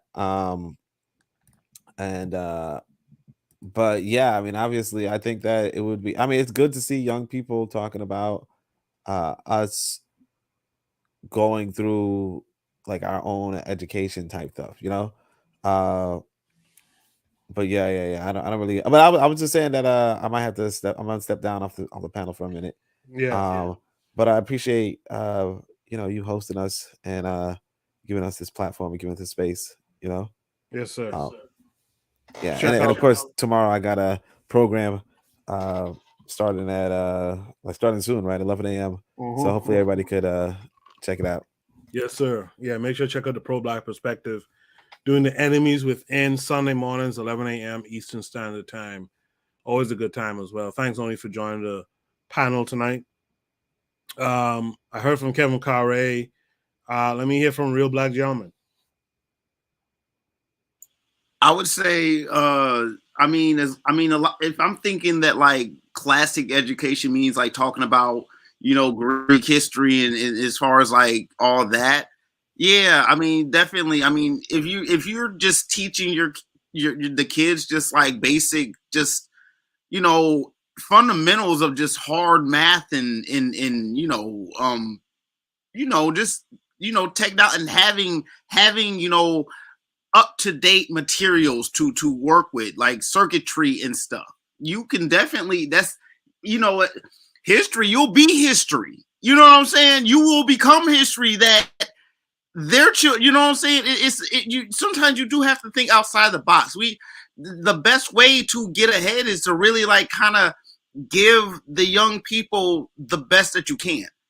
And they will be creative and out of thin air come up with new solutions to the problems that they see, in spite of all the talk about what's negative. So, I mean, yeah, I mean, I would also, trade schools, for people who like, where I am, there's something called like they call it it's like a vocational school for young people where you like learn trades like carpentry and masonry and like heating and air conditioning, welding that like high schoolers learn. So like these are things that are good. You want to be able to like say that you graduated high school, worked, work with your hands, you basically were an apprentice for 4 years. Okay. You do that, you know what I'm saying? After your 4th year, you get a loan, you have your own business. Now that you have your own business, you know what I'm saying? You're making a lot of money doing something that's very, very tangible in a implicit benefit to the people around you, and you're an economic beneficiary to the people around you as well. anything that would do that. You know what I'm saying? I don't want to. You don't want to sit here and have your kids just learn random stuff and say, I'm going to go to college and for this, and then they go and get their major in that, and then after graduation, has a piece of paper that say, yeah, I have a such and such in this. And it's like you go out there and get a job, and after you're in debt, I mean, that's not the tip. I gotta go to Europe and try to get a job. Like, really? No. We,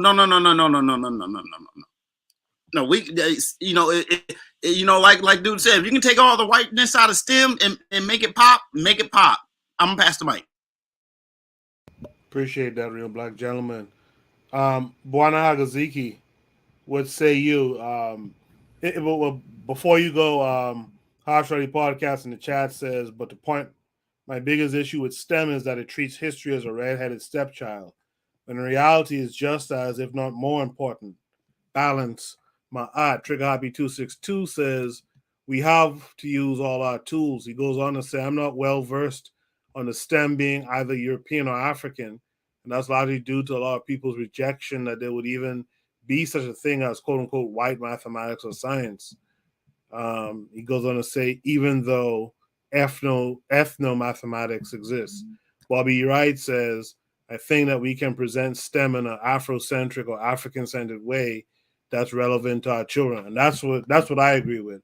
I think we can give it that Afrocentric slant and connect with our kids and connect our kids back to the culture, back to the tradition, back to the people. So I think that's possible. Bwana Hagaziki, what say you?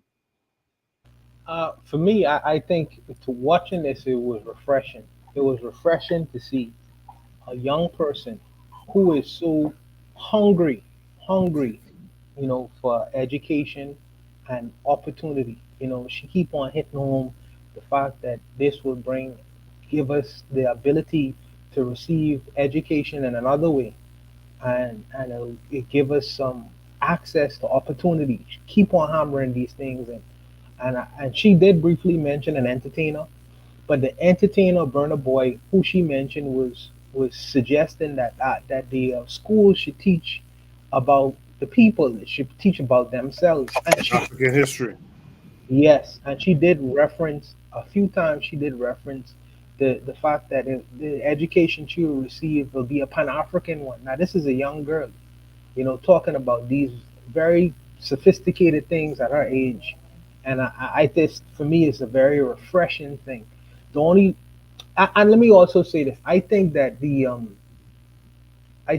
with people like Dr. Obadele Kambon, because Obadele Kambon he talked about how science is taught in Latin or is taught in European terms, and he was basically saying that that it should be taught in the language of the people so they could get a better understanding of what's actually going on without having the translations.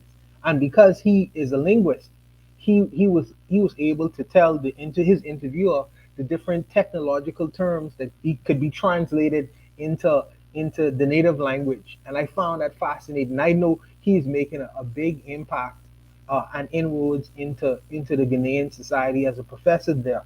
But let me also say this: the tricky thing is with the ministers of education. Ministers of education, like any other politicians, are not elected, but what's the word? They are chosen. They are in particular when you're dealing with the Westminster system. They are chosen, and they only have a period of time when they remain as a minister of education, and then some other person comes in to replace them. And I just hope that the person, who replaces this minister of education, doesn't roll back all this technology and education back to the whole British standard. I hope they maintain the course that they're in or the direction they're in to continue trying to advance the young people of their country, because obviously there is a hunger there is a desire there, and really it's refreshing to see such young people have an interest in these kinds of matters as opposed to shaking your ass and smoking marijuana and being on drugs. So I find it to be a refreshing thing. You could take this sister and you could place her in any place in the world. And because of her hunger and because of her drive, I'm sure she'll find success in the world. And I think that if you take many other people like her, they would find their place in the world because they have the hunger and the desire for something better. And really you don't find that. So I think that this is rare, and for me, this is a refreshing prompt. I'll tell you the truth. I wish I could connect to some of these youth. I wish I could connect, and I wish I had the means to kind of, take care of them and use their exuberance and for these topics, use that to our advantage and for mutual benefit for them as well. Well, But that's, go Koku, ahead. you have a inroad in getting connected because I think you interviewed Dr. Obadele Kambon, and I think that he he would be interested if you was to propose something to him because you don't necessarily have to go to the continent. You could do it online as a scientist to give your whatever he may ask you or whatever kind of connections or links that you could make over the internet. So just try to see if you could reach out to him, man. You never know, propose to him something. Yeah. I feel you on that. Trigabi262 Plus says, I do think that another thing too is that science and math, in terms of historiography, is very draped in a European paradigm. Everything from the names to the theorists are white. That does something. It really warps our people psychologically that these, I guess he meant disciplines, are European when we know we are the oldest scientists and mathematicians in the world. A real black gentleman was out in the chat saying, plus, Negro calculus built Kemet. Trigger Happy 262 says, yep. Real black gentleman says, abstract symbols, check.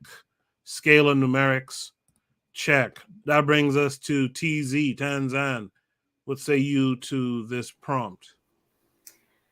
Yeah, I firstly agree with what was it Trigger Happy who said about the STEM being very Eurocentric. European. Yeah. Yes, very European centered.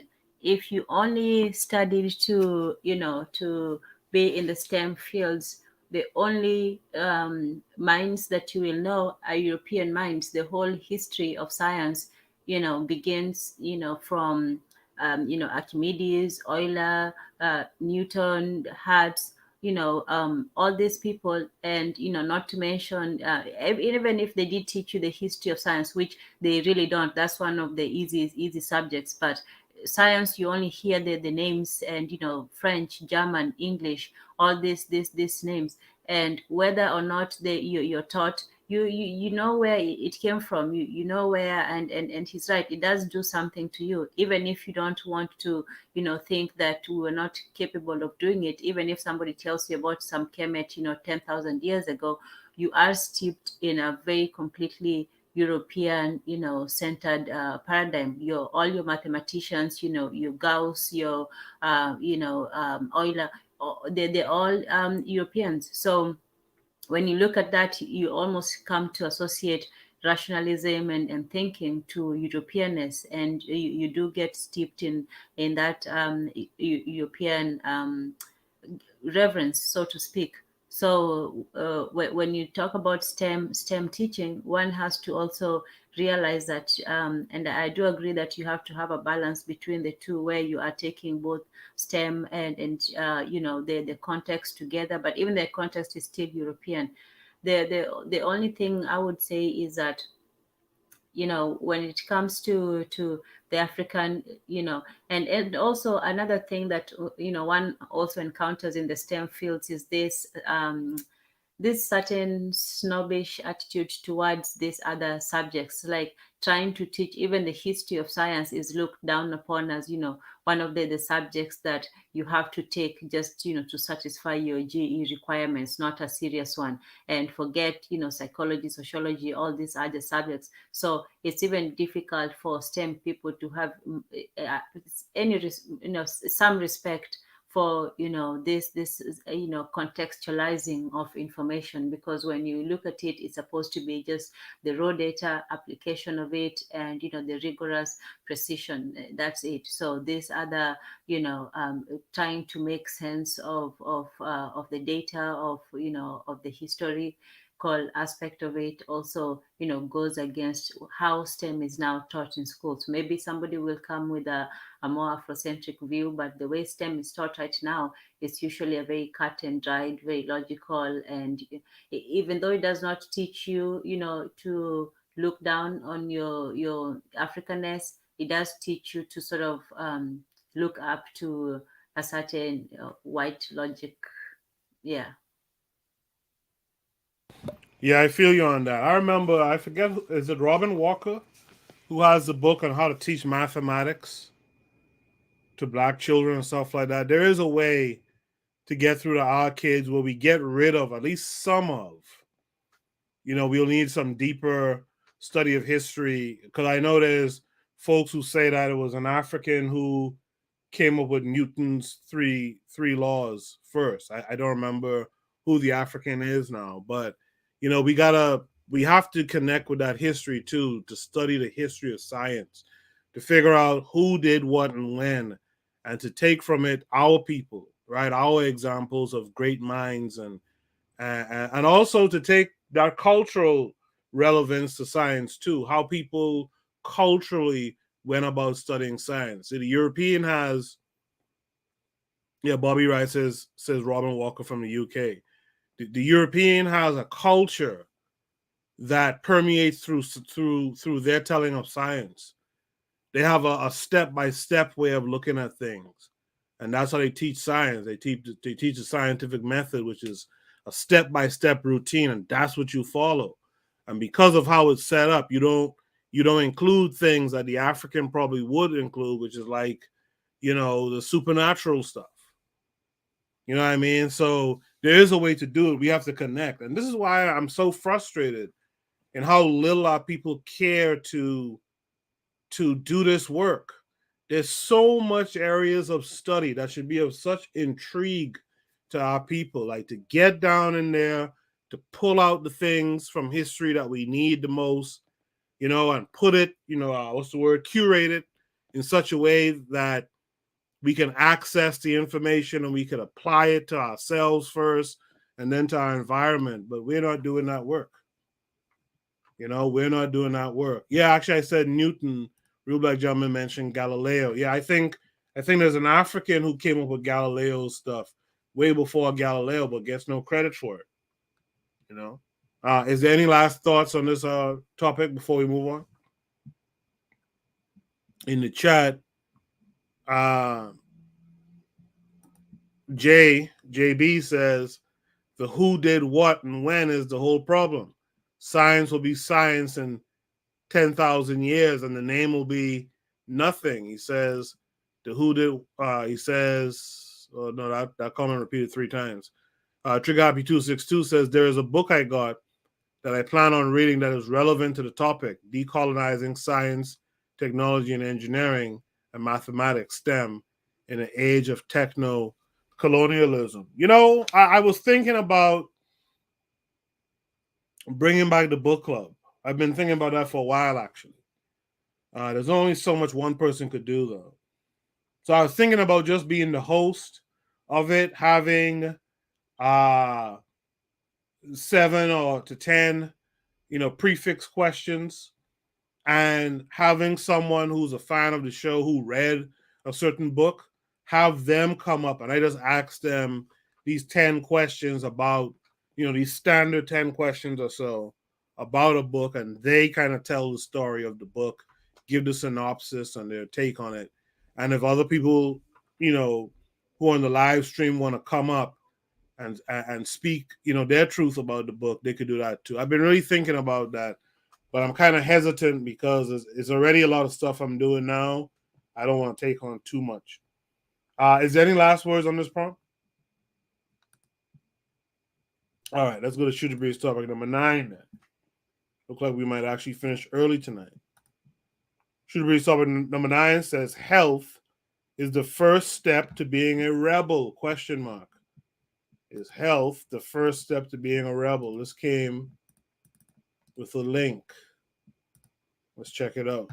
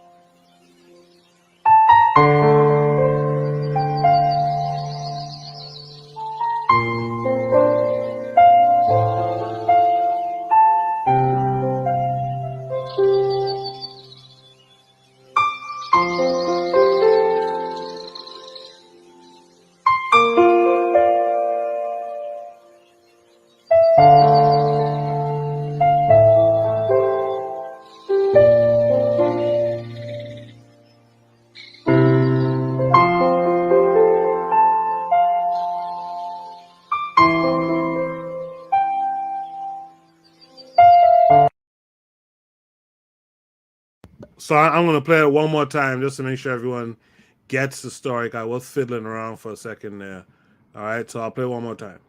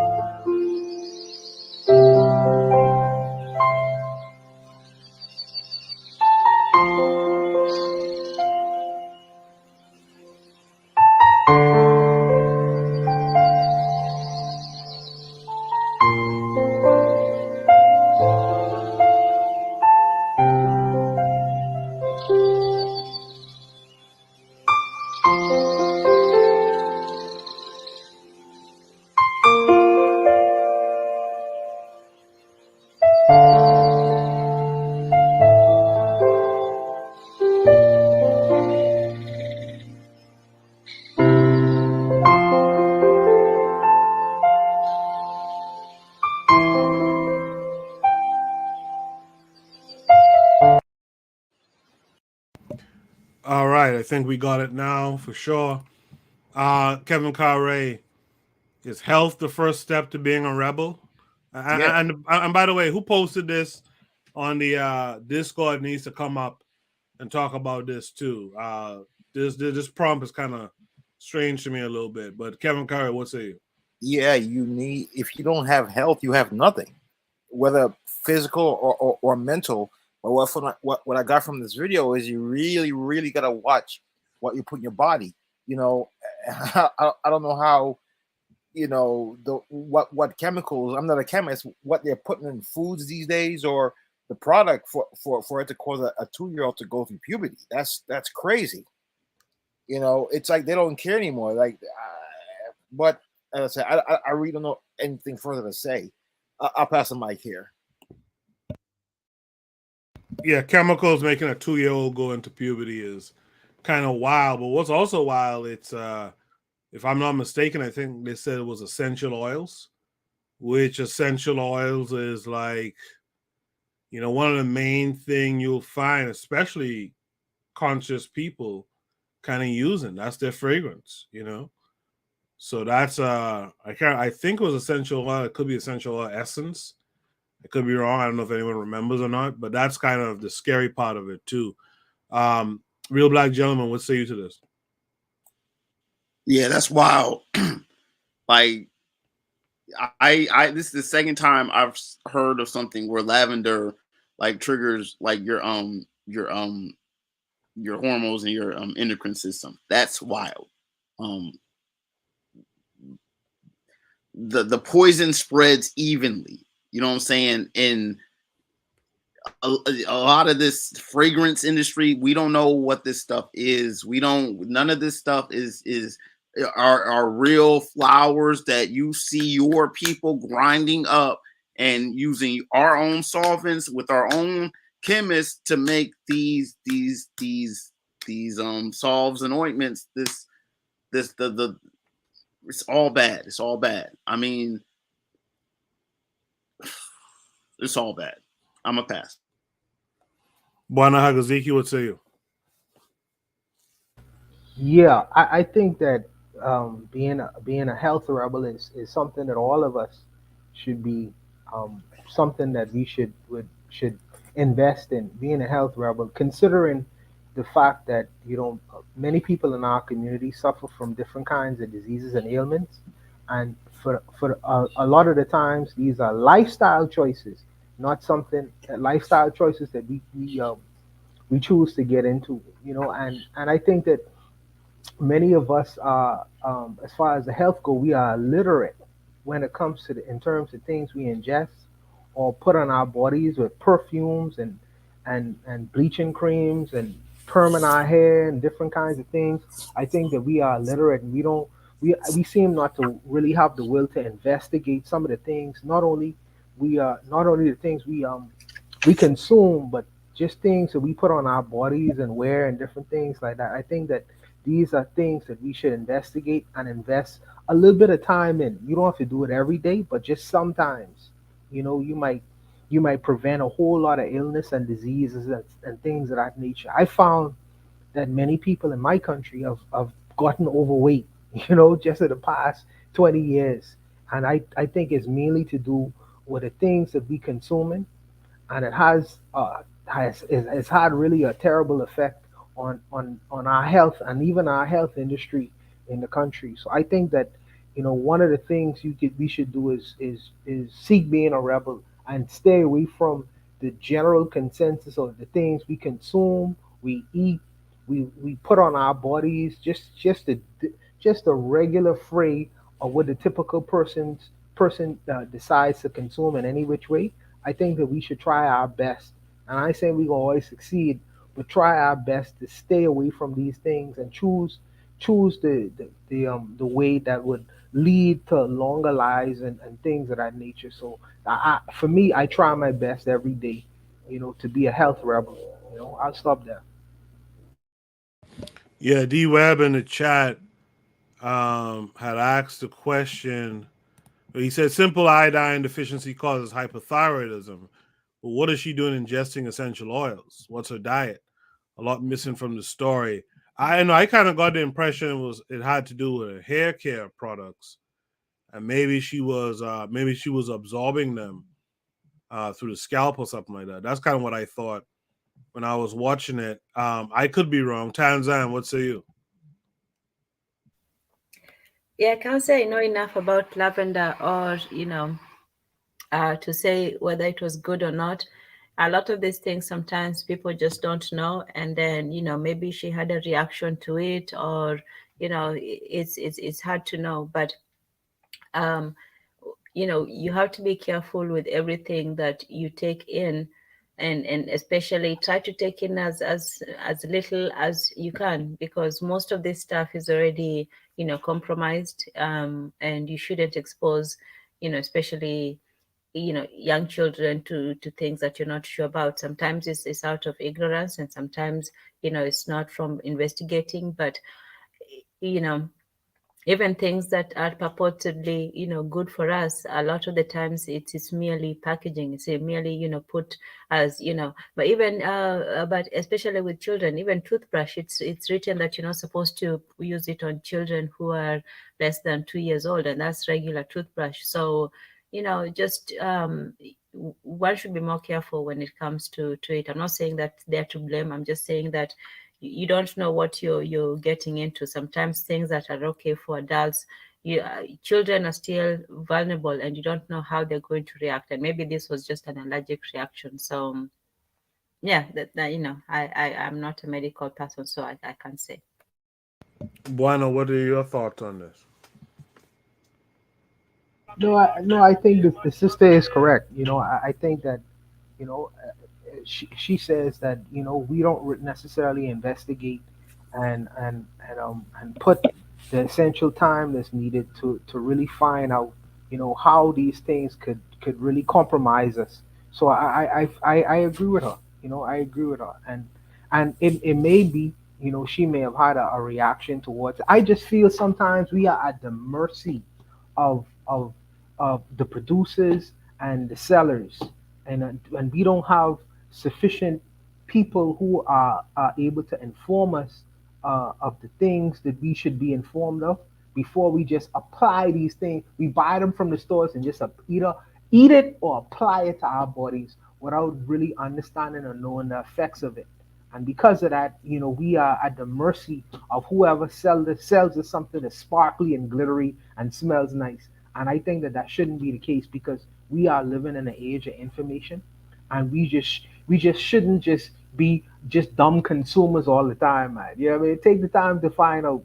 Yeah, it's necessary. As you can see with this video, it's necessary. I appreciate that.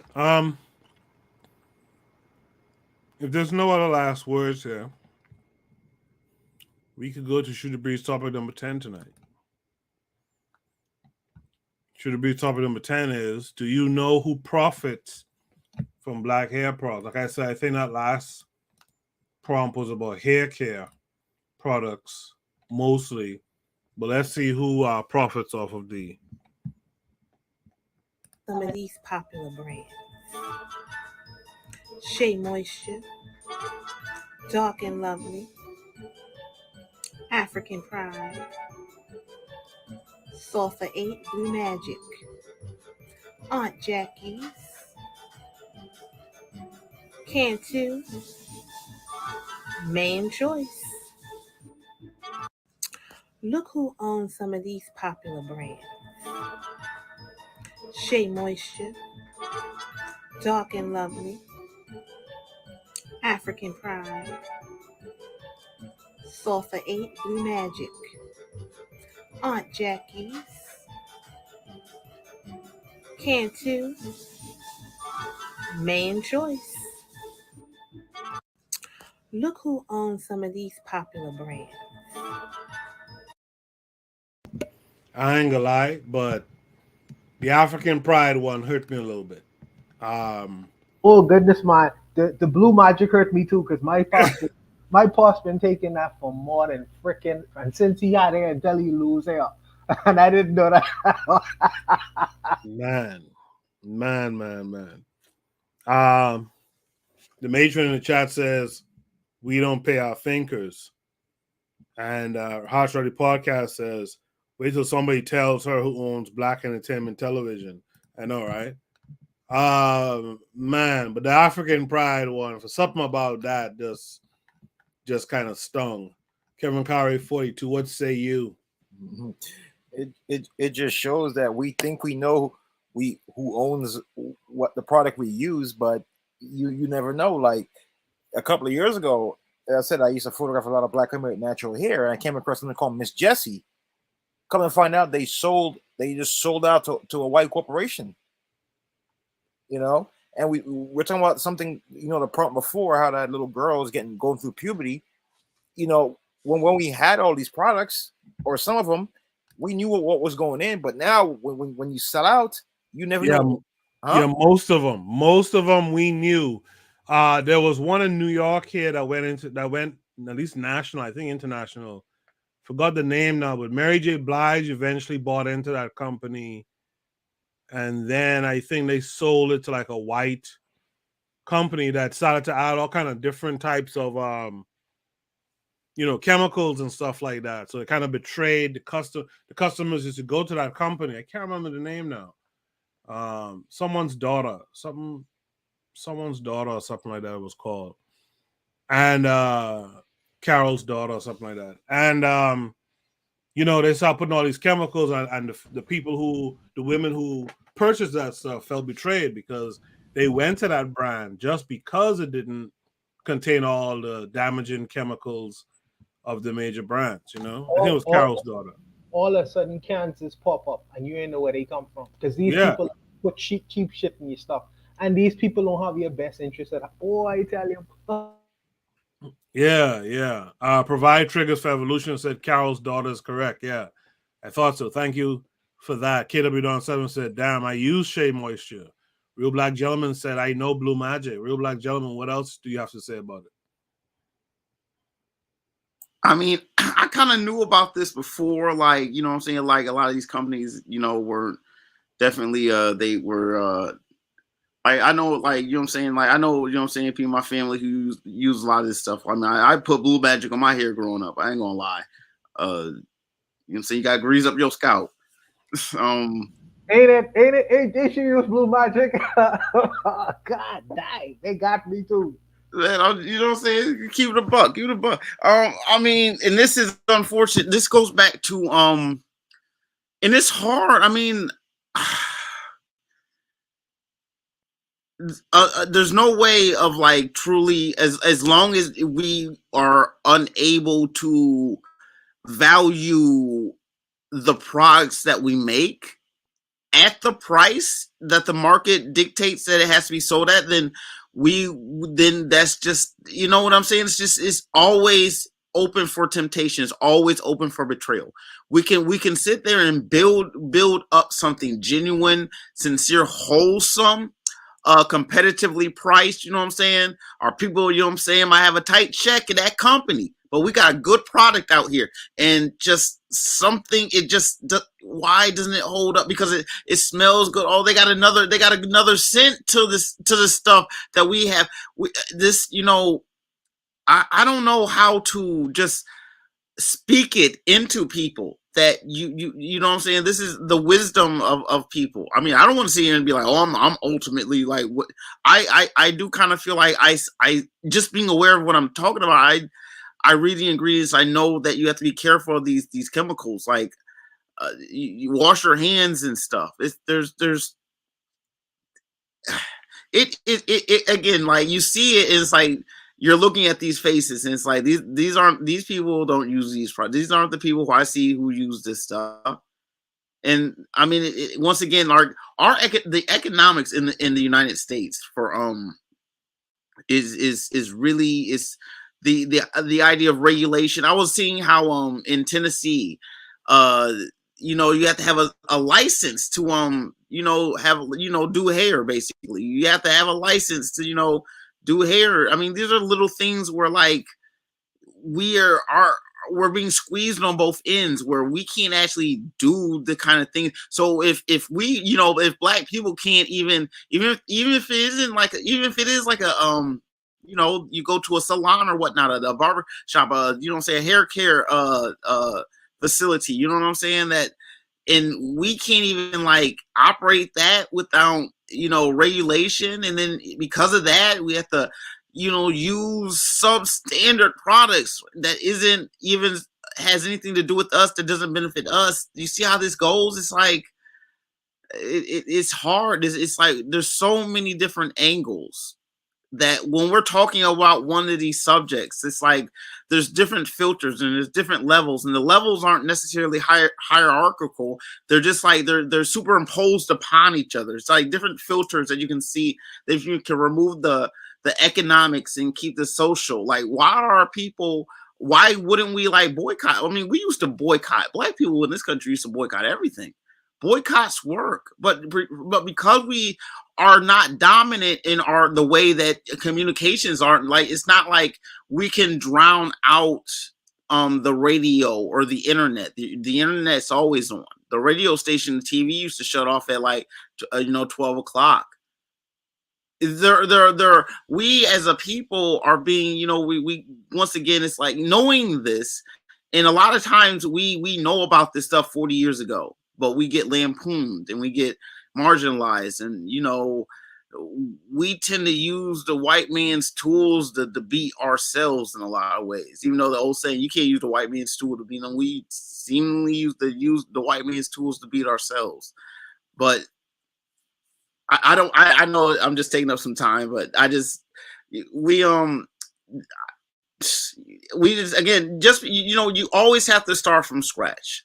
You do, and if you want to beat the white man at his game, sometimes you do have to just play his game better than him, and not worry about, well, he invented the game, and his champions have been the champions of the game for the last 1,000 years. Like, well, go ahead and just play the game and beat him this time. That's all you got to do. I'm passing. If these products, like the sister was saying, provide triggers for evolution. If that product was created in Brooklyn by a black woman, right? I am curious to know why she would have sold that product to a corporation, because I'm looking at it like this. I'm scratching my freaking head, because if the issue was money, to as far as trying to get money for distribution, things like that, right? She didn't have to sell a controlling interest. All she needed to do was either solicit the funds for anyone who wanted to buy into that corporation to get the money she would need to either maintain it or expand it. Don't just take the big check, man. You know what I mean? Or Mr. Untouchable, there's another thing. Mr. Untouchable? Yes, there's another thing also. It's called licensing. Okay. It's expensive, Kev. Well, licensing, if you're the owner, you can license out your stuff. Okay. Yeah, I know what you're talking about. So she could have done that, but see, the white boys can come to her and probably give her a big check, and she's gonna look at that check and say, well, this is gonna be the cure to all my problems, all my stresses. I don't have to manage it. Let the corporation do it, and then worry about distributing it, etc., etc. But I'm saying that in one generation or two generations, you might blow that check, but you could eat for generations off of that product. And that's what these corporations know, at least the people at the top. So I mean, if you don't want to just sell it that way, I would have put that shit on the S&P, and have any person who is interested in buying my products to be a minority share owner, and then at least keep the majority share of my business, and I'll still be able to operate. If I can't do it myself, then I employ managers or whatever to continue that business. But I would not let that business go out of my generation, because if you lose that, my great grandchildren can't eat no more, and that's ridiculous. You give away the game for a big check? Come on, man. You remember I was telling you the other day that we make terrible deals. I feel like black people make the worst kinds of deals, man. All goodness. You're not Ziki. Yeah, we make some real bad deals, man. These politicians in some of our countries back home, man, these guys make the worst. I mean, Kevin Curry brought up earlier, I told him a story about Stevie Wonder's lawyer, white guy. He put in Stevie Wonder's contract that Stevie Wonder had to pay him and his family into perpetuity. Perpetuity. Do you know what that means? That means forever. That means for freaking a catalog like Stevie Wonder. And this dude ain't had to make the music. He ain't had to think about the lyrics. You just pay him because he represented you while you was alive. But you get to pay him forever. Not only him, but his great grandchildren. Imagine them having a piece of Stevie Wonder's catalog, and they had nothing to do with even creating the music or even, oh goodness, man. I don't understand. That's why I said earlier about the copyrights. When you shoot something, a video or whatever, you got something that went viral, you must immediately copyright it, because the vulture's going to start swooping in. And sometimes they're not going to tell you, like let's say NBC, they'll say, oh, well, we found the video on the internet. Like, well, my lawyer's going to get involved now. Leave it to your lawyer, get your money, but never sign anything that has the word perpetuity unless you put in your contract that will benefit you. Never sign anything from anybody else, especially if someone's coming to you. You always have them sign something that you make, not them. In the chat, Bobby Wright said it was Carol's daughter. I think Bobby Wright is on a little bit of a delay. He said his mom used to use Blue magic on us too. Raw Idol Vegan says we shea butter and black soap in 5-gallon buckets from Mali, West Africa. Pick up in the customs department at the airport. See, that's nice. That's really nice. Y'all are able to create a little economy going on there with shea butter between Mali and Jamaica. That's nice. I like to hear that type of thing. I like to hear that. It sounds like there's an opportunity in that too. I like to hear that. The matron says we have to understand the value of ownership. Ownership is freedom, and we send our children to hell because we five away our franchise. She said we send our children to hell because we give away, I'm sure, our franchise. Harsh Reality Podcast says creatives and inventors are easy targets for quote unquote businessmen. They aren't business minded to that extent. They simply want to create and move on. Absolutely, Webb. I agree with that. This is why I respect the I'm sorry for cutting you off. It's all right. Go ahead. This is why I respect the story of Master P. Master P said that on his first business deal, his first record deal, that he was offered $1 million, $1 million, and he was at the time he was broke, and he told the person who offered him $1 million, no, I'm not going to take that. And his brother, as they was leaving, his brother was like, "Man, we ain't got no money. Why you allow this guy to just not give us a $1 million?" He's like, "Listen, if he offered me $1 million, that means I'm worth probably $100 million. He's giving me pennies." Yeah, and so he had the business acumen to see further. And that's why he became such a wealthy individual. Maybe because he was in the business arena before and things of that nature, or maybe because he was around business-minded people. He wouldn't allow or give away his future just by looking at that immediate check and his situation. Because I think that Master P said he only had $300 in his pocket at the time. He was able to see the bigger friggin' picture. And I feel like this sister in Brooklyn wasn't. And it's like that guy who didn't create the product is going to eat off of that lady's invention for generations now because she didn't see the bigger picture. So I would say that if people who are inclined to create things, to create products, you're living in the time, you just patent it, but don't give it away. Don't give it away. You know what I mean? Don't give it away. Hold on to it. Your grandchildren will kiss your picture if you hold on to it. Yeah, look at the late Stan Lee. Had he not given away the rights to Spider-Man and all that stuff, he'd have retired. I mean, he retired rich, but he'd have been retired a billionaire. He regretted doing that early in his career. So that's what I'm saying. If anything we can learn from this, never ever surrender under any circumstances your intellectual property, because you never know what happens. As soon as you give it away, that's when it blows up. Yeah, that Spider-Man deal was a bad deal in the end. A real bad deal. Tanzan, what say you to this? Did I get it from everyone? Did everyone respond?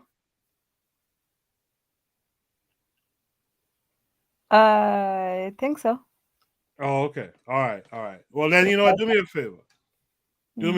Let's do a bonus round tonight. Give me a bonus round. Bonus. The Awakening.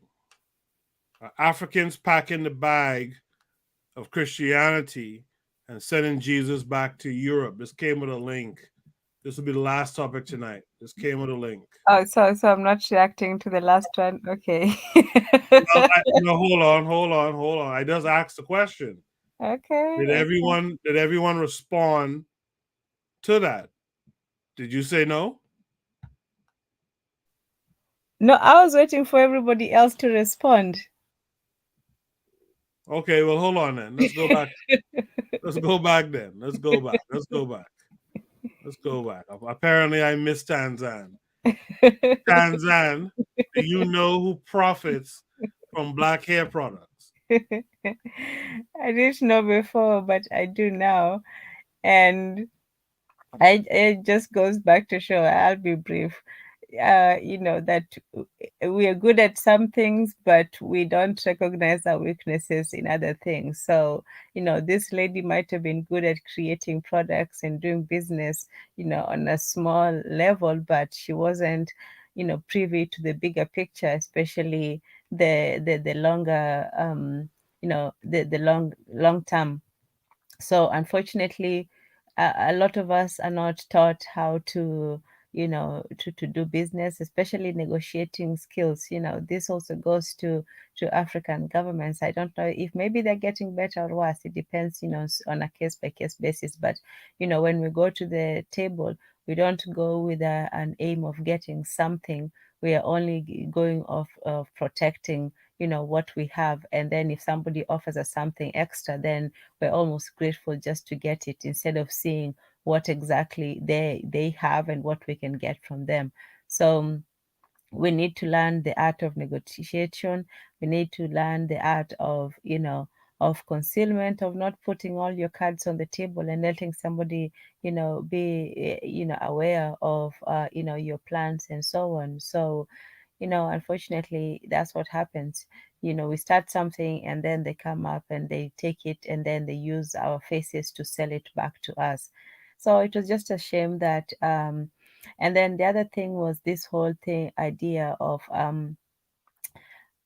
man, I don't want to go too far into the matrix, but about this whole thing about the controlled opposition, where you think that you're rebelling, but actually you're just partaking of a different part of the system. So like people who think that they're shopping at a certain store, I would name it, and yet that store has the same terrible reputation as the rest of the ones that they decry.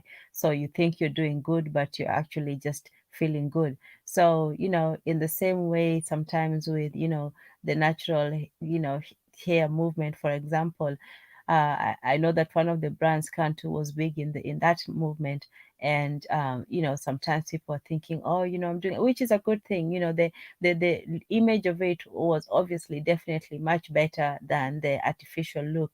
But at the same time, even that natural look is still benefiting the same people who are benefiting from the weaves, and I know a different group of people benefiting from the weaves versus the natural. So unfortunately, when you don't control the supply chain and your products, you're going to end up enriching somebody else, even if you look good in the process. So yeah, that's all.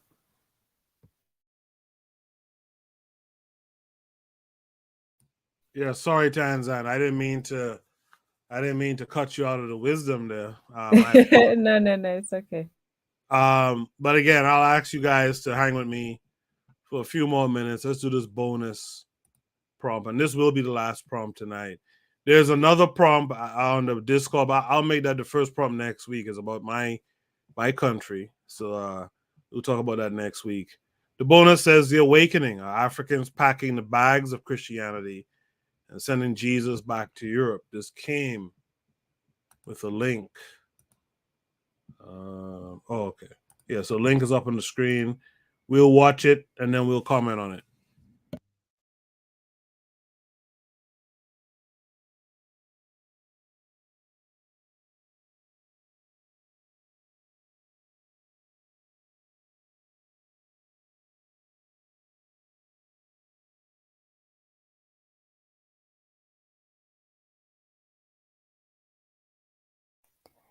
Are we watching it, or am I frozen in time? Okay, there we go.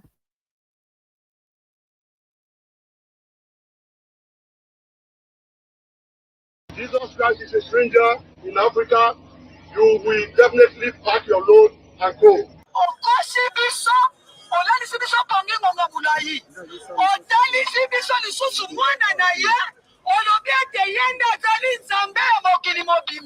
And we are telling our people, a black man, you cannot serve a God that was given to you by your slave master. How is this possible? Think, Africa, think. So we are seeing a shift here on the continent. The tides are changing, although slowly, but certainly. Africans are denouncing foreign religions, so Islam, Christianity, They are backing out and want absolutely nothing to do with it ever again. An awakening is going on, guys. Africans have been asleep for a very long time, but they are finally waking up. And we're talking about all across the continent. It's happening. I have 2 clips right here I'm going to put up for you guys to see from Nigeria here and from Congo. These clips are from. And this is happening because Africans are slowly finally starting to realize that these religions are nothing but a tool that was used to colonize, enslave, and subdue them.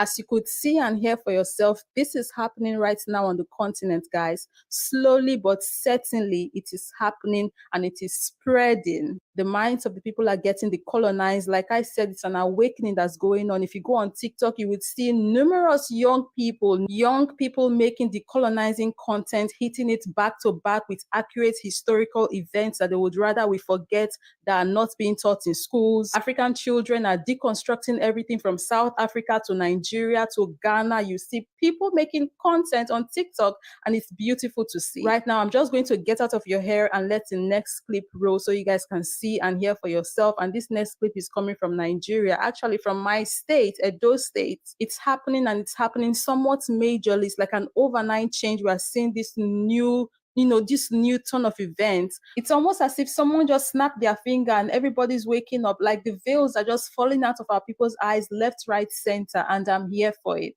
Jesus Christ is a stranger in Africa. You will definitely pack your load and go. We are telling you today to pack your load and go. All those evil havoc you are becoming, the committing in our community, committing in Nigeria, committing in Africa.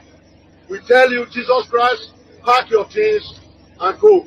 That you and all your followers, all your agents, that you people are fake. Those fake miracles that you people are doing state manage, it is fake. We know it's fake. So if you know you can heal any sickness, Jesus Christ, we are putting this question to you. If you can heal any sickness, if your reverend fathers can heal any sickness, if they can heal any person that is sick, if they can cure any sickness, let them come and meet us on the 1st of November in Irua Specialist. I challenge all the reverend fathers, I challenge all the apostles, they should come so that they can heal any kidney patient there, they can heal any person that have liver problem, any person that have kidney problem, any person who is sick, so that they will just pray and the person will get up and go home without paying anything again from the hospital. So I want you people to come and I'm challenging every of you. You say you can raise up the dead. Yes, come there. They will bring out a dead person for you all to pray and let the person walk. You say Jesus Christ can give us life. Yes, we will look for one dead transformer so that you stretch your hand on it and pray for the transformer so that the transformer will give us life. So, put on the life. They tell you that Bible did not born. If you put it like this, it will not born. But when you tear it one after the other, it will born. So the Bible is just like other novel. If you carry any other book and put it just like this, it will not born because it comes together. So as they come to Africa, come to Nigeria, kill our mother, use our children to feed newborn baby. You can see this little child here now. This little child. If it is in abroad, they will be paying this child. So they put us in zero condition. So we don't want that any longer. So we want our children to train them from school, and those our children will get jobs. So,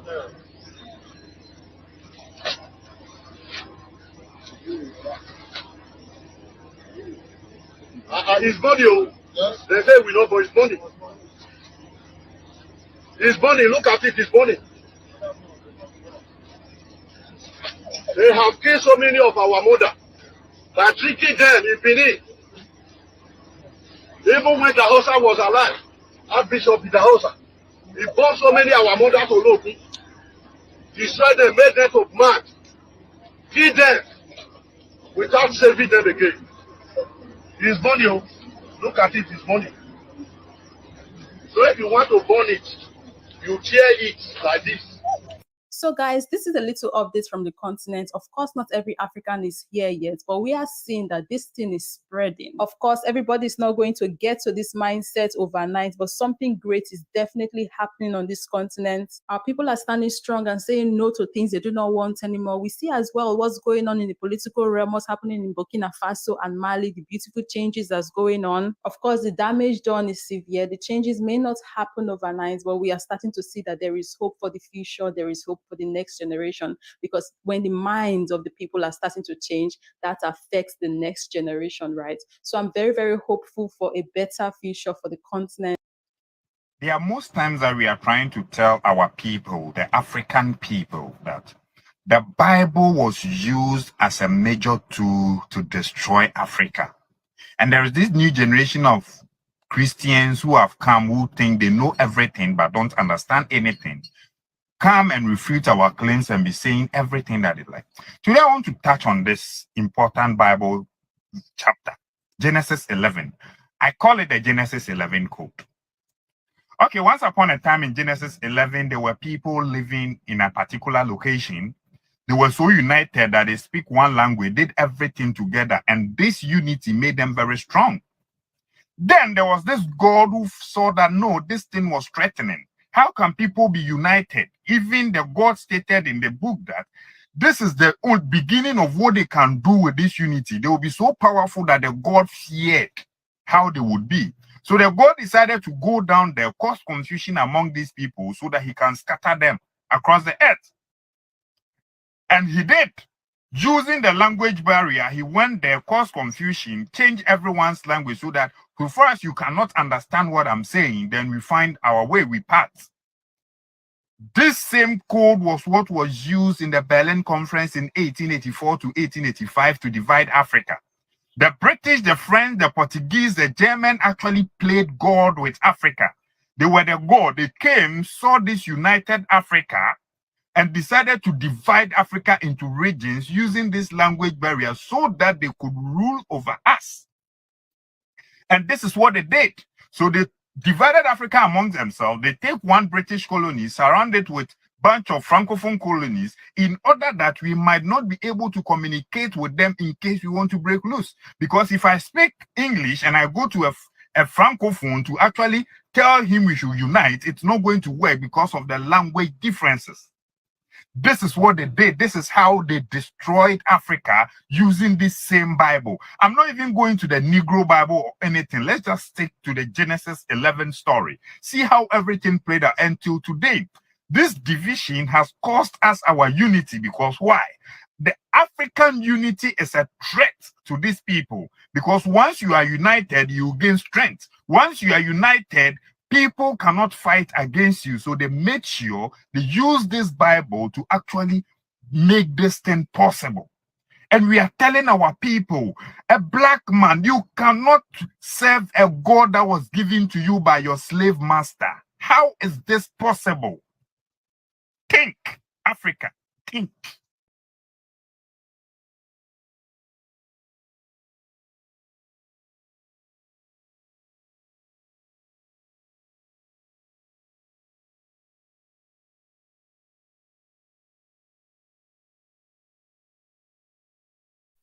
We are thinking though.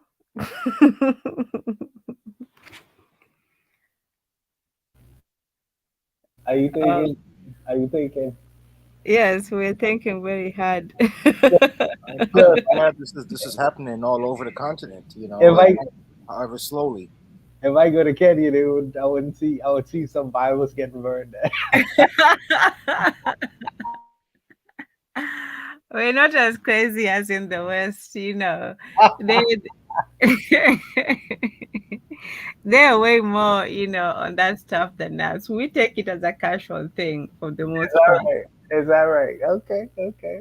Yeah, you know, we're not over there. We're over here killing each other over, you know, what was written in a book 2000 or 1400 years ago, you know, for the most part. So in that case, in so many ways, you know, we in the East are just more mature, more peaceful, you know. Is that right? Is that right? Okay. That's all completely correct. Yes. Can y'all hear me? Yes, now we can. We were just making medium talk. Oh, all right.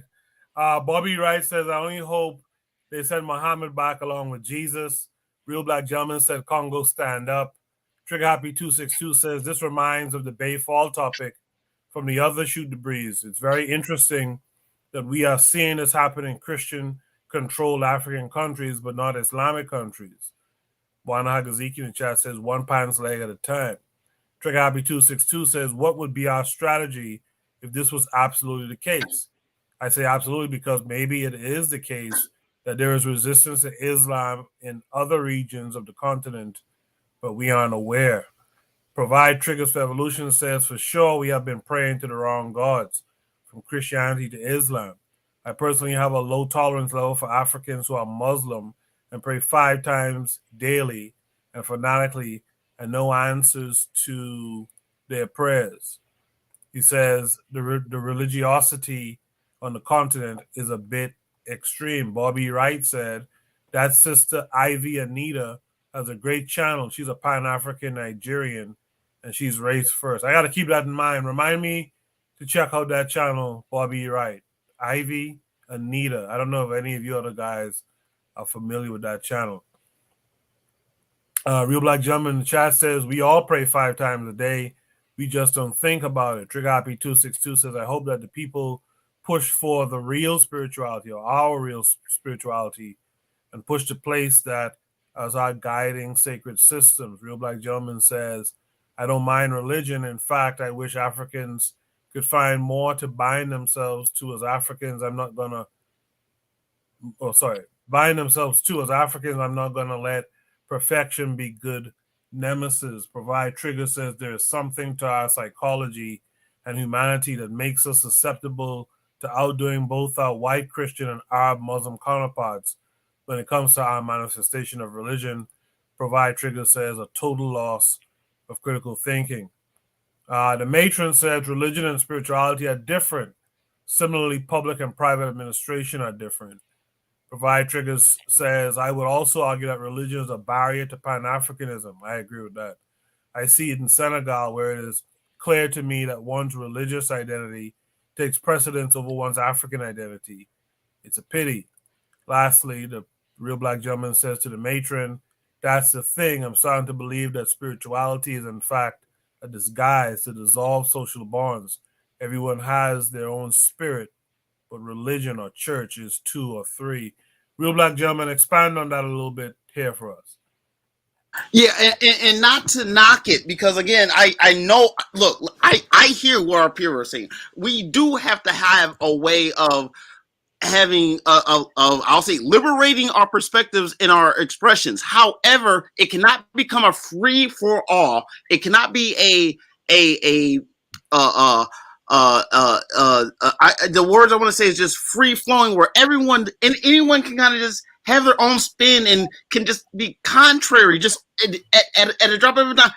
This is what I feel like spirituality turns into, and I feel, in modern, again, I there has to be some sense of binding. I get it.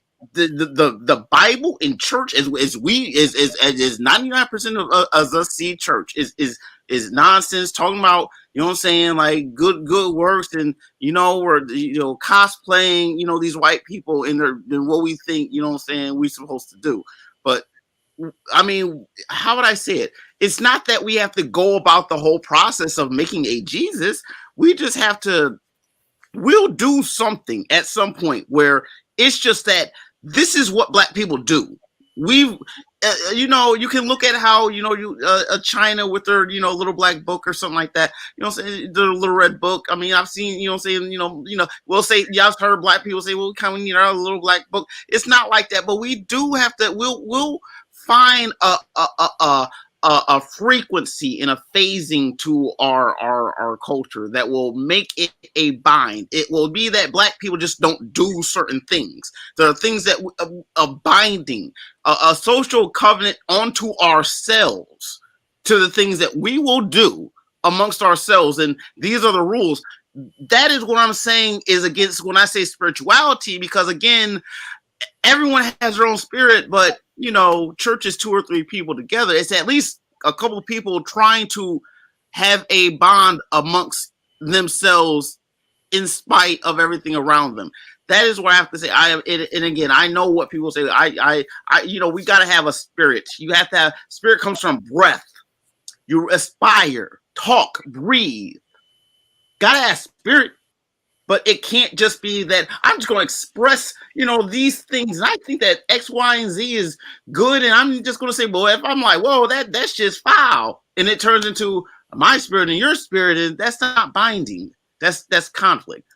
That's all I got to say. I appreciate that, Real Black Gentleman. Afro Native World is with us tonight. He says, our study group is reading the Sankofa movement, Re-Africanization, and the realization of war, and a lot of deep thought in that book on religion and African spirituality. Afro-Native World, if you don't mind me asking, are you working on that from a PDF? If you are, can you get that PDF to me? I'll put it in the Bitter Medicine library on the Discord. If you guys aren't on the Discord is going to be revamped soon. I'm putting a young person on that task right now. The Discord is going to be revamped and more responsive to people's interests going forward. So I'd like to put that book in the library if you guys are working off of a PDF. With all that said, Let's go to Bwana Hagaziki next. What are your thoughts on this? Well, I don't necessarily take well, let me say this. I have a different view from the brother um, who just spoke. You know, I don't necessarily believe that everyone has to have one or take one particular uniform faith or belief. I believe that people have a right to freely believe as they want to in whatever God they believe in. And I think that as far as America does that, America says freedom of religion. But what binds America is the U.S. Constitution. They are bind nationalistically, and they are bind politically, as a nation. And I think that that's where the uniformity would come in. But as far as religion, I think that people have a free right to express themselves as long as it doesn't harm anyone else, or as long as it doesn't affect anyone else in a way it prohibits their freedoms and their rights. So I believe that I believe people should freely have a right to have any religion that they feel that they should have, because it's just a belief, as long as it's not harmful and as long as it is not destructive to the nation state. I believe that they have a right to do that. I wouldn't, and I think that the binding would be whatever constitution that they would create, and I think that they should unify or create a semblance of uniformity around the nation state as opposed to religion. That's when you get into trouble, because people have a right to worship a tree if they wish, and I just, and that's my position on that. But I'll stop there. I appreciate that, Mr. Untouchable. In the chat, Trigger Happy 262 Plus says, who says spirituality doesn't have bonding? African spirituality is some of the strongest social bonding and binding ever, stronger than Abrahamic religions, in my opinion. Afro Native World says he has a physical copy of the book, but it looks like there's a PDF on Scribd. Okay, I gotta remember what Kevin Carey taught me about that and go get the book off Scribd. The matron says religion or church is a tool for humans to relate to each other peaceably. Spirituality is how you relate to God. Afro Native World says, to Trigger Happy 262, one of the most important things I read in that book is overstand an African spiritual system is an entire cultural system that cannot be compartmentalized, turned on, and off. With that said, Kevin Curry, 42, what say you? I'll keep it simple. I'm loving this decolonization of mine, however slow. This is what we need. And as we said in the first or two prompts ago with the young lady from Ghana, we need more of her and more of this combined. Get rid of that's always been our problem, is these religions that tell us how to be, to turn the other cheek and be soft and all this stuff to these foreigners. No, that time has come where we have to be nationalistic. The world is becoming a very nationalistic place. Why can't Africa be? We have to nationalize all our resources, all our minds. We can't allow the way we're going right now. We can't keep allowing to go that way. But this is a great start, and I'm loving it. And that's what I got to say. I appreciate that. To finish Afro Native World's earlier thought, he said it encompasses your whole life when you are at work, going to sleep, etc. Not only Sunday church. Trigger Happy 262 agrees. Essentially, the profane and the sacred is intertwined as opposed to other systems compartmentalizing it. Provide Triggers for Evolution says a symbol of divinity or God must always look like oneself. It's psychologically problematic when that is not the case. Tanzan, what say you to all of this? I think it's a promising development. For me, my only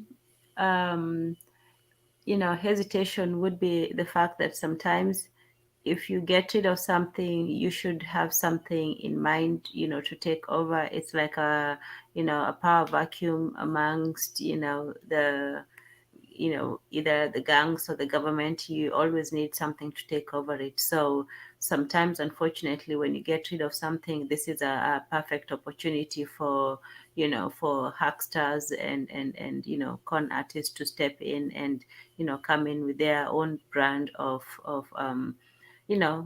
manipulation. So if it's the view is with re-Africanizing your congregation and starting something to replace it, then yes, I'm for it. But if it's just getting rid of something for the sake of it, then we have to be cognizant of the dangers and the risks that come with that, and sometimes it may be worse. So you know and also when it comes to this one, it may also expose them to certain vulnerabilities, because before, while it's not been like a clash, but it's been a difference between the two major religions on the continent. But if you leave yourself open, this is how the smaller tribes were able to be conquered, because they belong to no particular religion, so they were open to being conquered because they stood alone. So I'm glad in the mentality part of it. But I do hope it's a start towards a specific direction, and not just a throwing off of the old system, but replacing it with something that works. So yeah, because the other aspect of it is, if it's left simply as a oh, we don't believe in this, and you don't replace it with anything, it's going to be an atheistic stance, which is also a very anti-African position. Africans were not generally, atheistic. So yeah, so that's all I have on that. All right, I think that's everyone, right? Did I get everyone on that prompt? Is there any last words on that prompt? All right, so that's it for tonight. I will drop those 2 episodes of Black Man, White Woman on Wednesday. I'll probably drop it around 8 p.m. Actually, you know what? I may drop it earlier. Maybe I'll drop it at 5 on Wednesday, so that the 2 episodes can play back to back at a decent hour for everyone. So I'll drop it Wednesday at 5. Did someone want to say something? Yeah, I'm curious about that conversation, because I really would like to hear what the ladies had to offer in that analysis. You know. Yeah, it's coming. So the ladies will be premiered first, and then the men. So I think I might do that 5 p.m. on Wednesday.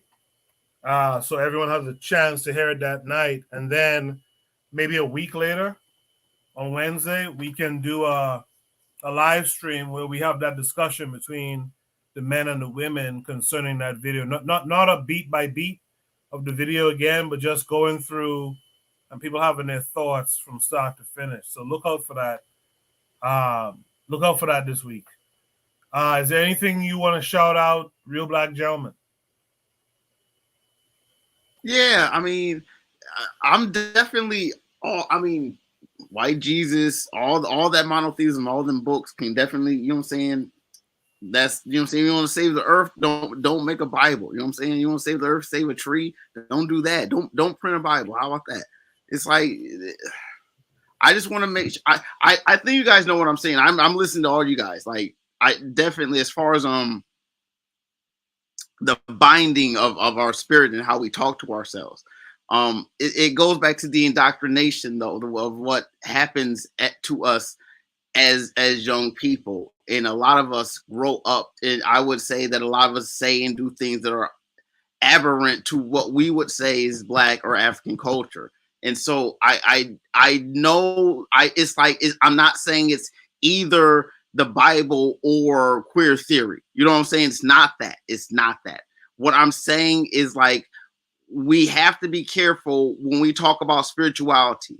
We have to look at people. You can't say spirituality and say everyone does have their own lives, because I can't kill someone and say, well, spirituality made me do it in the spirit. It was good. You can't do that. You know what I'm saying? There's covenants and ligatures that we have with each other that allow us to have rules of engagement of just things that we just can't say. I can't ask people their mother's bra size. It's just totally inappropriate. Even just to say, well, I was just asking a question. I was just asking, people will say that. You know what I'm saying? People will say really inappropriate. So I was just asking a question. There's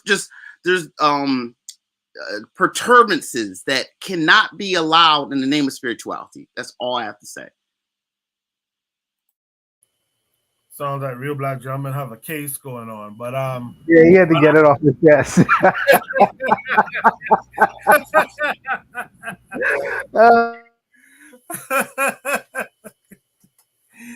Hagaziki, you want to shout out anything this week? I appreciate the commentary tonight, and I appreciate everyone who has offered their sentiments as well, as well as the other night with the ladies and the men, in their analysis of the conversation between the black man, white woman analysis. I appreciate the fact that everyone who was interested showed up for it, and I appreciate the fact that we are creating a new paradigm and putting it out there to the world, and at least we are making a recording, so when people look back at these kinds of videos, if YouTube is still around, maybe 50 or 60 or 100 years from now, they would see that there was real thought going on within our community. So I appreciate the time, Koku, and I appreciate the panel. Yeah, I appreciate you for coming through and suggesting that symposium with the special report on black man, white woman. So I appreciate that. Tanzan, you want to shout out anything this week? Just the usual. My program on Tuesdays, SNN on Saturdays, the Pentagrammers on Fridays, Shoot the Breeze on Saturdays, Matron on Monday, Oni on Sundays, and I think Brother Wakarian Focused every other day after that. Hash Reality on Sunday. Wow, I think I've gotten everyone. So yes. And Cassandra Cheek. And Cassandra, yes. Cassandra's Cheeks, of course. Yes. Yeah, Afro Native World is saying to back up the videos off of YouTube. I've been doing that, and something screwed me this week, man. I clipped up all these episodes of Shoot the Breeze and thought I transferred it to a flash drive, and it looked like transfers went through, and then all of a sudden, turns out it didn't go through. So I'm gonna have to try to redo that. But I'm trying to clip all of the Shoot the Breeze episodes from now on, at least, and I'm putting them on a separate channel, Shoot the Breeze Clips channel, so that you can share the individual clips, which are 20, 30 minutes long, which are, I guess, a little bit more palatable than seeing a 5.5 or 6 hour show. So look out for that. You'll probably see that come up in your suggestions and stuff like that. Shoot the Breeze Clips channel for all the clips for all the different Shoot the Breeze segments that we do, or at least the ones that don't get a copyright strike. So yeah, look out for that. Kevin Carr, do you want to shout something out this week? Yeah, as a people, if we stick together, we'll get through all of this. All right, I appreciate that. Hey, I appreciate all you guys in the chat. Afro Native World, Bobby Wright, Patriotic Podcast, Sister Raw. Brother Bakari was on the panel earlier. Gassed him up was there earlier. Jose was in the chat. Yana B was out there. Provide Triggers. Trigger Happy 262. Real Black Gentleman was up here with us. Buana Gaziki, Tanzan, Kevin Carre, Zuliism was here. The Forecast, Brother Bakari. If I missed you, it wasn't intentional. I thank all of you for being here. The matron was here with us. I thank all of you for being here. I think Bibi Rodriguez was here early tonight as well. Marcus Garvey is the way. I'll be back again next week. Next week I'll be back, and that 1 minute film thing, I think I'm going to indulge in that. So look out for that too. I do want to get Zuli. Yeah, he'll be good at that. Yeah, you see, Zuli doesn't buy into it. I talked to him about it the other night, but I think I think with many people, you have to create the content that makes people buy into something. So I'm going to have to go at it, give it a try, I think, and then we'll see. But I think it's useful. I think it's useful. I think I'll be trying it out. So look out for that. The KWAZ radio site is being built right now. We're trying to finish that up. So look out for that as well. All right. I'll see you guys next week. I'll probably see you throughout the week on different KWAZ radio shows. But until next week for Shoot the Breeze, you guys be good. Peace. Have a good night.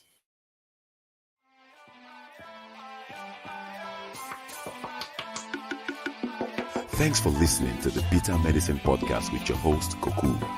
If you like what you just heard, we hope you pass along our web address, bittermedicineblogs.com, to your friends and colleagues, and share our show to all your social media. Be sure to check out our archive section on our website for previous podcasts. This has been a KWAZ radio production. Join us next time for another session of the Bitter Medicine Podcast. Follow us on Facebook at Bitter Medicine Show, Twitter, Bitter Meds, Tumblr, Bitter Meds, Instagram, Bitter Medicine.